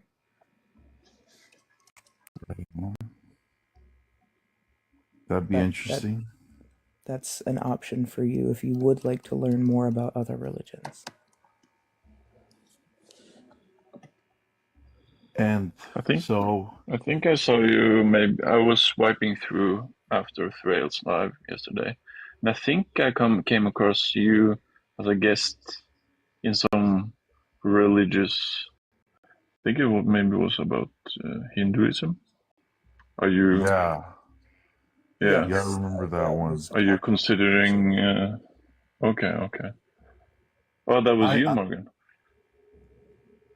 No, that was I also saw that live. Yeah.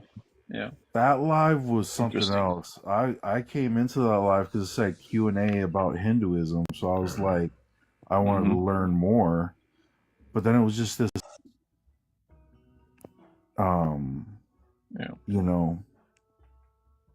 sharing knowledge, which is what I was there for. Right.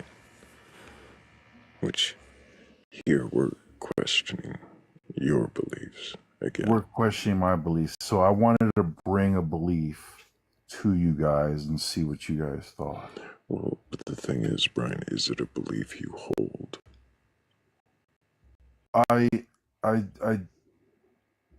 Yes. Yes. What do you mean? I would say it's like a theoretical, like, possibility. An idea that's a possibility that you could That consider could be possibly one day believing, maybe if somebody didn't argue you out of it. fleshing out. Like when you're joining a religion, you have to you don't believe it until like you keep fleshing it out and seeing. So you're looking to flesh out a different religion other than the Christianity, the belief in Jesus, or the Mormonism that you hold. It's more of like a expansion of my belief, if you will, one that would align with other beliefs. Expansion. My brain went right to DLC content, like in a video game. So what's the DLC content? Some people call it downloads. So when you receive revelation,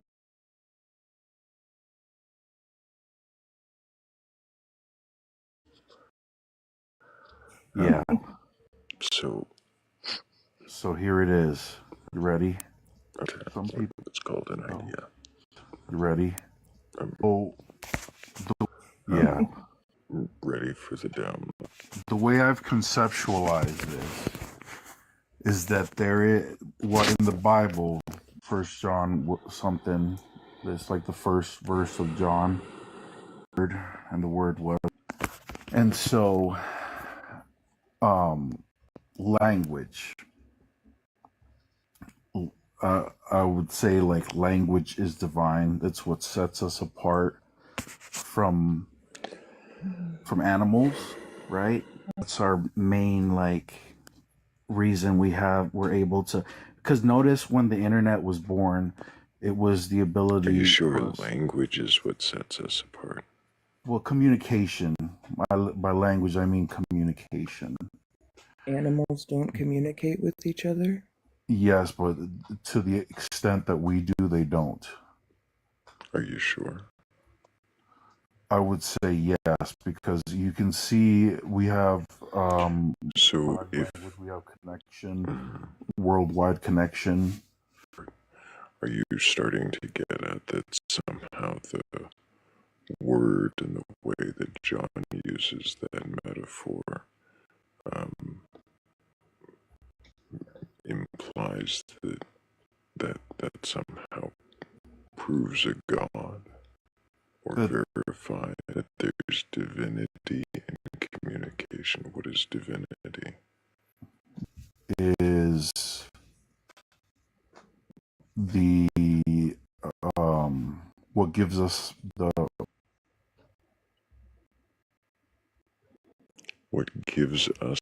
power to affect the world around us. So the more we commune with divinity into existence here, what gives us the power to interact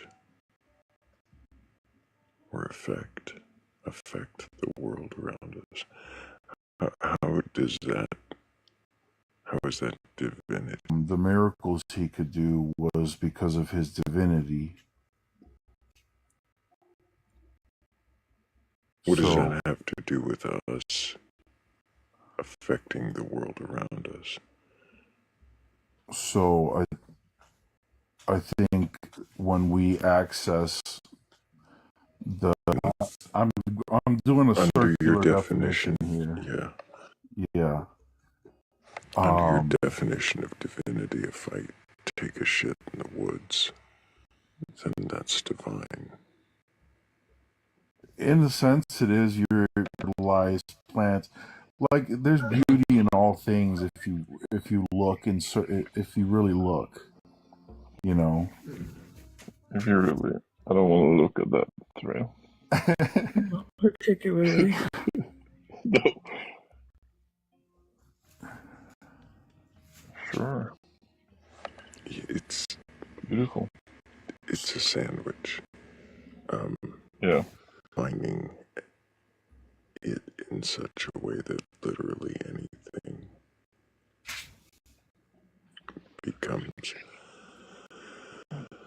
divine, anything becomes sandwich. If I define sandwich in such a way that everything fits, then everything fits in the sandwich. And now Well, everything's a in like Eastern, because it was like, I heard I think it was Alan Watts or something that was explaining like Dharma, I think it's called, where there's like a cosmic like flow, and if you flow with it, then you can like experience it, like you can experience it better. What is flow? Well, I'm lost. you can feel the difference when you're flowing with the cosmic flow and when you're not, right? Because when you're not flowing, Sebastian. That's why you're lost. When you're not in flow, things don't feel right. Like, but what is flow? Flow is when it takes a lot of forms. It's like maybe you weren't meant to talk to a person, and so it feels awkward. Or maybe you talk to somebody and it feels really good, and and sometimes it feels so good it's like, wow, did this really happen, and that was a flowing moment. So go ahead. I don't know where your own truth, kind of like your own something that makes sense for you. Right. I'm trying to. Right. A religion that makes sense, or a viewpoint to make sense of it all. Is that correct? because like he's looking for a reason to believe in God. Something that would make sense of everything, right? Make sense of everything or of God? Right, Sandwich. like if there being a God and Sandwich. everybody having all these different belief systems, language, and if I was saying, the communication is what's divine, the ability to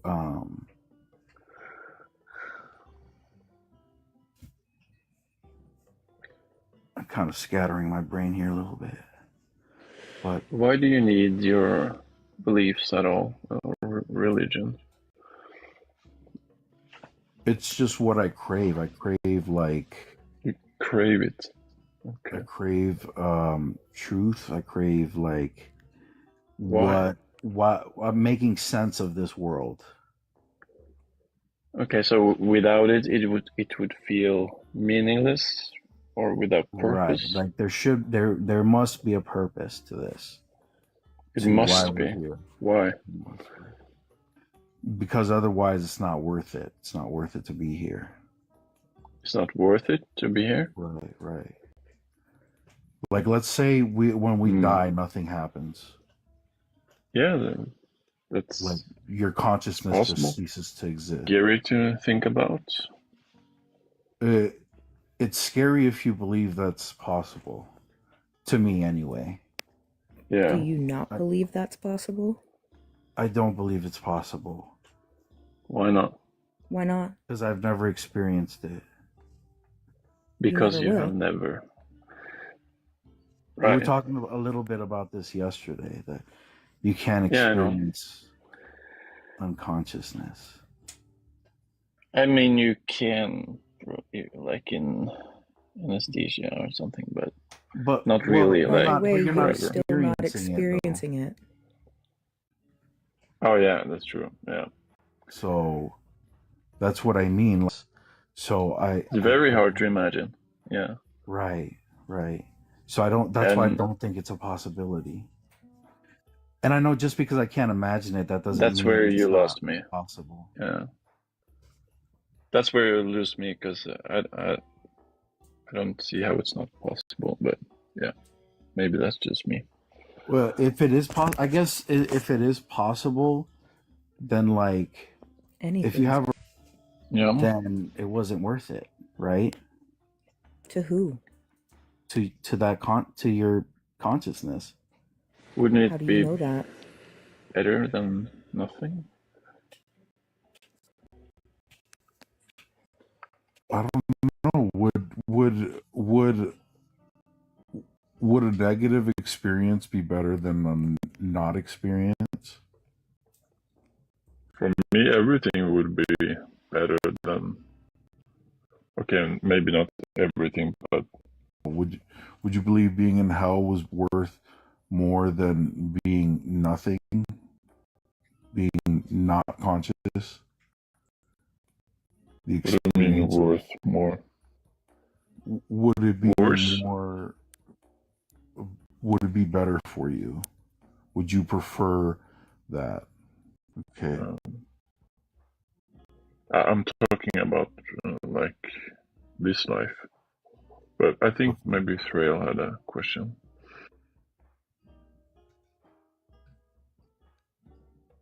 Thrayle? Brian. Yes. Why is it so important to you that God exists?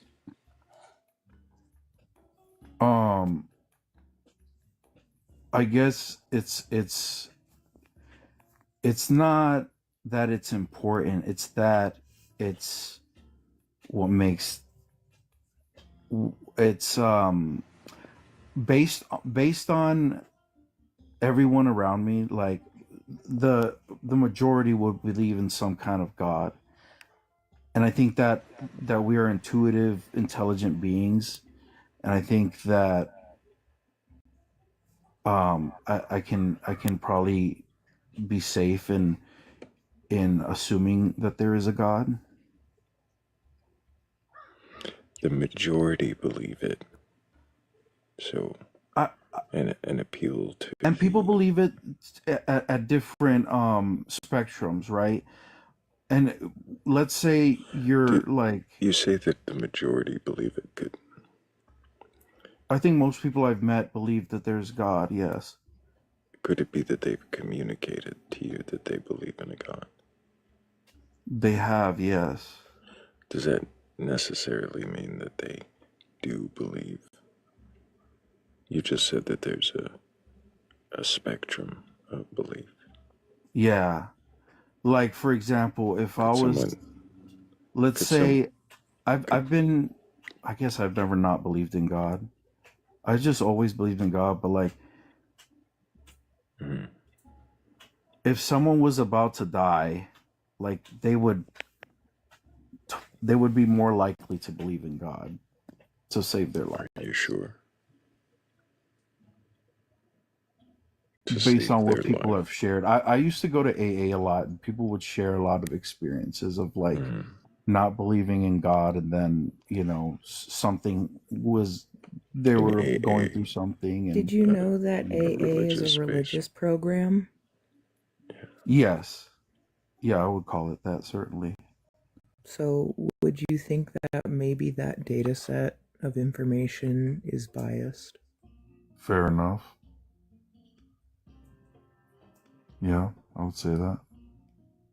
There are some atheists in there. I'm sure At least that's what they've communicated. That doesn't change the fact that AA is religiously motivated.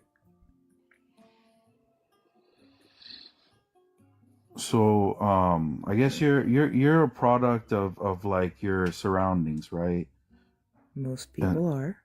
And so my surroundings would be, I would say, mostly people that would believe in God. So do you think that perhaps interacting with those who don't believe in God could be beneficial to your search? Yes, and I do. Perhaps that information should also be factored in. There's also like, what most if something like makes sense to me, it'll feel right. It's like, so if I'm talking to someone and what they're saying doesn't Your make feelings sense, have to align for it to be true? I think it's definitely part of the process. Wouldn't you agree? No, I wouldn't.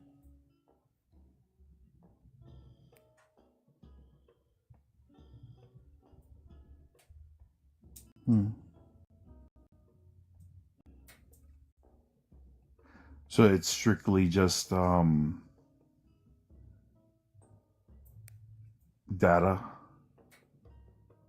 Everything is data. Yeah, but we're always getting new data. So we never really have enough data. Correct. And so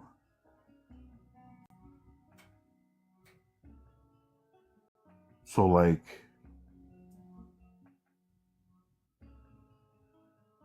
I guess You're getting there.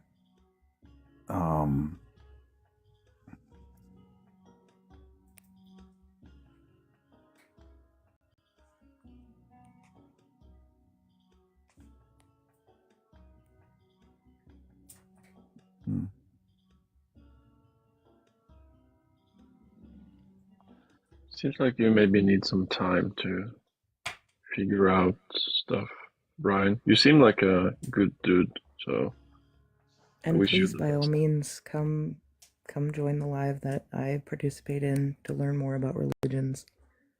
You're more than welcome. yeah, I really enjoy this live. I love how respectful everyone is and open to new ideas. Yeah. Mm-hmm. So I guess I'll perhaps yield my time here and hang out. Appreciate you, Brian. I hope you keep asking questions, and if you find more answers, bring them back. Sounds good. Thank you. Appreciate you. Thank Take you. care. Take care. Bye. And if anybody does have a belief in a god or gods, a higher power, or anything like that, and you're capable of questioning your beliefs, well, go ahead and request on up. I'm not here to debate you or burgle your gods. I just want to know if you can question your beliefs. Well, then, what is it that you believe? And why do you believe it? You skipped the part about the shed, Thrayle. Well, there is always room in the shed for more. Right? One more.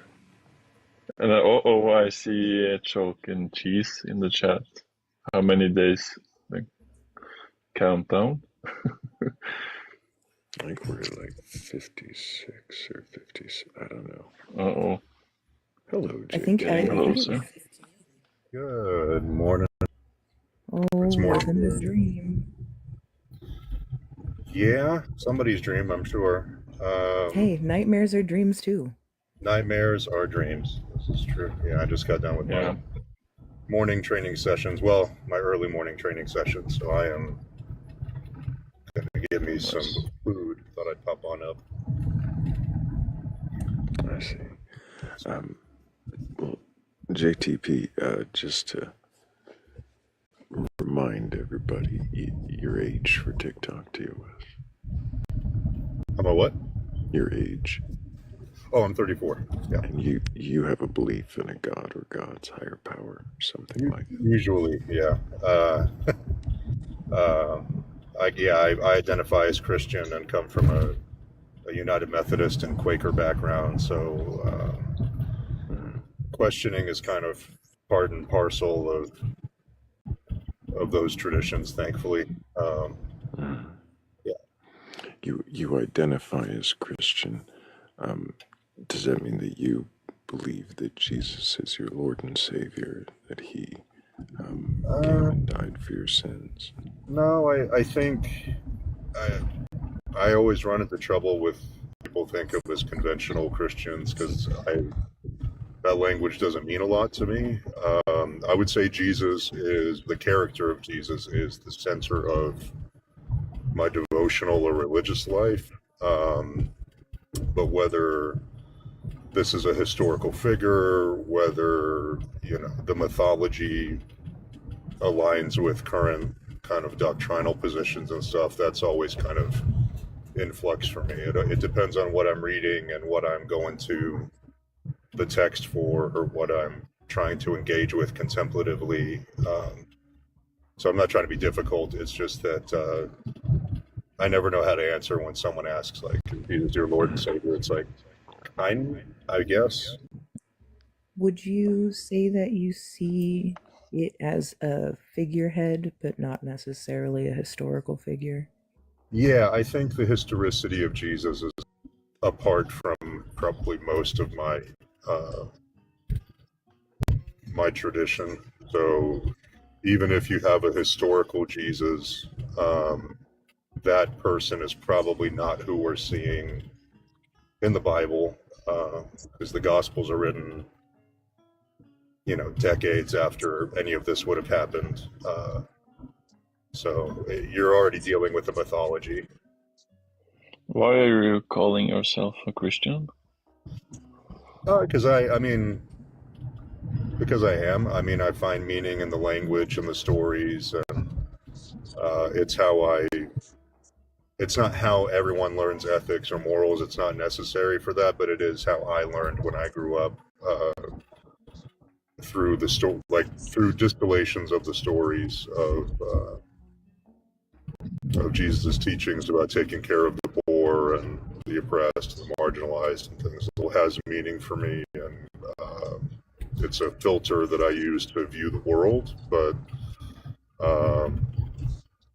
for me it's more about a practice as opposed to thinking certain things are true, which was a rude awakening when I moved to the South, and what you think is true was largely and that was a pretty jarring experience. Would you say that they are good morals to emulate? They can be, like any system. Oh. I think like any system, you have to be discerning. Morgan's probably heard me say this quite any religious tradition. And so I think if you're careful, and you pay attention to how your beliefs impact people or what your practices do, I think you can find some really great stuff in those places. But I don't think you can just take the book and use it like a handbook for how to engage. Ooh. Do what? That's Awareness of self and surroundings. I know, it's odd. It's odd. My people are not known for that kind of position. But what can I say? I've seen it cause too much pain. I've been subjected to other people's very uncritical. Anyone who's been in my life sees how I get treated by some of my own compatriots. So yeah, it's. But I think it's necessary if this faith is going to actually do anything good in the world, or if it's going to be worth keeping around in any way, shape, or form. You have to. So you do have a faith in a God, just not Jesus as a Lord and Savior, like Thrayle asked. Yeah, so the theology gets a little weird, but okay. I intuitively think there's something, and I could absolutely be wrong. This could just be my brain doing stuff, or even if it is there, my brain is still doing stuff, right? So from there, it's kind of deciding if I want to engage with that, and if so, how. And the religion in which my master's in studying and all of that, I still find value in that for that purpose of that kind of engagement, and also like elevating my own way of living in the world. So I do have kind of, I am a theist. Be wrong. Not very religious. Uh, more like a theoretical belief. Yeah. I mean, I am not a true believer in any sense. Usually, true believers kind of scare me a little bit. I said no true Scotsman. Yeah, no, I just JTP, I'm sure, is at the other end of that all the time. Oh my gosh. And like, and that's the thing, is it's hard to kind of convey. Like, I find Trinitarian language useful for certain things, but then when people ask me, "Oh, you think Jesus is God?" and I'm like, what are we reading? Like, what are we talking about? Because I try to engage. Like, if I'm reading scripture, I'm going to engage with the text that's in front of me, like just as it is. And in the Bible, Jesus isn't God, and so. But I also understand why the tradition went the direction that it did. Describes, like, if there is a deity, I don't think the Trinity describes that perfectly. So, you know, I hate that I sound always so wishy-washy, but I'm just very intentional about in teaching. But I don't think the Trinity describes that so wishy-washy, but I'm just very intentional about the language. I'm used to it. It's so many different views of Christianity. So oh yeah, I'm used to that. We are a nightmare. Just to be honest, I mean, it's a lot. JT. Yes. Good morning, Bat. Good morning. So his life and his teachings are worth emulating entirely? Not entirely.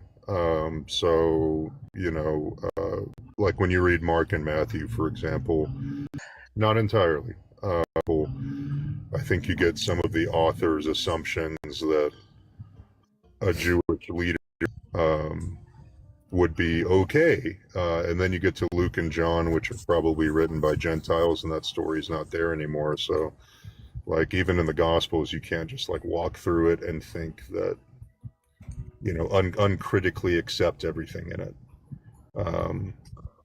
Yeah. So if you can't look at his life as perfect or anything worth emulating entirely, how do you find if Jesus isn't worth perfectly emulating, where do you find your ethics and morals? Yeah, so because the biblical text, for example, is not univocal, it doesn't have one position on anything, and then you have 4 books that describe Jesus quite differently, and that is before you start delving into Paul, who's our earliest author. You have to marginalize or emphasize certain texts and certain themes and certain things. You can't embrace all of it at once and be consistent or coherent. And so, for me, it was important to, you know, attitudes, not the entire, you know, Sermon on the Mount, but and to emphasize those things that would make me a force for good in the world. And so I was raised with the notions of feeding the people that need it, giving to the people that need it, being there for the people that need it, and that in doing that, you're loving God through how you love your neighbor. And that's a very specific, like, framework that you set on it. But if you treat the scriptures as a rule book, and you have to do everything that's in the text, or you have to somehow do everything and think that everything Jesus said, can't really think critically about it. So to me, you know, religiosity it can be good as long as you're intentional about what you pick and what you embrace. And typically what you pick or embrace says more about you than it does about anything supernatural. I hope that answered your question. Yeah, so more or less like just pick and choose out of the Bible what's good, what's worth emulating, and you Yes. and you discard whatever is not worth emulating. Yes. But Yeah. In terms of practice, yeah. Doesn't that violate Deuteronomy 4:2, which says you shall not add or take away from the Bible? It could. I'd have to see. Is that Deuteronomy 4:2 from this law on Leviticus? So already just being a So Christian. we can just disregard. Just skip that being a part. Christian, I would already have screwed that up. Revelation says you can't add or take away from the words of this book, but it's not talking about the Bible. It's talking about Revelation. That was an author thing. The Bible didn't exist at that time. So there was no Bible for the Bible to be talking about,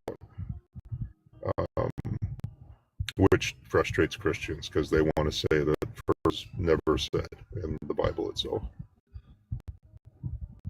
But everybody, picking and choosing is not an option. So even Jewish people today have to be selective about how they embrace things, and that's their text. Christianity's always been selective, and the text itself wasn't really the center of the faith until the Protestant Reformation. You're going to be picking and choosing, and then the Protestant Reformation was just picking and choosing like crazy. So yeah, I don't subscribe to the idea that you have to be an out and out justifying slavery and patriarchy and those sorts of things. Would you say you have a higher sense of morality than, say, the God portrayed in the Bible or even Jesus? Yeah, in some cases, yeah. Any of them, and again, you have to decide what you're going to embrace or not, right? And because having a God who is compassionate and merciful and abounding in steadfast love and close to the brokenhearted, and that sort of feels he made a mistake. And so you kind of you have to decide which God construct you're going to sort of embrace, because all of our language about God is constructive. It's not, I don't think, revealed in any particular way. I think that we wrestle with what the sacred is in life and who we are and all of those. I would do a better job, even the mess that I am. And then there are other times where even engaging with that sort of messy or imperfect God gives space for the messy and imperfect me to improve. And so that's me borrowing from Rabbi Hannah a little bit. I don't know if you've talked with her. Oh yeah, Rabbi Han is great. We have another rabbi that comes around, Rabbi Rav. But if you do have a higher sense of morality than the God of the Bible, and the God of the Bible is kind of messy, why do you choose that God ahead of all the other gods? There's like over 10,000. Is it because you were raised that way, or it would be you just chose that way? It would be partly that there's a comfort with it, but I'm the type of person too that if it was truly I don't come from like a family or background where leaving would cause any real problem. I'm lucky in that way. There's a lot of people in my religion that aren't that lucky. But I would say, like I said, there's not a single portrayal when you're dealing with scripture. It's the same character, sort of, but the way they portray that God varies depending on the book and the context and the situation. And so I try to uplift the best of what is in my tradition and emulate that in my life. And I feel that if I do that, everything else will kind of just fall into place. And if, is this sort of all-encompassing sacred or reality, I think that God will understand that why I ended up where I end up and why everybody else ends up where they end up. I think if they can't, then they're not God, then we don't really have to worry about it. It's interesting that you believe this way. I don't meet very many Christians who do this also. Is it particularly a Methodist teaching? No, so Methodism has a good framework for it. I would say, like, I'm not Free Methodist because I'm part of the, like, LGBTQ plus affirming Methodist church. So Free Methodist, I think, is a little more restrictive in that way. But Methodism has categories we use to figure out what to do as far as like a denomination. And so we have reason, experience, tradition, and scripture. And convent, but really what happens is we've gotten honest about the fact that all of those things contribute, and scripture's not always right, and tradition's not always right. None of them are like infallible. And so there's a lot of generous orthodoxy. So you can affirm certain things, but no one's asking what you mean when you do that. So if I say the Apostles' Creed, on a communion Sunday or something like that, no one is checking that I mean this literally. So it's generous in that way, in the sense that there's a diversity of thought that's acceptable within the tradition. So that would be why you might hear more Methodist or Presbyterian Church USA Christian groups be more progressive, is because we recognize that you have to kind of construct your faith life, and how you do that is you have to be careful with it.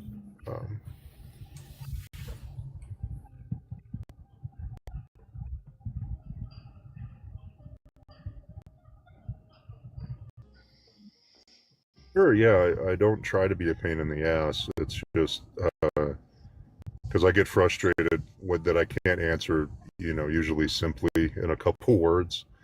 But I think that's the result of my my education with it, and because in these spaces it's easy to do harm without realizing it with what you say.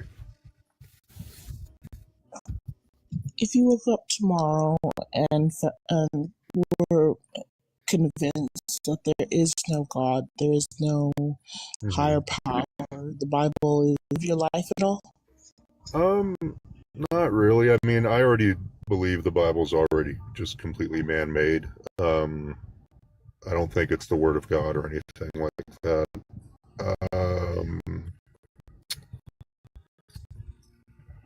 A sense about God, but could also be wrong. So, I mean, honestly, I would be probably a bit more Jewish in that way, which is that Judaism has room for people that don't believe but practice because they find value in it. I think I would probably be one of those people. But I already live my life with a concern for what's right, outside of whether God says it is or not, which I think is a gift that atheism brings to the world, and why I think it's important to, that not everyone is a true believer, that not everyone, I know that I would change a whole lot. I probably wouldn't argue maybe as much on TikTok, but I also tend to be arguing with Christians more. So things probably may not change. I usually find myself more having impassioned discussions with believers more than I do with people who are not of the group. So yeah, Christians tend to be a bit more argumentative about certain things. No, you stop that. Oh, dang it, I did it. I did the thing. Yeah. I think that on the one hand, we kept the sort of debating nature of Judaism, but we took it in a very toxic direction. So instead of being able to accept each other in the midst of our differences, and a lot of us do, there's a lot of across the aisle reaching within Christendom, but we disown each other too. We make our own little groups and denominations, whereas in Judaism you do have sects, but they all will say you are Jewish, even if you don't think like rational generosity. But Okay, so if tomorrow all beliefs and religions, would you think the world would go insane, or do you think it would unite us? What do you I think? don't know. I think there's always going to be things that divide us because ideology is not limited to religion. But I would say, I don't know, I think the world is better for the diversity that it has. So you just not be here anymore, yeah. But I'm always very careful about throwing babies out with bathwater. Now, if you have believers who like wake up all just with the sudden like sort of Lovecraftian madness of realizing it's all, no, I think it in a perfect situation of removal, I think we would lose something, but at the same time, maybe religion just wouldn't be one of the things that is causing a problem, but we would have other stuff. So, but I think that, and this is the Quaker in me, William Penn had a quote that kind of the 17th century, 18th century. He said, the righteous or the just, the merciful, the compassionate, the pious are everywhere of one religion. And when, essentially like when death comes, it will take off our masks and we'll be able to recognize each other, even though the people who live and strive to do their best in the world are participating in the same sacred thing, even if we don't recognize it as a god, or we don't think there's a god, or even if there isn't one. That anybody who's striving to leave the world a better place than they found it, I think is a part of the same kind of sacred work, and I think that's what matters more than anything else. And Jewish Quakers, Muslim Quakers, Christian Quakers, we don't unite around belief, we unite around how we live. So Okay, thanks. Yeah. I don't know too much about the Quakers. I need to We're weird. Read about that. We're weird and small, but we're small but mighty. Yeah, I need to read up. Maybe. Yeah. All right. Thanks. The questions are great. No, I really not providing enough pushback.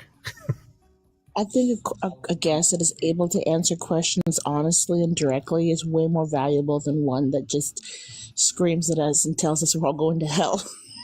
Well, I assume you guys already know that, so I figure, there's no point. Yeah, I already know. Yeah, you don't have to tell me. You don't have to beat that. The Prince of Darkness and I are gonna have a music off when I get down there, so we're good. Oh my gosh. Yeah. We're planning a party. Yeah. You're welcome to come if you want. You may not be there, but you're welcome to come. Oh, I'll probably. I mean, if my brethren are correct, I'll probably be there. So yeah, it's all right. I've resigned I'll myself. save you a seat. Thanks. As long as I'm next. You can Same, I was gonna say same setup, same panel. We'll just meet down there just to hold the spots. Have the same panel. Yeah. So where is everybody else at in their sort of? Well, we're actually not here to answer the questions. Okay. Got it. Got it. That's fine. But we do have Possibly a new believer joining us. Oh. Or not. No, never mind. Tease. Speed. Apparently we don't have a believer at all. But if somebody does have a belief in a god or God's higher power or anything like that, you're open to having your beliefs questioned. Don't do it. Clearly. Yes. What's Braden's Braden's just being homophobic in the comments. Is all. I know we're not supposed to feed the trolls. I'm just Yeah, he's just being homophobic against gay men right now. Oh, okay. Well, gay men are fine. I'm actually officiating a gay wedding today, so. Yay! That's so cool. I've yet to be to a gay wedding, but I hear they can be kind of fun. Are you gonna have any fun at the gay wedding, or do it different? Are you invited to the after party? I said wedding, and what it is,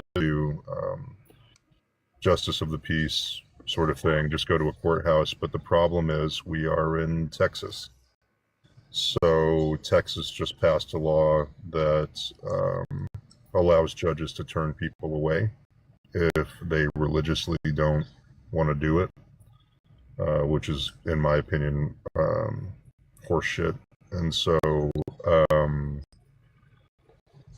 they reached out to me through like a mutual friend that they in ministry, like having worked as a pastor before. And so got on the phone with them, talked to them about what they want, got it all kind of planned out. And so later today we will be doing a little ceremony at their apartment with just their immediate family,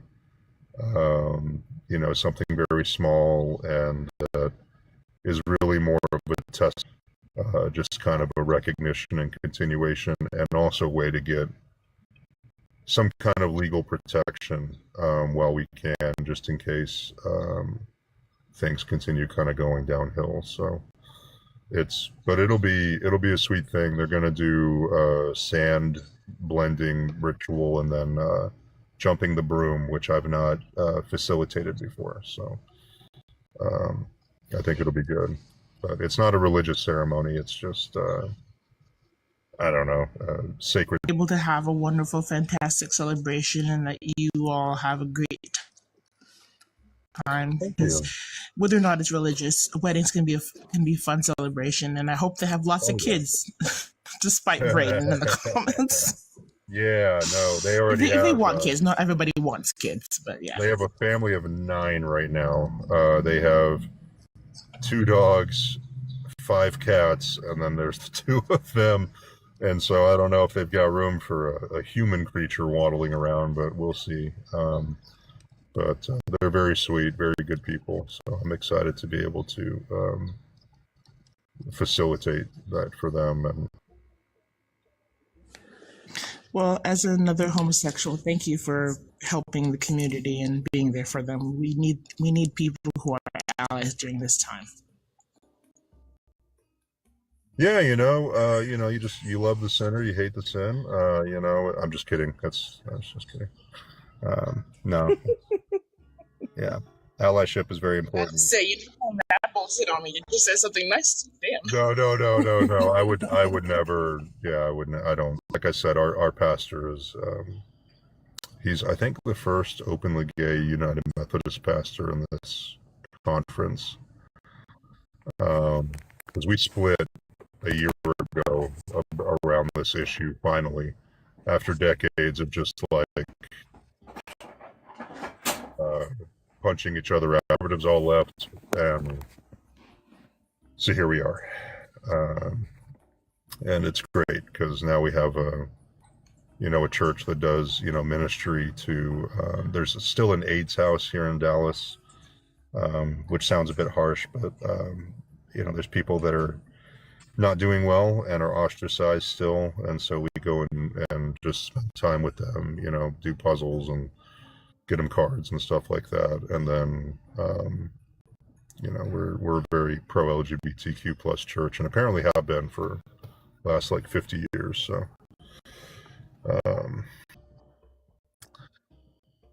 but anyway, cool. Yeah, it seems we are absent believers at the moment. Oh, wait.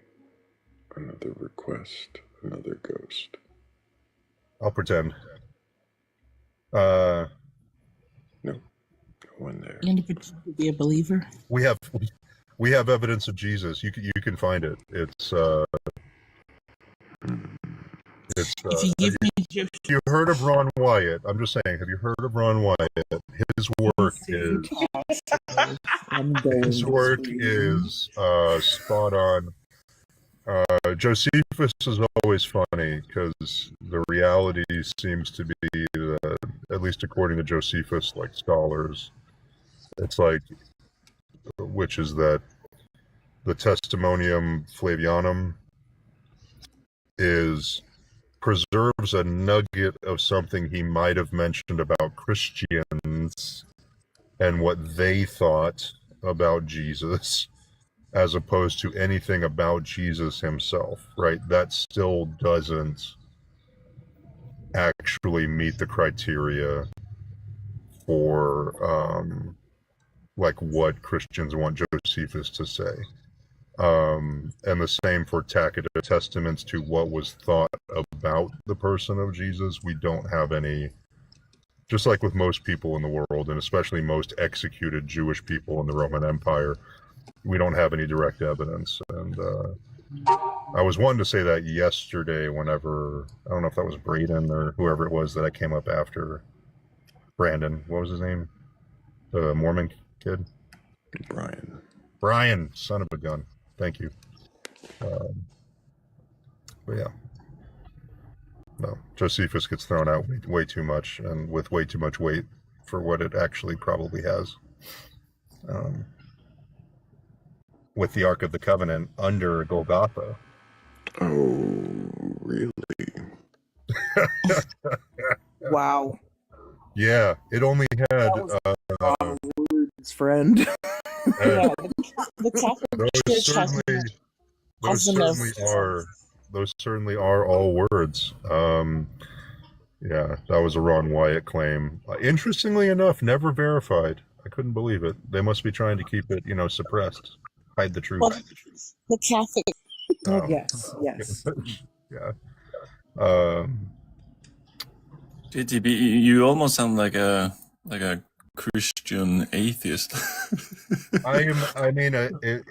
It's been sort of said before. Yeah. I would say the most accurate would be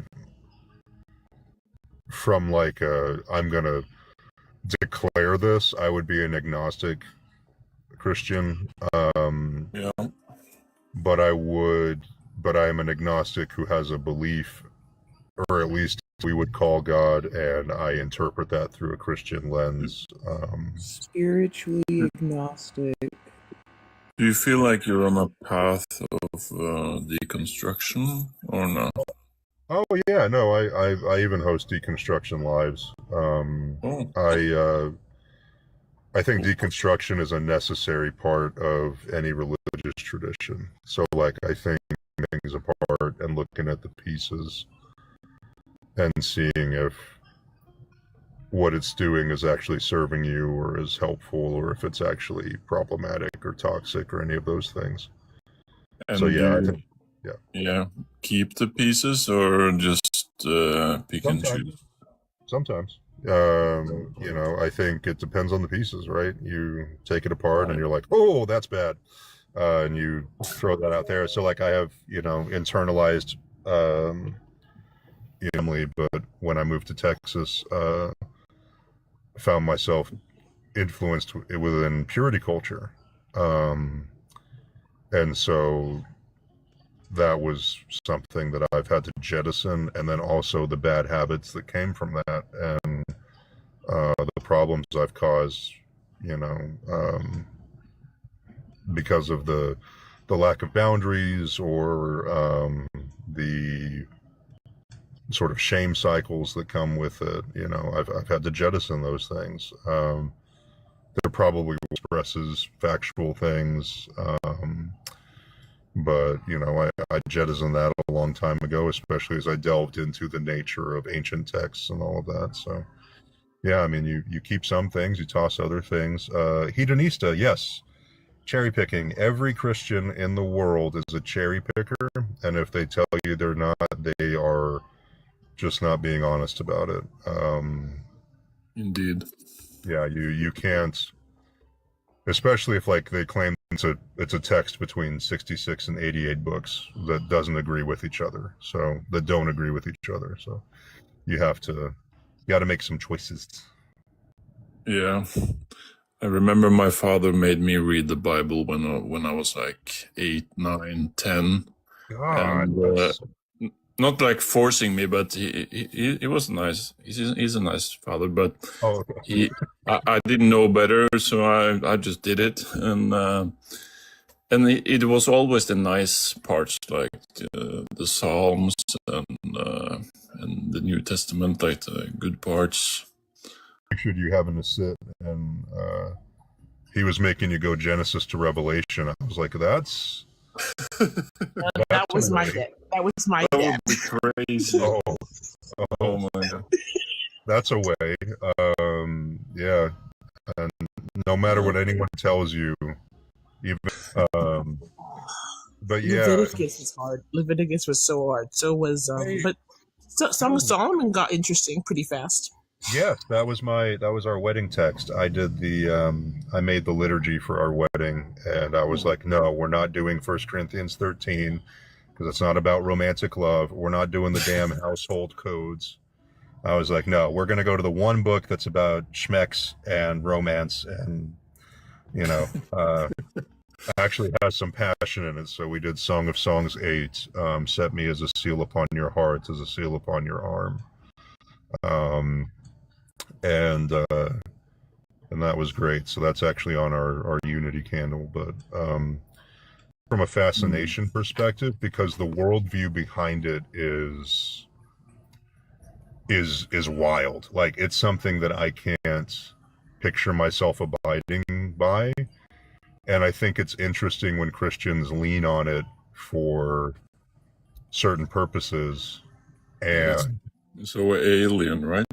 Really? Yeah, and like it's a worldview that nobody can replicate. We don't think this way. We have too much just knowledge floating around our heads that they didn't have, that makes this stuff kind of odd. Like Jewish people still observe it, but Leviticus is about, boxes and keeping things sectioned according to what's appropriate, and it's an interesting text, but I do remember when I first tried to read it before I was educated about it, and it was not an interesting text. So yeah, I definitely get that. Levitical laws, like who hold to the laws that were given to the Levites as to the church. Yeah, Seventh-day Adventists and people like that.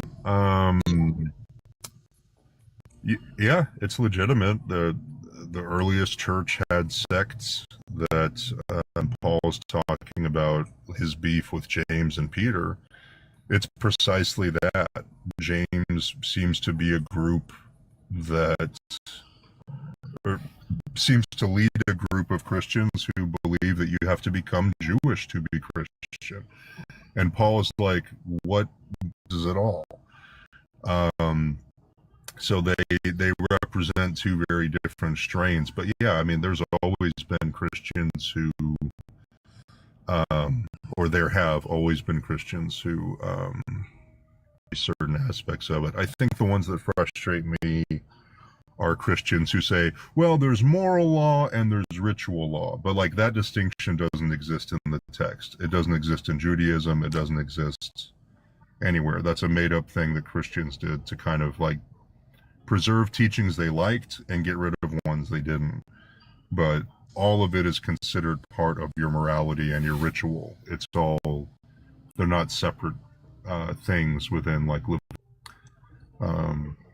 one book I wish I could oh, sorry, go ahead. Oh, I'm sorry, you haven't finished yet. Sorry, go ahead. Oh, I was going to say, I just want to tear Revelation out of the Bible. You go ahead. Yep, same. I was just going to ask where you get your understanding of the Bible like this.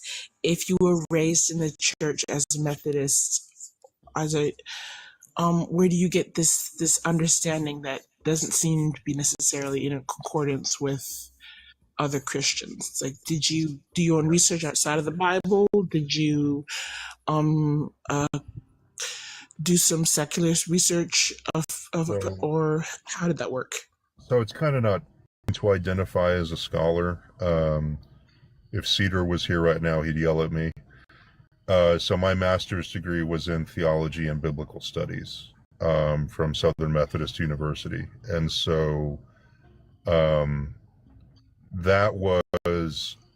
kind of put things in perspective. But honestly, just when I observed reality and met people, who thought differently and who were good people, and that the traditions around me were saying, these people don't fit, they don't belong because they're LGBTQ or atheist, or the way I was raised, to not just accept things as blindly. And I wasn't raised within one consistent tradition over time. So like I grew up for the first 10 years of my life in a house that was kind of Lutheran pietist. So we read our Bible stories, and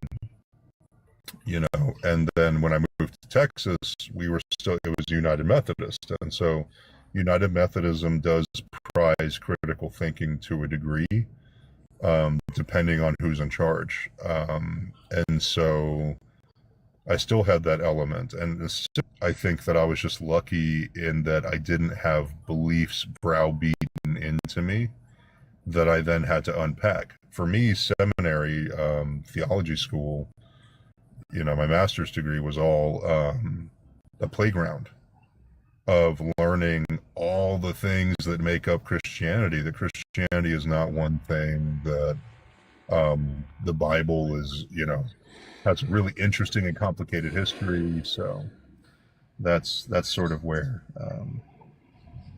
all that comes from. JTP, from the comments, what is the first question that you would ask a Christian? Depends on my lives is why is thinking this is true important. Like a prompt on my lives usually is the Bible isn't the word of God. And that's always like a rage bait, which just doing lives, but I mean it as a genuine thing. And when people say, well, of course it is, and I'm like, okay, why is that important to believe? Like, what difference does thinking that is true make? Like, why? Right? And I think that's the question that I like to ask a lot, is that a lot of people don't think about why. They just think that this is what I should do. And when you get them thinking about why, and they don't have an answer, you realize maybe it's not that essential. They're what they're working with, and then ask them why they think these certain positions are necessary.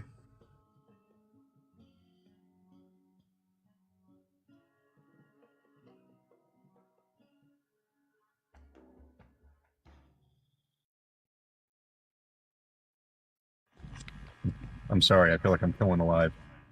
No, you're not killing alive. We actually love the silences. Gives people a moment to think.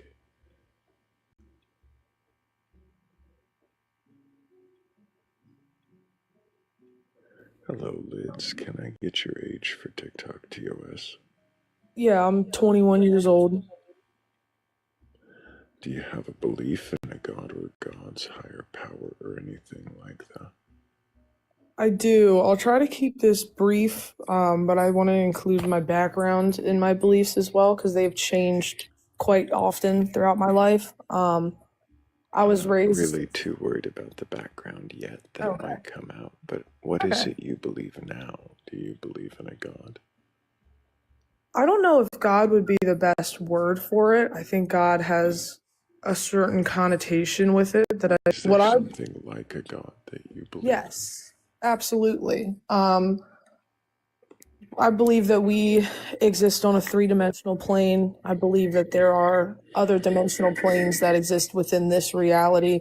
And I think higher power would probably be the best word for it What do you in mean by terms of. dimension? So we exist in a three-dimensional plane. I don't think anyone can disagree with that. Like, if you see a cube, there's multiple sides to that cube.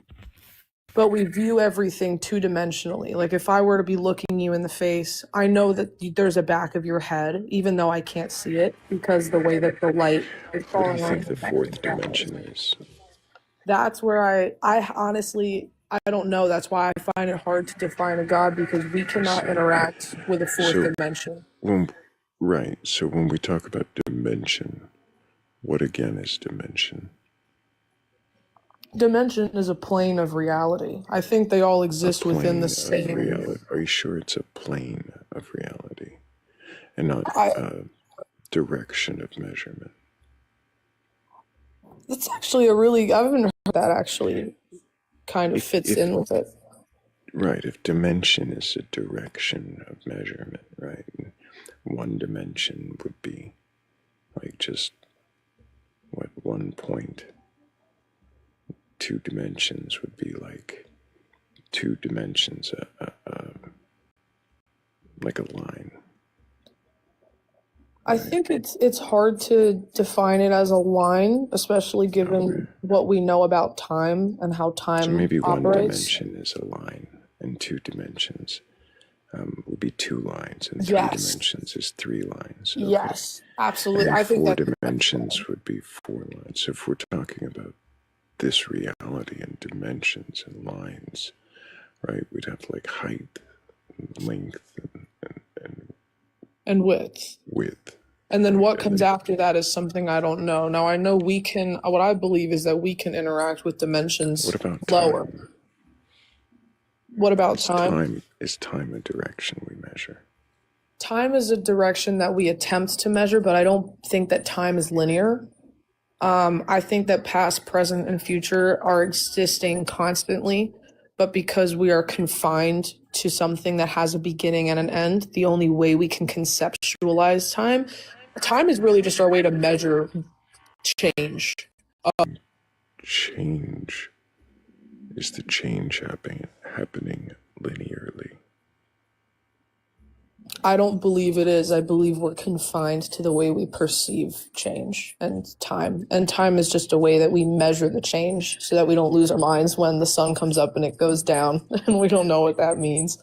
So we put days on it and we put hours on it to try to better understand and kind of to give things a pattern. But I think things are just ever changing and time helps us kind of, to put it simply, plan our lives out.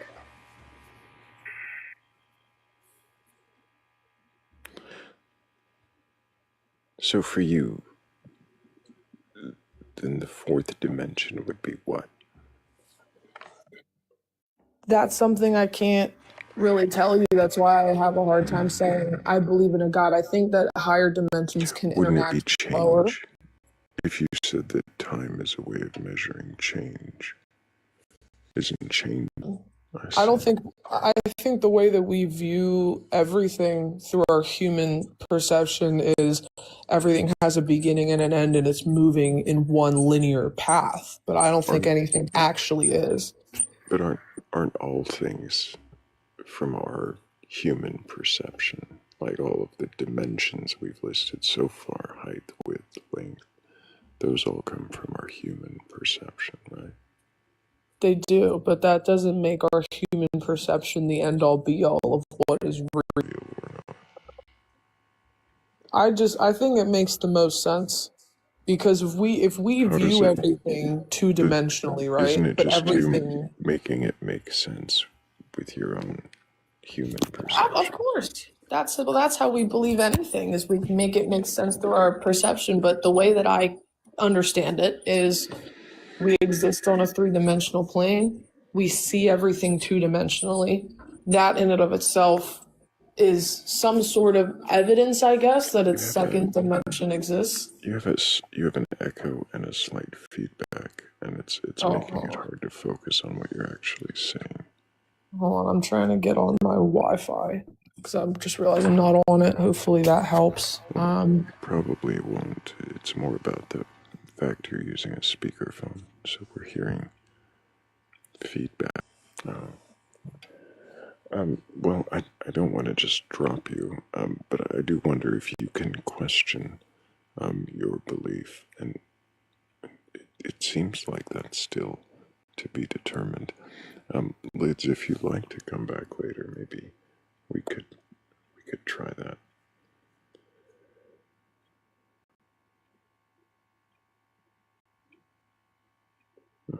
I didn't drop her.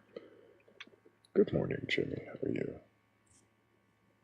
Doing well, Thrayle. Good morning. Good morning, all. Great to be here again. Morning, Jimmy. Good morning, Jimmy. Good morning. Sorry, having breakfast. Oh, you know, I'm contributing to the capitalist machine. There's Starbucks nearby, so getting coffee and something with protein in it. That sounded kind of douchey. Sorry. Hey, Ethan. Hello, Ethan. Hey, Can I man. get your age for TikTok TOS? 27. Do you have a belief in a god or God's higher power or anything like I that? do. I'm a Christian. I believe in God. Okay. I believe in... I'm gonna stop you right now. You're messing with your phone a lot. We can hear it, every movement, every finger rub against it, like it's shaking in the case or something. But we hear it more than we hear you. Okay. So you hear me now? Yep. Yeah, we do. So you believe in God, which God beginning to end? I haven't read it from beginning to end, but read most of it. I guess more so discipline. Do you believe the stories that you have read in it to be true and literal? Yeah. Why do you believe that they are literal? I guess more of when you look at historical facts, you know, faith being a huge part of it, of course. And if you choose to believe that Jesus is God, believing that he did rise from the dead, then you can say that God can do anything. You're saying so that if you believe Jesus rose from the dead, then all the stories that precede that have to be true, because God can do anything. Yeah, yeah. Within.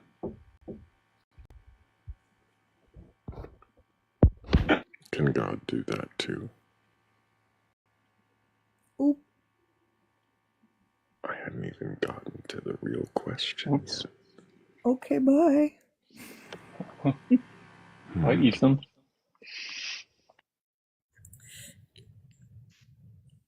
Is contradiction sort of a spell now? It just makes the Christians disappear? I mean, I'm still here, but I guess maybe that means I'm not one. I don't know. I'm impervious. Yeah, you're a Christian Impervious to atheist. So. contradiction? No. Jimmy, are you impervious to contradictions? Oh, am I impervious to contradictions? I don't know what that means. He said he got disconnected. Aww. Maybe request back up and we can continue the conversation. Yep, you're welcome to do so. It's a trap. I'm just kidding. I have an unpopular opinion about logic. No. I just think logic is predicated upon language. I don't think it has ontological existence. Thank you. But isn't language just a means to communicate deeper ideas and thoughts? And if we use it as such, we can get deeper into our minds and find things like I don't know. Are you saying Yeah. it gets hung up on like choice of words? Yeah, we could use any language to communicate if we, as long as we speak that language fluently or have access to a accurate translator. I We don't can think get back to this language. later because Ethan just returned. I'm sorry. Hello, Ethan. Welcome back. No, you guys can keep going. Long conversation. We'll keep going. You're the one with beliefs that interest us. Okay, perfect. Yeah. Yeah, sorry, I got disconnected earlier. So, Ethan, I was asking, you believe the Bible to be true and literal. Would you believe it still if there were contradictions within the text? In the text? But if it were contradictions in the text, then that will make it, of course, not reliable for I see. And you believe in the 6-day creation and Adam and Eve in the garden? Yeah. Yes. Have you read those chapters recently? Recently, yeah, I have. So you remember the order of creation given in Genesis 1? Say that one more time. Do you remember the order that he created everything in Genesis 1? Not the order. If I told you that it was sun and moon, animals, man and woman in that order, would you believe me? I gotta look at it, but okay. Hypothetically speaking, let's say it was that. Let's say it was light, firmament, plants, sun and moon, and then animals, man and woman. If we look at the life in that, it's the plants, the animals, the man and woman, right? In that order. It starts before there were plants because he had not yet made it rain and he had not yet made a man to till the field. He makes mist come from the ground and water the earth, and then he makes a man. And then he makes the plants, and then he makes the animals.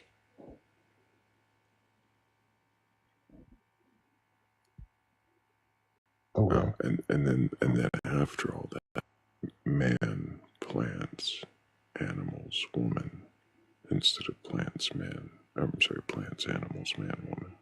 So it'd be a different order than given in Genesis 1, correct? Correct. I just have to look at it. Yeah, hypothetically speaking. Would that be a contradiction if it were to say that? It depends on the context. Can you tell me what context would make it not a contradiction? I'm going to pull it up.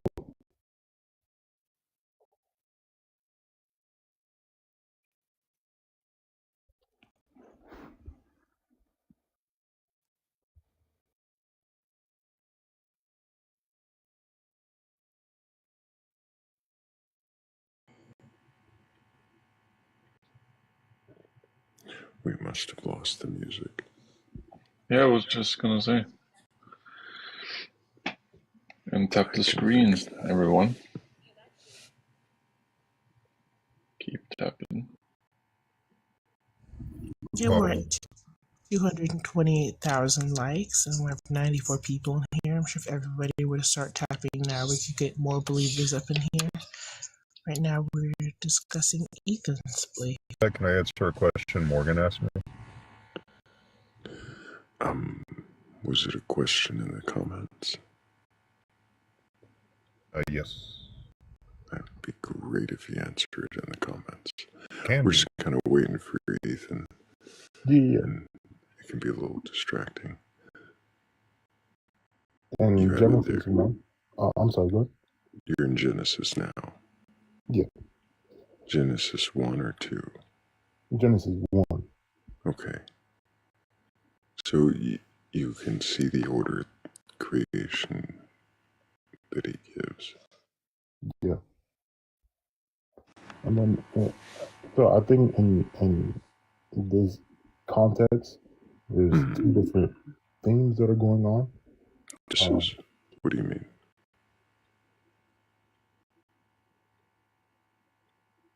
So in Genesis 1, it's talking about the structure in chronological order.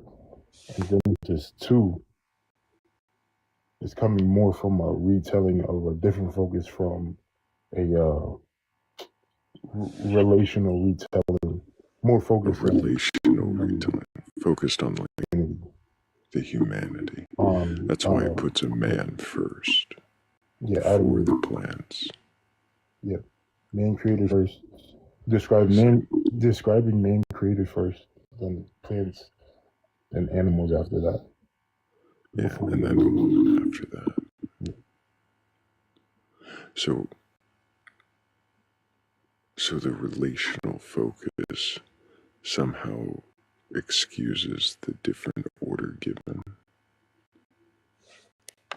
Depending on right, the purpose of the man, of course, to till the fields, which there won't be fields until there's a man, right? It says before there were plants, because there is not rain, and so he makes the fields after the man, and the purpose of the animals is to keep the man company because he's alone, right? To give him a helper. As it says in 2:18, it is not good for man to be alone. I shall make him a helper. And then out of the ground the Lord God forms the beasts of the field and the fowl of the air. And Adam tries to, he names them, but he can't find a helper. And only then does he make Eve. So it gives reasons why. And this order that contradicts Genesis 1 has reasons given in Genesis 2. Yeah. So which one is the true order? Which one's literal? Is it true literal order? Different reasons to be out of order in Genesis 2.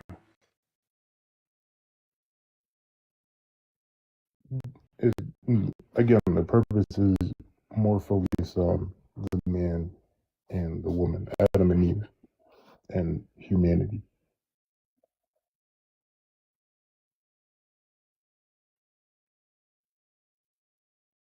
Entire timeline to relate a point, or do you think it's possible they were written by two different authors?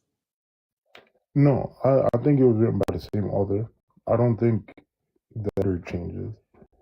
I think he describes it in a different way, focused more on the telling of Adam and Eve, if that makes any sense. So if I could give like an example,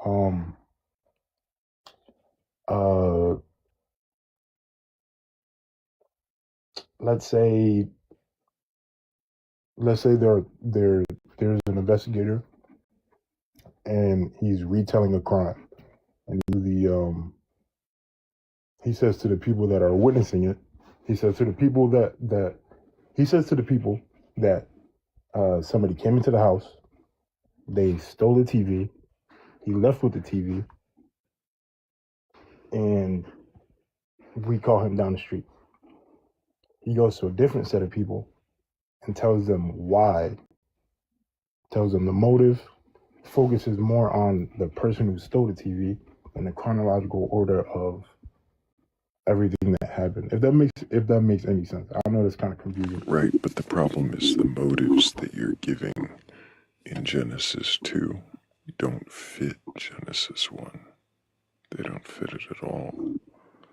He can't make the animals to keep man company when he is animals.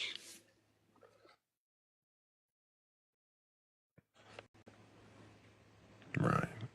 You can't make the man. I'm gonna look at it right now. He can't make the man before the plants. If the plants come on day 3 and he comes on day 6.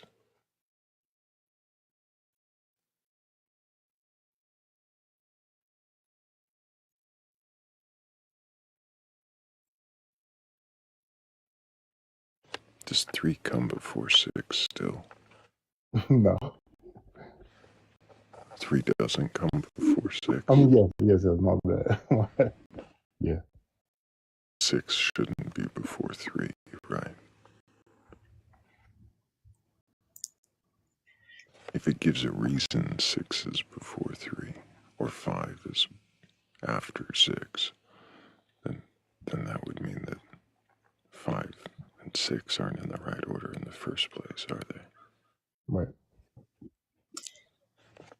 And in a court of law, if a lawyer gave two different timelines for a case, the case would get dismissed.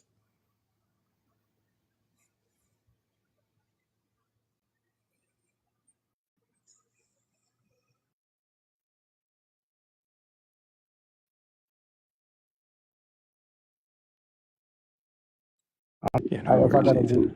do more research on it, then I will. Yeah, I appreciate that you're willing to look into it. Does Yeah. anyone else have any questions for Ethan?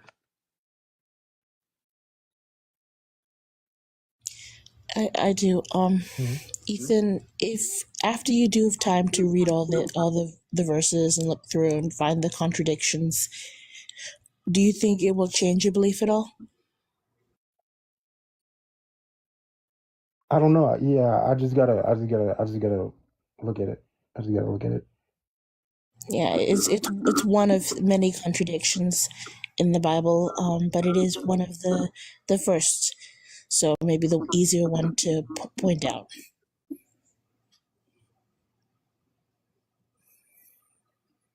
But if oh, go ahead. And it's supposed to be God's word, right? So it should have been perfect, wouldn't it? Yeah, I agree with that. That it is, and if it's coming from God, then it should be perfect. I appreciate the honesty. Yeah, I'm not like a big debater. I like No, this is not a questions. debate. We're just Yeah, asking. no, yeah, I understand that. I'm saying We're like, just asking. Yeah, yeah. I'm more of like a. it's okay. I feel like I don't know how to talk real well, so if I don't know how to explain something or It's have it's any fine, man. understanding on anything, It's also okay for you to just take your time and gather your words if you're not sure how to answer. yeah, no, I appreciate that. I think maybe Bats, did you have a question? No, I just congratulations, Ethan, on questioning your beliefs. I hope you continue to question them. Yeah, 100%. You're doing I'm sorry. a very brave thing. Appreciate you being here, Ethan. I'm gonna go ahead and set you down. Yep. Thank you, guys. I appreciate it. Keep asking questions, and if you come to new Take answers, care, man. bring them to us, and I'll definitely want to question those too. W's. Oh, sorry. Go ahead. I just want to mention that Dan McClellan brings up two very mundane contradictions. Not they're just way further in on a recent video about death of Judas, and then a king that I actually hadn't ever noticed in the Bible. That You mean Dan McClellan? Yeah.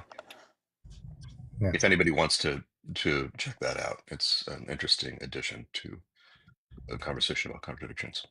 I was going to suggest Judas because it's a pretty there's nothing to really look at as opposed to Genesis 1 and 2 in the order. Just because he falls in one and breaks open, keep the money in the other. And they cannot be reconciled. It's impossible, but it can be fun to watch people try. Jimmy, what part of the Bible did you say? That's the New Testament. It's the unalignment of Judas. Yeah, but where? Matthew 20 something. Okay. That's right. Yeah, and so and then Acts chapter, I want to say 2, maybe Acts chapter 1 or 2. Yeah, I found it. Yeah. Yeah.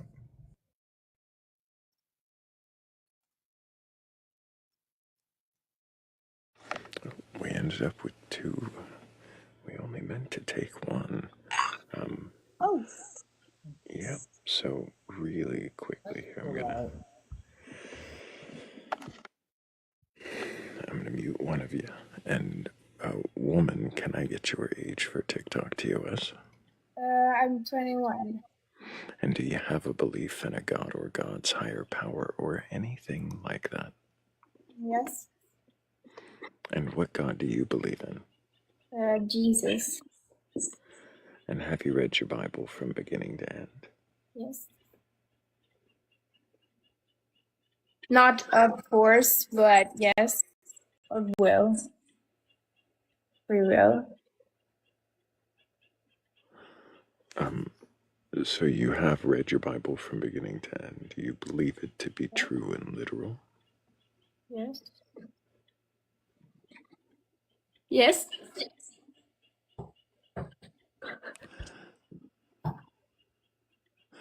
And is there a reason you're giggling after each answer? Am I giggling? Okay. I think it's something wrong with my phone. But I don't know. I thought it was you, Thrayle. Right. So you believe the Bible is true and literal. Does that include the 6-day creation? Yes. Why do you believe that to be true? Because it's some explanation about how everything was created. May I ask what Definitely not the phone. denomination you follow?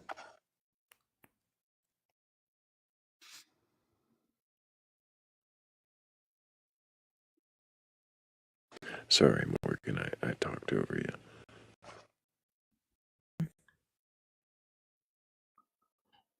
What do you mean? What type of church do you go to if you go to church? Right now I'm not very active in church.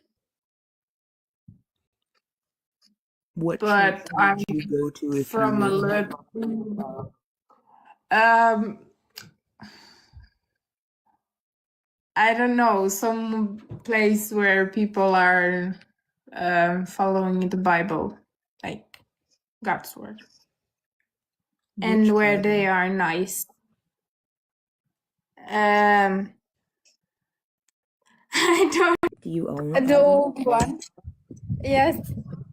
Woman, have you been maybe partying a little this evening? Parting? No. No spicy juice of any kind? Maybe she's just nervous. I was going Where to say, are she's you not. nervous? Yeah, I am.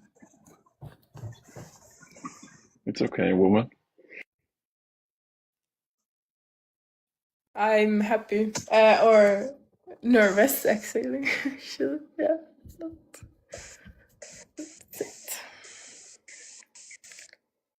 So, I promise. so if you don't have a particular denomination you follow, so you're non-denominational, do you at least believe that the Bible is true and accurate? Yeah. I'm from a Lutheran revival. Like, Ah, thank you. but yeah, I'm not so active because many of them are not so real. Like they're more traditional Christians. Like, What is your perception of a traditional Christian?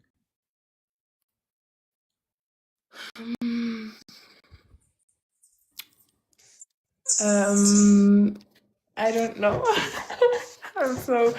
I'm not so deep thinking person.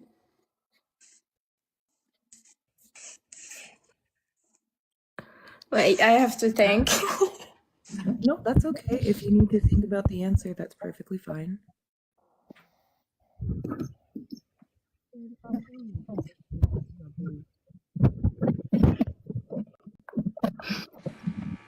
I don't know if that was bats or woman, but somebody was very muffled for a moment. Woman, can you question your beliefs? Yes. I didn't believe in God when I was little. I became a believer in the 6th grade.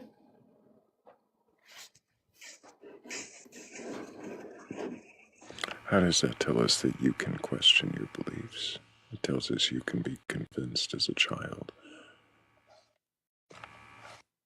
Yeah, I just saw a movie called Heaven is for Real, and then I knew God existed because I had You saw a movie and decided that from the movie that questioned or prayed to God and asked if He exists, that can you show me?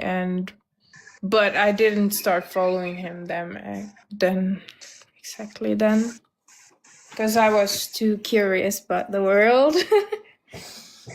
Did he show you after you did that prayer? Yes, Oh, through the movie. through the movie. Yeah. Oh, well.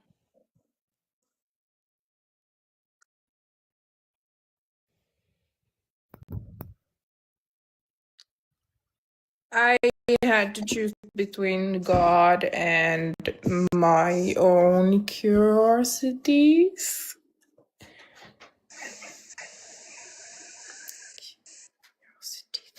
Or at least my family was very strict, so I only knew the law of Moses. I didn't know Jesus. So So if I pray to Jesus to show himself, and then I watch a movie, and there's something about God or Jesus in the movie, that means that's the prayer answered. Do you think so? yes, Yes. Okay. but my direction in life did not change. Because I knew only the law of Moses, so then I couldn't have anything to do with God, in my understanding. At what point did you see a change in your life, or are you still not not following? When I was in 6th grade, I saw some to Spain, and there was a haunted house where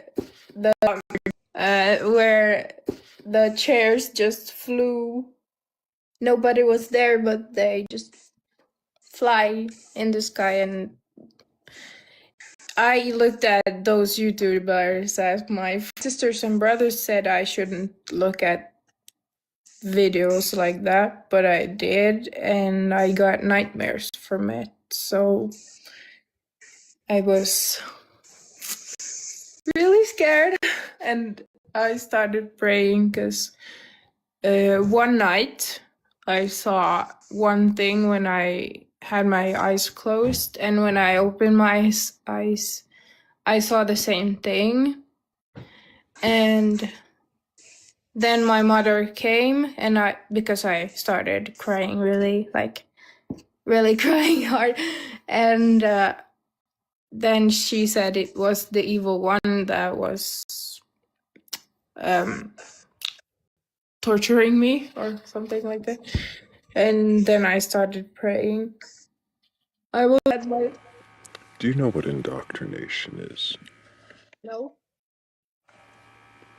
When someone teaches you to believe something without question. Okay.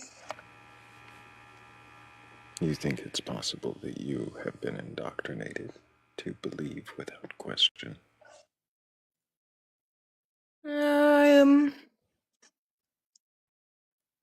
No.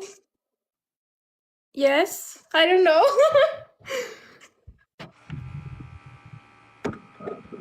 It's not a test. It's just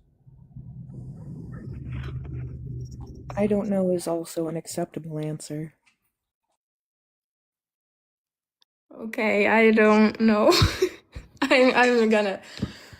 I have to think. I have been really deep in my searching for God. So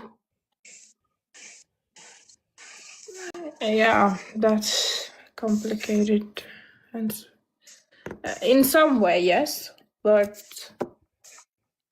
yeah.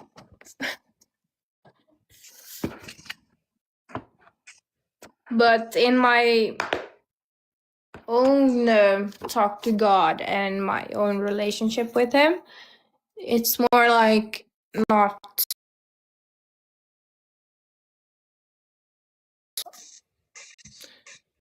for my family. So in that way, I feel like, yeah.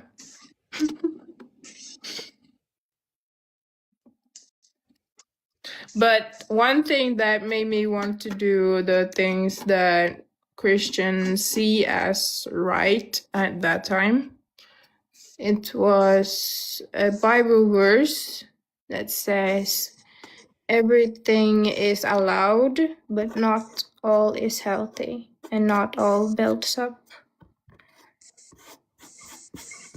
But I just follow.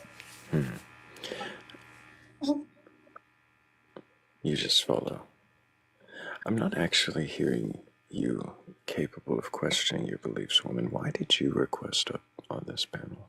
It was a mistake. I see. Yeah. I appreciate you coming up and doing the best you could to answer the questions you did. But I am going to set you back down, and I hope you keep asking questions. Bye, woman. Responsibility, woman, but thank you, woman. You did great. It does feel a little off, but right, that's okay. Wicca, can I get your age for TikTok TOS? Hi, 61. Hey. And do you have a belief in a god or God's higher power, or excuse me, hiccup? Oh That's no. okay. It caught me totally off guard. You good? Yeah, it was just a very. That's the highest pitched sound I've ever heard you make. Oh, Ever. You never heard me do the meatwad voice. That caught me totally off guard. Do you have a belief in a god or gods? What gods are? At present, well, I believe in multiple gods. I do also, I guess in a way, believe in omnism, where I believe that all faiths have some type of truth to them, and they're Are you all pagan? yes. Do you believe all gods exist? Yes. My issue I'm having, and I guess the reason In what way do they exist? the gods. Yes. Okay. Let's see. As far as Freya, I do believe, as far back as I'm still learning the history, but the reason that, and guess where they exist. This is. I'm starting to go off. Okay. Okay. Let's not go too far off. The question is, in what way do all gods exist? So when you say all gods exist, right? Does that include gods that someone just thought up last week? Right. I'm not exactly sure because, in a way, it is faith. Although I do see Freya act more in my life than I ever saw God act in my life. Well, I shouldn't say that. God acted a couple of times. But deconstructing, I see more on the earth, so I believe that if for no other reason we were put here to take care of this world that we're on. Yeah, it really doesn't answer my question at all. I know, I'm trying to get I don't know. My question is, of course, It's if you simple till you try and think about it. right, if you're believing that all gods exist, that means you're believing in the celestial skeletal bat goddess. You're believing in the flying spaghetti monster. Well,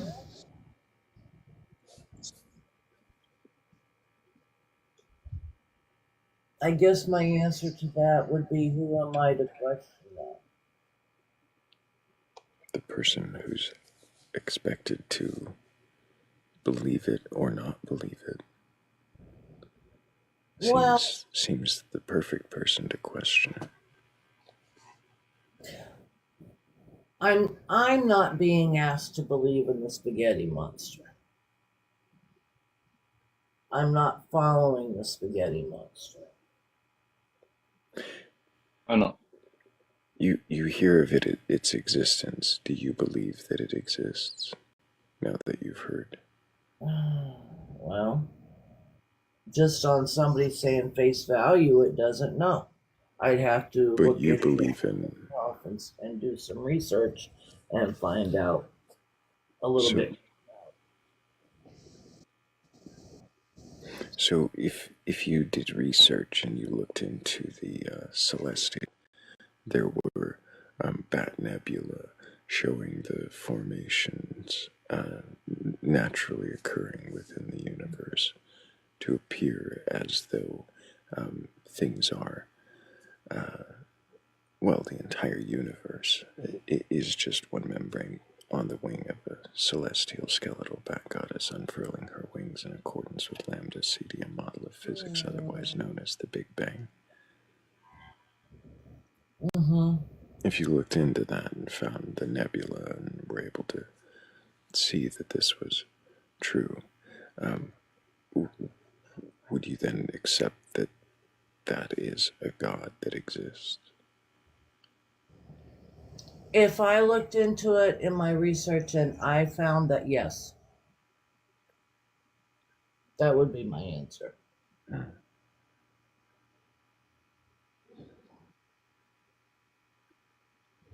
And in accepting that it was true, would you then have, would you accept all of the lore that goes with it? That's kind of like asking to accept the Bible as it is. If you believe that God is true, is that not what you're expected to do?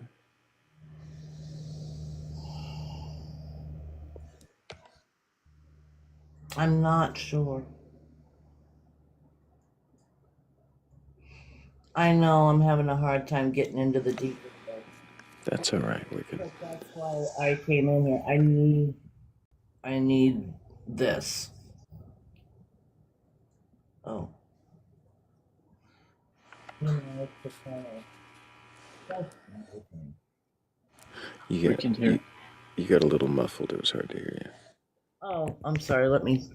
I'm sitting back here in my chair. That's better.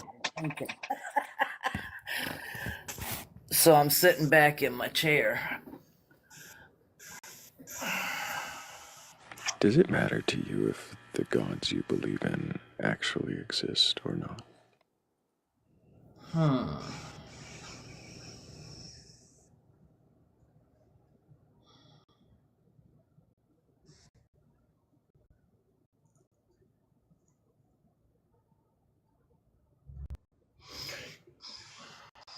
I would have to say, in my mind, yes. Because I do look to the gods that I look to for guidance. So, and for reassurance. So it does, not just reassurance, but like protection, okay? I look to them to provide protection for, so it would matter to me that they exist, I guess, in my mind, in my opinion. So how can you tell that they exist? That was what I was getting back to. Like, I was raised Lutheran in 3 different synods, and I heard JTP talking about Lutheranism, and I always question. I was always the one asking the questions. Asking the question about, first one, how did Adam and Eve populate the earth? That was one of my first questions. I was always questioning the Bible, and I got that, well, that was okay then, but it's not okay now. Or if I questioned a verse, it's, well, go back and read it again. And I kind of got sick and tired of those answers. So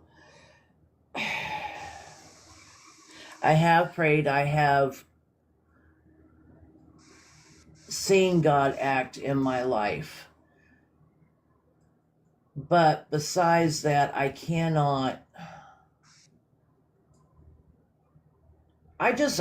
believe I don't believe the Bible as far as it being the all-being truth. I did put it in the comments. One of my things my mom said, and I love it, is... Do you remember the question I asked? Yes, well, it doesn't matter to me whether they exist. No, that was the other question. I've since asked you how it is that you can tell that they exist. Okay. What gives you reason to believe in these gods? I love to take care of the earth, and what I have seen, especially, well, I shouldn't say the earth. I've asked Thrayle for protection and for peace in my home, and truthfully, the next day, it happened. I also had asked Thrayle to release me from self-doubt, but hey, I tried it. But I did feel better the next day when I woke up, stronger, more confident in myself. That to me is what I see. Now but I did me is what I was just in your mind.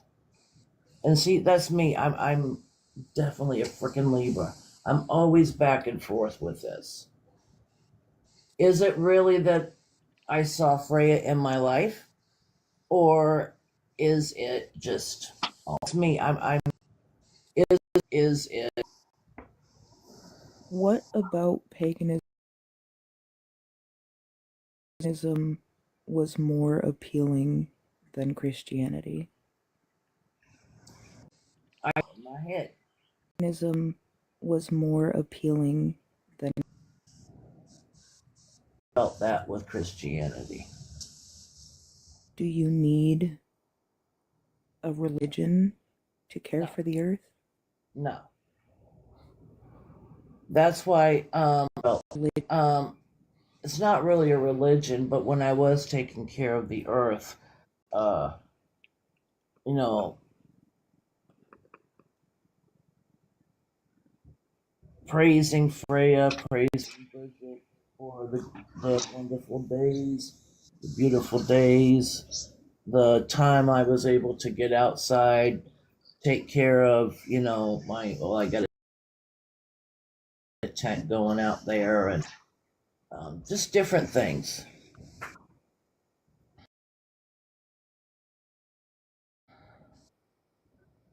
like that. It just makes it more Could it be possible that you're because that's what you want to see? See, I don't know. That's a valid point, and that's what gets stuck in my head is, well, now how do I solve this one? Because it very well could be. But then what if I'm wrong? That's my what if I'm wrong? That's what's got me. If these deities were to be proven not to exist, would that change the way you live your life? No, I'd still tend to the earth. I would. It wouldn't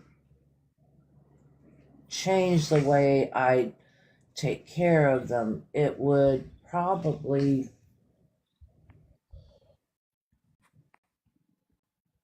it might be even more if there was nothing other than what I said in the beginning is I believe we were put here to take care of the earth. And if that's it, that's it.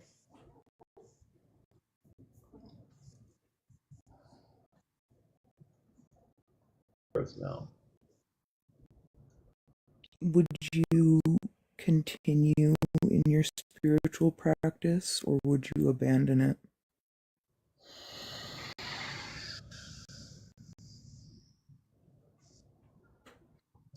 I probably would continue to an extent.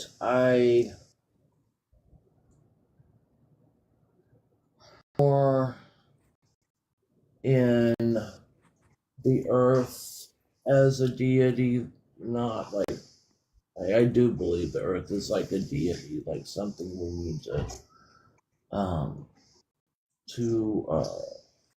take care of while we're here. But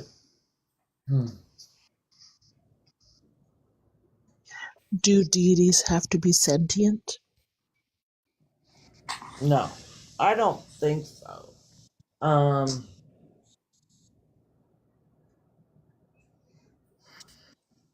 I believe it's more of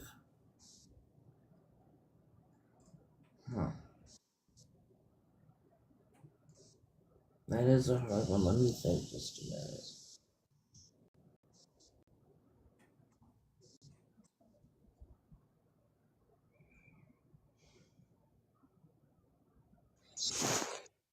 To handle some things. I really appreciate you having me up and everybody who's been asking wonderful questions. Appreciate you, Bats. Thank you. Bye, Bats. Bye, Bats. Bye. Bye, See you. Bats. Flap, flap.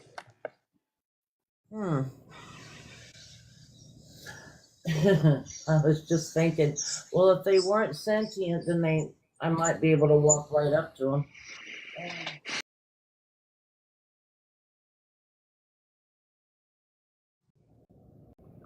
We can feel like the Norse gods are faithful embodiments of natural principles. Embodiments. Can you explain that a little bit more? I'm just wondering, since the focus is on Earth, it seems your focus is very much on Earth, on the Earth. So I'm wondering whether the Norse gods, Freya being one of them, if I'm correct, are they faithful embodiments of the principles that are visible in the way nature works?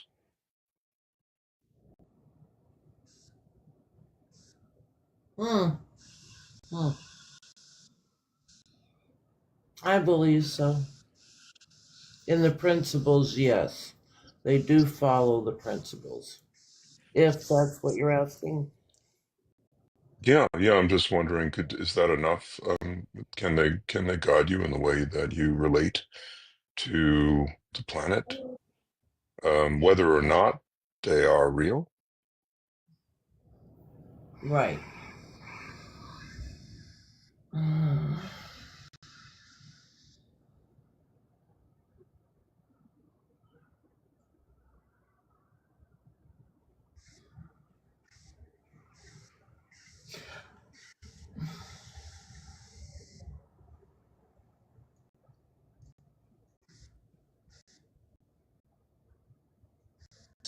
Yes. I believe that. That's interesting. I had not thought about that. Hmm.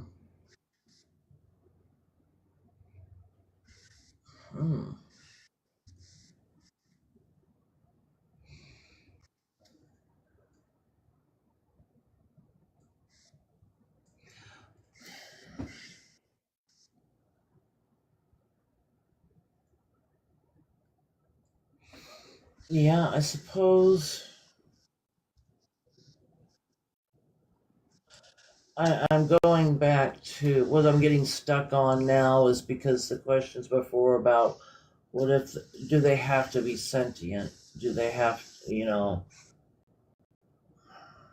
because in order to say yes to that, wouldn't I be saying that then the Norse gods would be sentient? Not necessarily. Gods. Okay, They may. Explain maybe a little bit more, please. Ideals and behaviors that are useful. Oh, yes. I thought you were asking then if I would see them. I don't. Well, I forgot. I forgot the actual question, but I thought you were asking me about what I would. I guess they do. They follow the principles, but then okay. Well, my question is then with the Norse gods, if we're following the principles, and then would they be able to guide me, or Freya be able? You might ask yourself, what would Freya advise? What would Freya do? Yeah, well, I'm getting, you know, I I'm understanding that part, but being not sentient,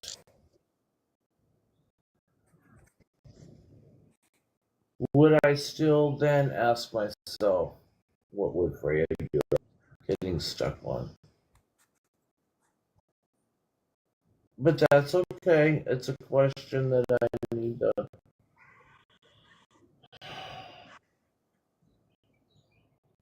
What are the gods to you?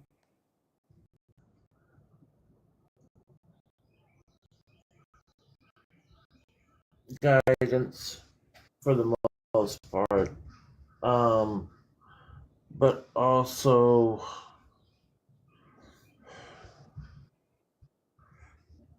Purpose and meaning in life?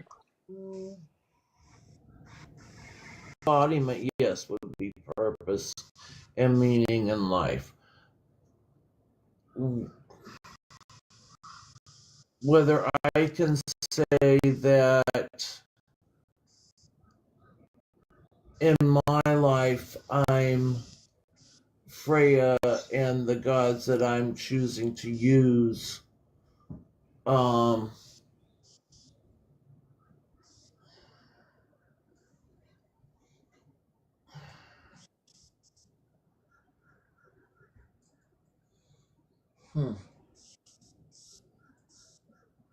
Okay.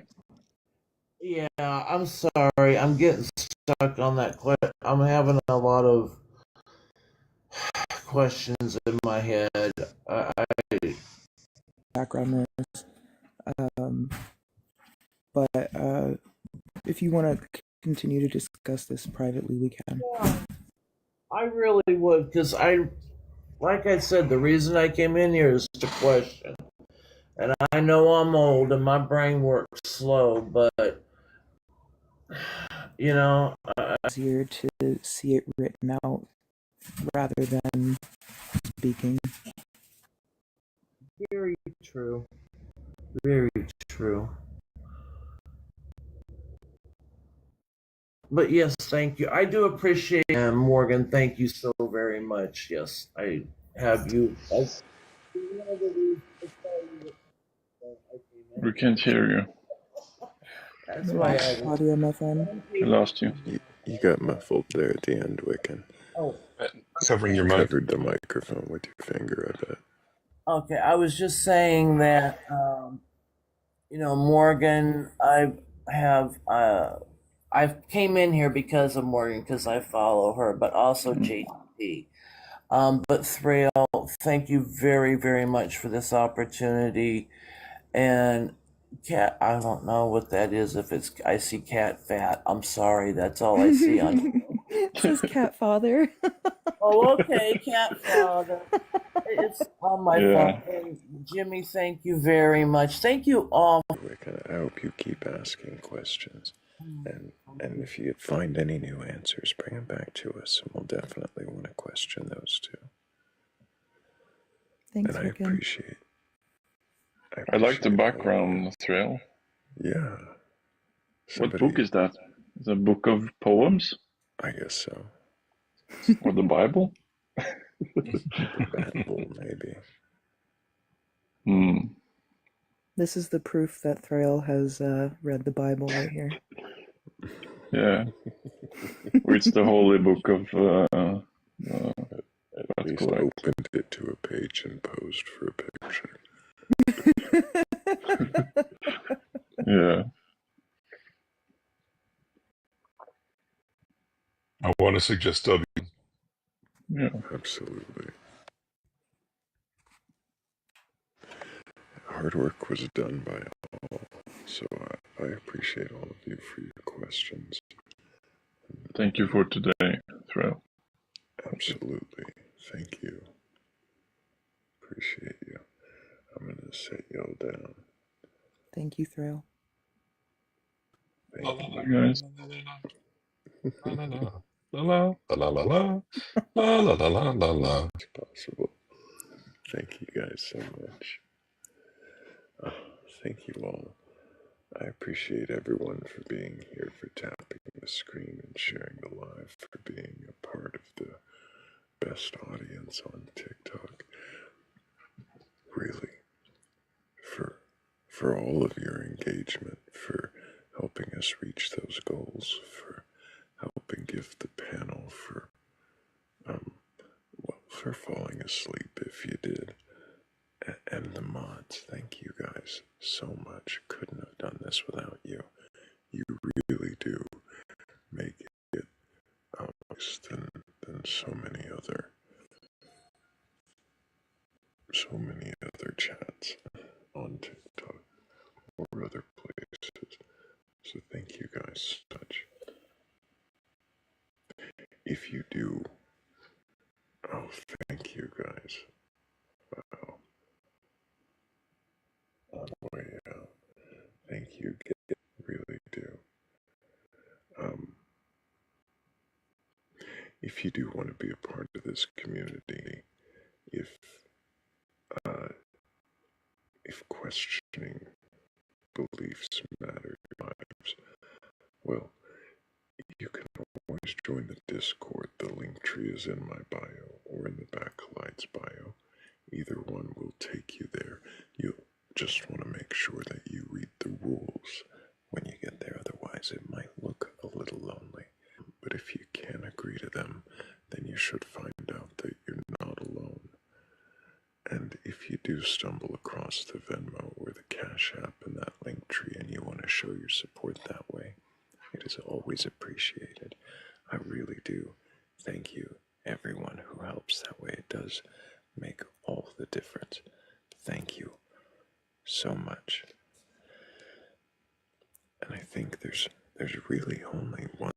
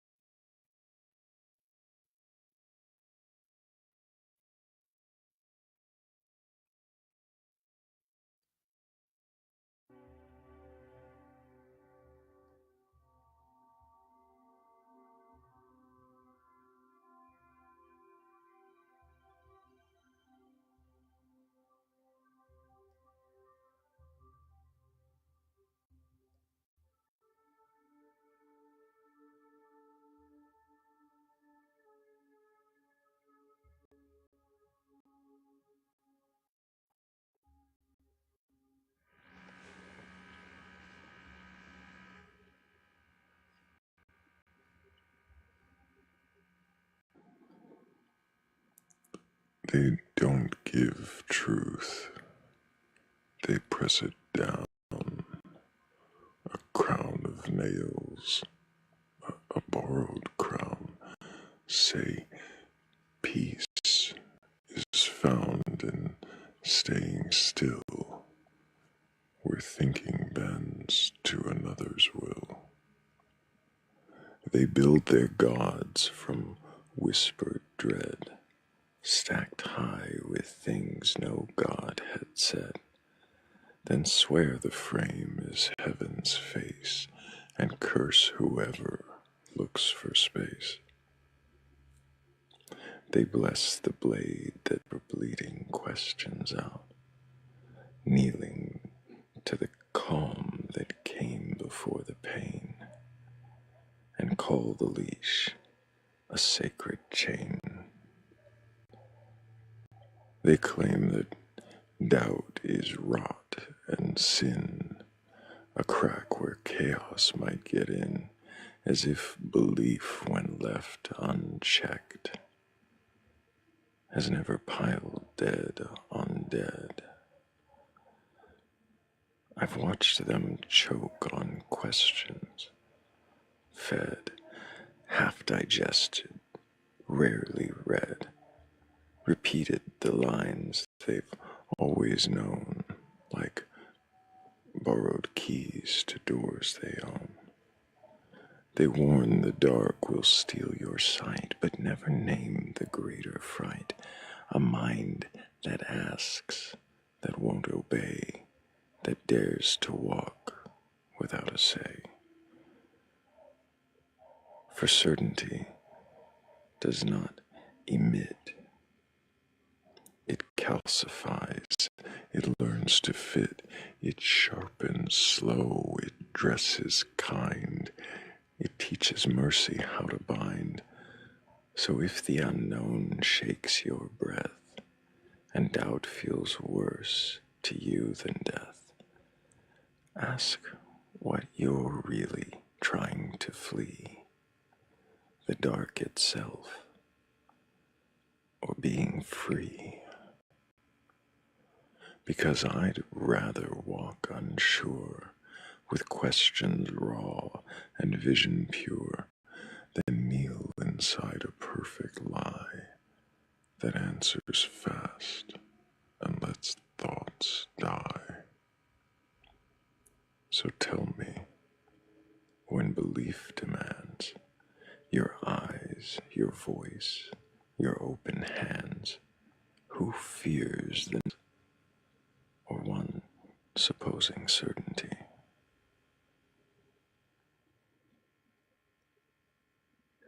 And on that note, until the next time we meet in darkness and seek wisdom together, I love you all. Take care.